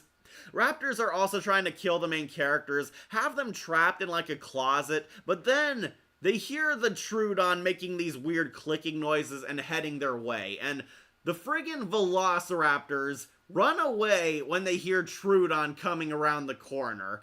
That is how terrifying these monsters are. The Troodon are so vicious, lethal, and deadly that the Dilophosaurus and Velociraptors are scared of them. They do not want to see them. They do not want to deal with them. Just one of their bites is enough that could even kill them. That is how dangerous the Troodon are. I just kept checking on comments. Yeah, Troodon easily the best dinosaurs. My favorite Horbert Feast in the Mystery Inc. show. And he was Adam and Owlman in Lego DC Supervillains, killing like Spider-Hawk, Wasp, Xenomorphs. Last actor, Michael Chadwick, the voice of Jared Johnson. Actually, the Moa is a Tylosaurus. Okay, well, it kind of looks like how they would do the Mosasaur. I remember the Troodon in the dinosaur train. Basically, the dinosaurs get intelligence and created train stations. That is very weird. Yeah, maybe I could show you guys what the Troodon look like.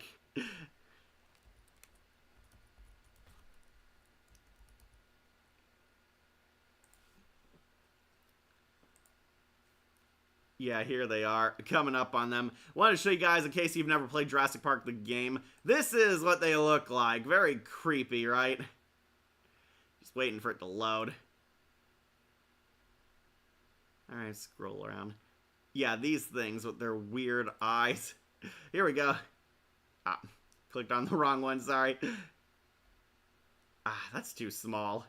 Here we go, here's a bigger one. Yeah, the Troodon look very creepy in this. I actually find these things very fascinating. Here we go, close up. Yeah, these are what the Troodon look like when they're not in the shadows.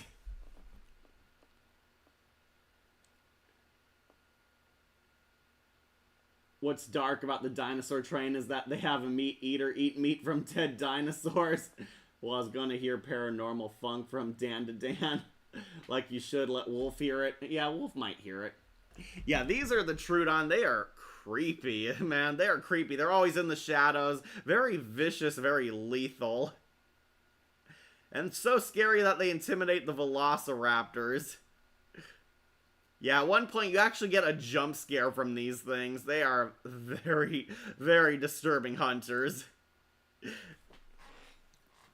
Okay, so yeah, obviously favorite dinosaur has to go to the Troodon. They are so unhinged, so bloodthirsty, and they don't even plan to kill you. They want to use you like xenomorphs to procreate. Love the Tylosaurus, and this looks like a crocodile with a forked tongue acknowledging their monitor lizard descendants. Yeah, that looked pretty cool. What's dark about the dinosaur? You read that one. I wish Zoran played in Jurassic Park in the Dead Meat game. Best moments. The Troodon look like upgrade calling out creep designs. Yeah, kind of.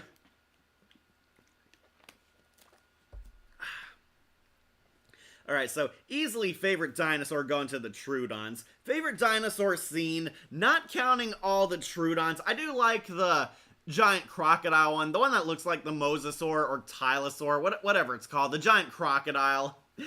Once in the final level, Dr. Sorkin releases this giant crocodile and is threatening to release the not Mosasaur upon the entire ecosystem. She's gone completely nuts by this point, and the Mosasaur basically attacks her, basically. Yeah, she's trying to do her villain monologue, announcing that the animals are not dangerous while getting her ironic death. The crocodile rams into the control center, which is underwater, because of course it is. She falls down and gets killed by the very thing she released, and this is easily the scariest moment in the game. The underwater dinosaur I found much creepier than everything else, even the velociraptors, where you're trapped in this flooding command center. It's under the water. There's a giant killer crocodile dinosaur swimming out there, and the elevator has been completely destroyed. So you have to swim up out of there. Yeah, you have to swim. You find out there's a pipe that leads directly up to the mainland. Nema used to live here. This was her people's land before they were kicked off by InGen. She can help guide you up the water and make it out of there, but you gotta swim past the giant crocodile. And I thought this was easily the scariest dinosaur scene. This one, very creepy. You're deep diving, you're fully exposed, and trying to get away from this dinosaur Jaws creature. It is the most intense and suspenseful moment of the game, next to all the Troodon. Yeah, best moments. The Troodon. Like, how can you rank Camp Cretaceous and Chaos Theory? I don't know. I've never watched them. That's why they're not on here. I never watched the two cartoon shows. Yeah, the underwater crocodile dinosaur, easily the scariest moment. You barely survive, make it up, and you can't even kill it or hurt it. You have to make it to the escape shaft on time and close the gate, which you do if you make the right choice. Yeah, they do kind of fake you out and pretend you could take this thing on, but no, you can't. Easily the scariest next to the Troodon for me. Favorite dinosaur scene, they do a lot of great stuff. They bring back my favorite, the Dilophosaurus. The Velociraptors are the main villain for 2 episodes. The T-Rex is kind of the big bad of the entire game narrative. T-Rex is there from the first episode all the way to the grand finale in the final episode. Yeah, the T-Rex is easily the one they cherish the most because, yeah, Rexy was the greatest thing in the first movie. Of course, they'll shower him in love. Though it's so nice seeing the other dinos get spotlight, the Troodon especially, but we also get to see the Dilophosaurus get more action scenes. I think you'll get a lot more Dilophosaurus action in this game than you do in any of the films. Yeah, he had one scene in the first movie, then kind of sporadically appeared all throughout the other sequels. Yeah, the Dilophosaurus, we actually do see the pack. They also clear up a ton of plot holes in the Jurassic Park story. Yeah, we do find out there's a reason why some of the other stuff happened in the sequels, mostly Jurassic Park 2 and 3, until World kind of retconned that. Yeah, basically, Dr. Sorkin administered this lysome cure in the ecosystem. There was a contingency plan to kill the dinosaurs by having them only eat this lysome type of particle, but she, did some sciencey stuff to make sure the dinosaurs would still live off of the ecosystem by planting a cure for that in their feeding chambers. Yeah, so if you're wondering why the dinosaurs are still alive in the future sequels, Dr. Sorkin made this cure for their lysome deficiency or whatever, and that allowed the dinosaurs to live longer lives and live on throughout the rest of this series. And we also see Dennis Nedry makes a cameo, or his corpse does. When Nema and a knockoff Dennis Nedry find the real Nedry, he was eaten by the Dilophosaurus, and they do confirm there was more than one. This was the plot hole people had in part 1, how'd this thing get into his car? Well, it turns out there were multiple Dilophosauruses. One spat in his face, but one was waiting inside the car expecting to ambush him. You open the door, you see what's totally not Wayne Knight's corpse in there. They do kind of hide his face, but he was mauled and brutally eaten by this thing. Yeah, Wayne Knight makes a cameo as a corpse in there. He's like, yeah, the Dilophosaurus reappear and a lot of action with them. I really liked these things, even with their scary, sinister venom voices. Best moment, that is very difficult because there's a lot of best moments in this one. Anytime there's dino action, but the Troodon especially would be my favorites. Scariest scene, again, the crocodile. That one was horrifying. It scared me a lot more than the Troodon did because you're a lot more exposed in the water. Favorite kill, this one a bit more difficult. I do like a lot of these characters, but they gain some hardcore deaths. One, there's Oscar's death. He heroically sacrifices himself to activate this machine to get you away from the Velociraptors, and tragically, Oscar dies in this. Oscar actually killed a Velociraptor, which makes him an automatic badass. Oscar fights like 3 or 4 raptors to activate this machine, and he's the only one who can make it, but he unfortunately gets killed. The raptors swarm him and are difficult together as a pack. They take him down and he dies a noble death, sacrificing himself to save his friends. That one was a noble hero kill, but the one I do like is the villain, Dr. Sorkin. After she reveals that she was evil all along, she takes you hostage and wants to save the dinosaurs because she's an animal rights nut and is willing to bargain with the heroes' lives in exchange for the dinos. Dr. Sorkin releases the giant crocodile dino, and it ironically ends up killing her, which I found very satisfying. That is easily the most well-earned death in this. The villain gets killed by the very animal she tried protecting. Yeah, she gets knocked off of her platform standing over the aquarium container. She falls in, and you don't see it, but the mosasaur or whatever clearly grabs her and drags her down when she tries to grab the ladder. Easily my favorite kill, but Oscar also had a pretty badass death. It'd be a crime not to mention that scene. Love the Scar Raptor, the leader raptor in this game that killed Oscar, very badass, and went out like a true G. Yeah, Oscar got his coolest moment in this. Also, the different ending involves the canister, the shaving cream, with Nema going for it, only not getting killed by Rexy. Never knew Jerry could outrun a T-Rex on the dock, where it goes 32 miles per hour. Yeah, I gotta love those scripted moments.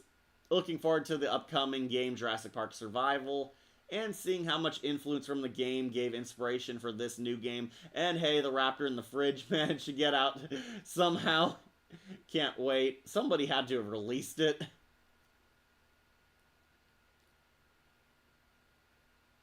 Yeah, okay, so just catch up on comments. So Oscar easily got the most satisfying hero's death. Oscar actually killed a Velociraptor on his own in a one-on-one fight. Unfortunately, he was not badass enough to take on an entire pack. He succeeds at saving his friends, but the raptors do kill him. However, the raptors run away once the Troodons show up. They retreat, and the Troodon become sort of the main villains for episodes 3 and 4. They were built up to, and become this very creepy twist villain. The Raptors got some scary moments in this. If the Troodon aren't scaring the hell out of you, the Velociraptors and Dilophosaurus will definitely make up for that.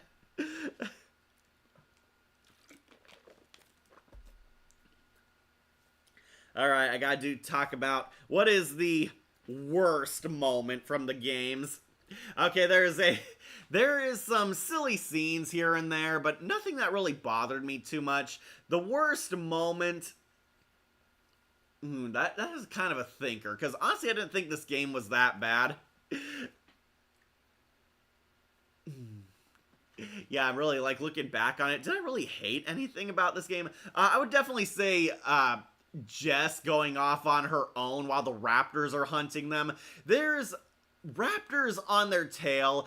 Dr. Harding, his daughter, and Dr. Sorkin managed to make it in a maintenance hallway. However, unbeknownst to them, the Velociraptors are still on their tail. They think they made it to safety, outmaneuvering the raptors, but we do see they can still open doors, and they're following in a hallway right next to them.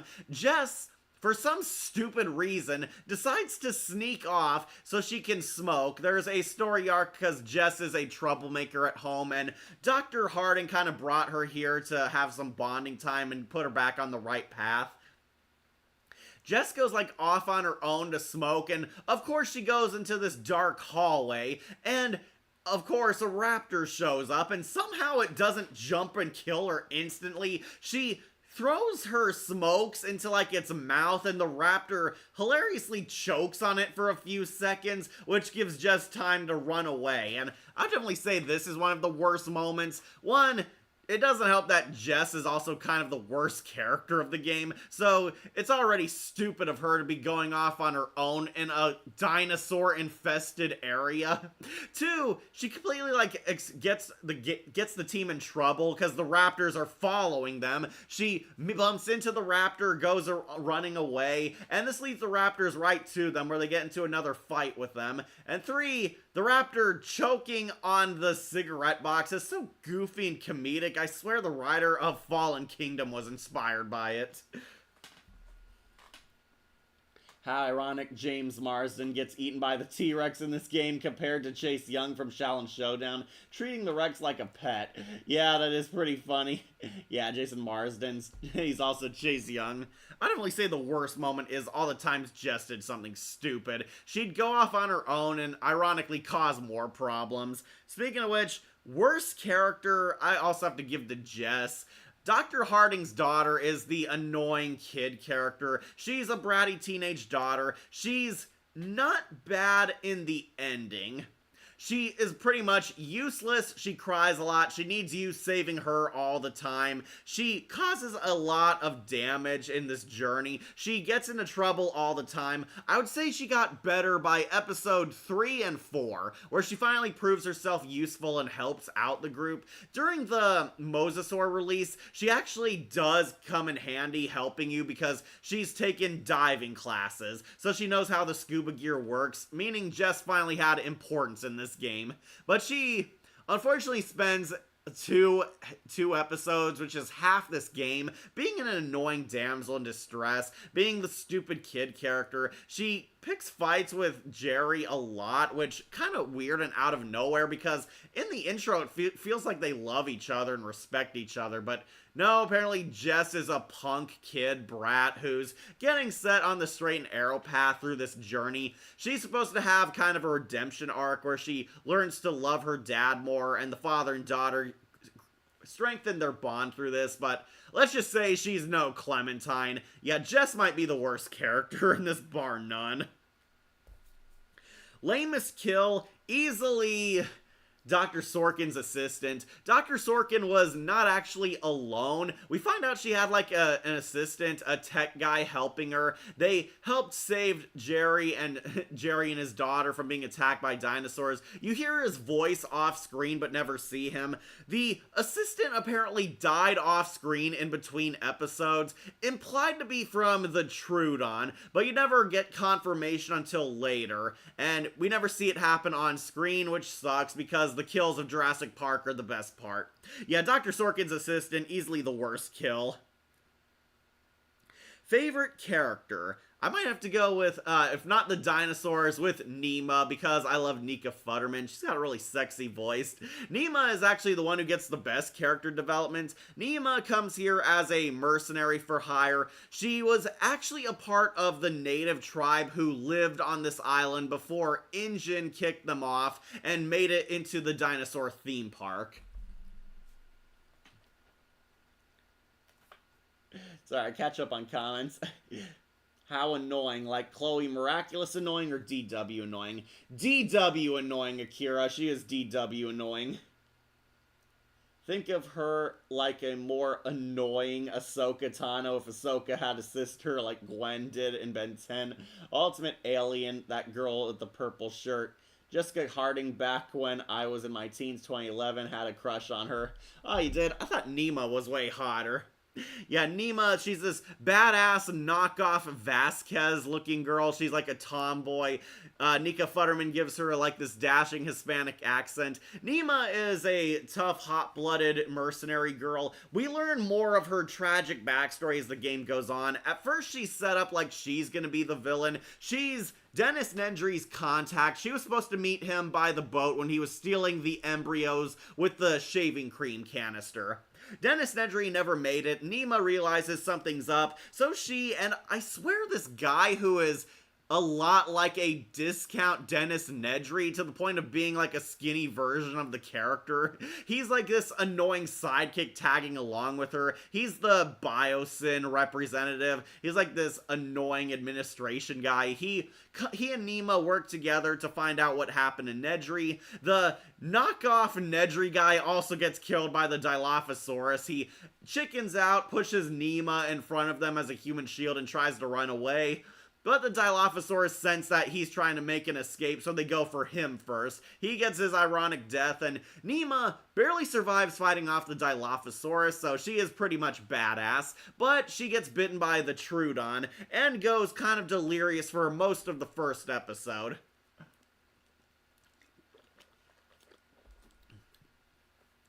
Through some wacky dinosaur antics, Dr. Harding and Sarah manage to find her. They nearly run her over when they're trying to escape. They find Nima completely crazy from the Troodon bite, and basically episode 1 is all about saving her, curing her, and she works with the Hardings to escape the island. As more goes on, they try to trick you into believing that Nima's going to be the villain. She found the canister, she's trying to escape and steal it from Biosyn. She's got a lot of shady things going on, making deals with Yoder, and doing a lot of vaguely villainous stuff. She plans on ditching the Hardings at one point. She planned on stealing the embryos. She is fully in on the corporate espionage. She openly despises InGen. Then we learn more of her backstory. Nima also is the most developed character in this, as she was once a little girl who lived on this island before InGen bought them out. She was a part of a tribe of Hispanic, Latino people who lived on this island, but InGen paid them off and bought their land from them and kicked all the natives off of it, where they moved into like these shitty apartments in like the ghetto, and Nima was very much pissed off by this. She did not like that they were given god-awful reparations and lived in this crime-filled city over their island, and yeah, she wants to get back at InGen, which is why she helps in this corporate espionage. She got a job as a merc, and honestly, the more I say and think about it, kind of a better version of Scarlett Johansson's merc.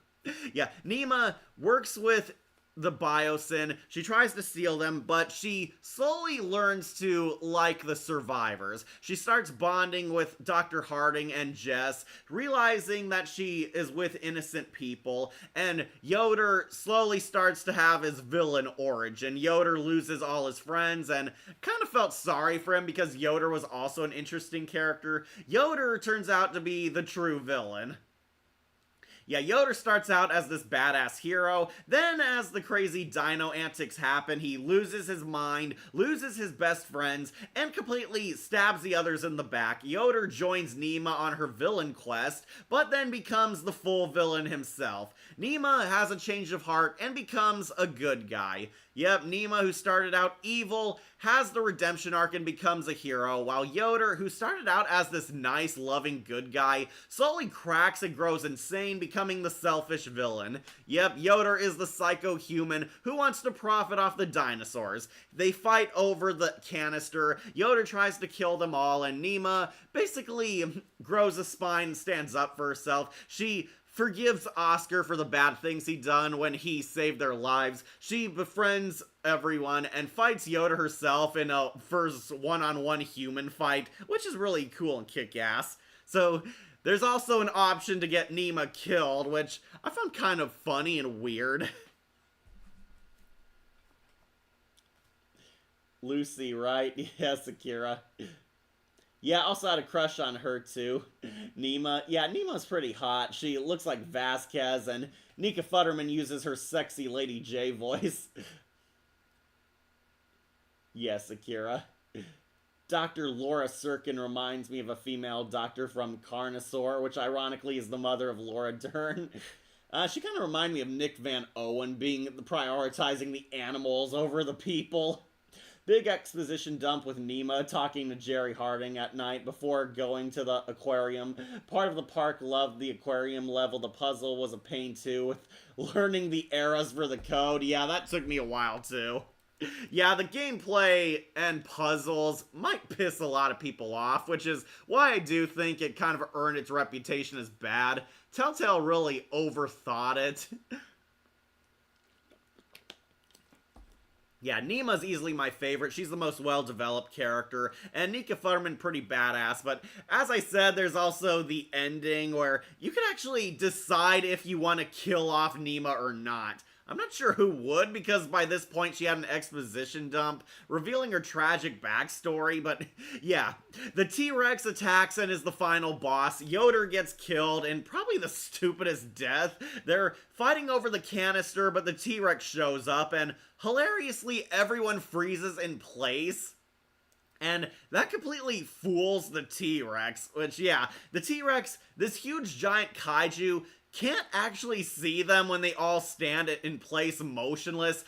Harding tries to save the day by kicking the canister away to distract it, but Yoder very stupidly goes after it and grabs the canister. I was kind of expecting him to dive into the water too. It like almost falls off a pier, and he stops, grabs it, and is like kissing it glad, like, oh, I'm so glad I saved you, baby. And then the T-Rex, of course, kills him. It, like, is two inches behind him, and it kills him. Yoder gets his comeuppance. He gets eaten by the T-Rex, and probably the dumbest death of this. I do think this is second place for worst kill, but yeah.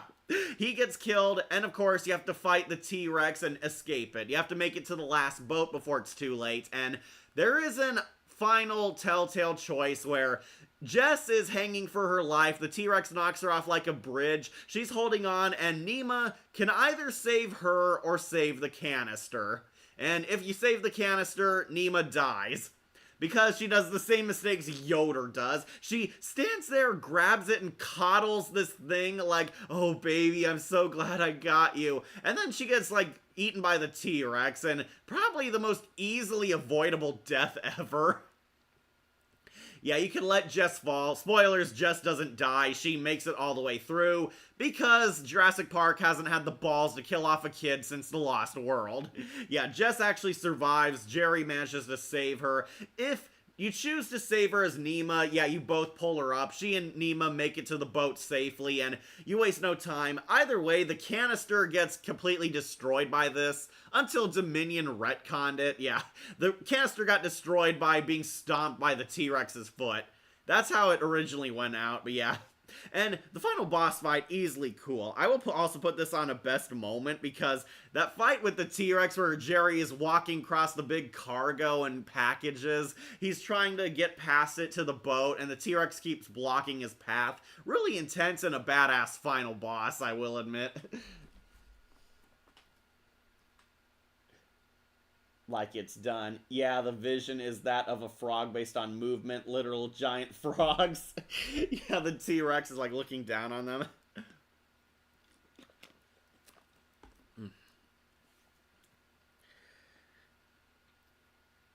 Okay, so yeah, I pretty much went over everything I liked about it. Jurassic Park, the game, really fun and really kick-ass. I would highly recommend this game. The bad thing is the quick time events are kind of annoying and they are very easily screwed up.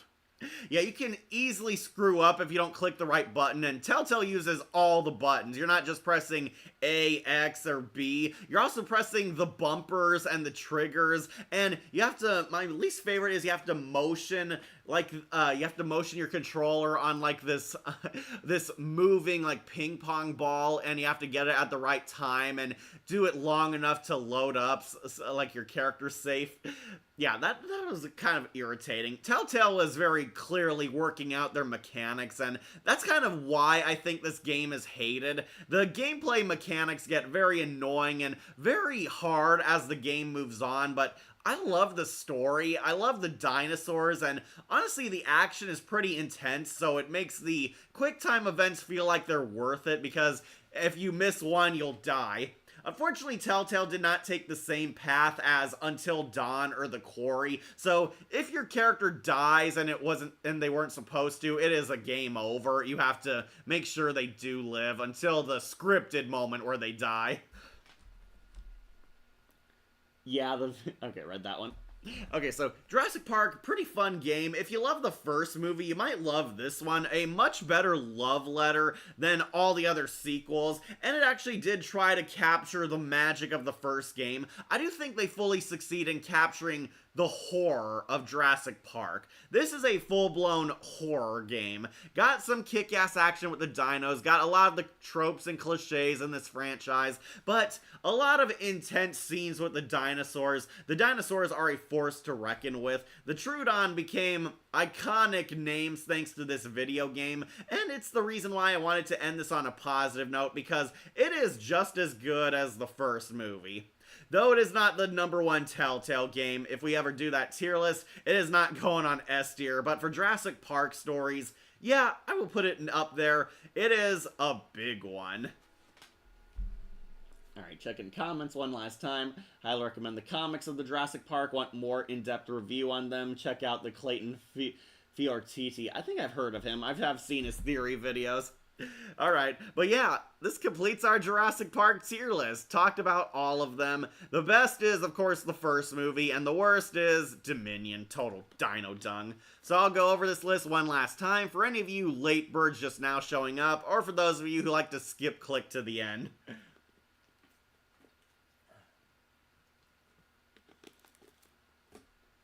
Alright, so Dino Dung, easily the worst. Jurassic World Dominion, awful finale, so bad that they went back to give us another Jurassic Park film. It is a complete letdown. This is, without doubt, the biggest pile of crap. Then, Jurassic World Fallen Kingdom, yeah, also awful. Very much where this franchise just gave up. It's now just stupid hijinks with the dinosaurs. No thought, no effort, and it couldn't even live up to its promise of giving you a world full of dinosaurs. Both these two are the worst. Then Dino Chow, Jurassic World Rebirth. It's kind of just a lame, generic monster B-movie. Not much thought or effort went into it. If you love dumb hijinks with the dinosaurs, then you might love this one because the dinosaurs are a lot more present than in the god-awful other two. But Scarlett Johansson is not an interesting character. Mostly too many comic relief characters who aren't funny, and the only worthwhile scene is the raft scene. Yeah, it's just plain bad.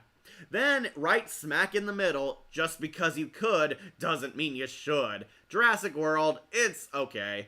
It's kind of a Silver Skull entry of a movie for me. There were parts that I like, there's some cool scenes, very fun dino action, and yes, it is great seeing the dinosaur theme park finally in full operation and full swing, but the dumb moments really hold it back, and it is very much just a love letter to Jurassic Park rather than being its own thing.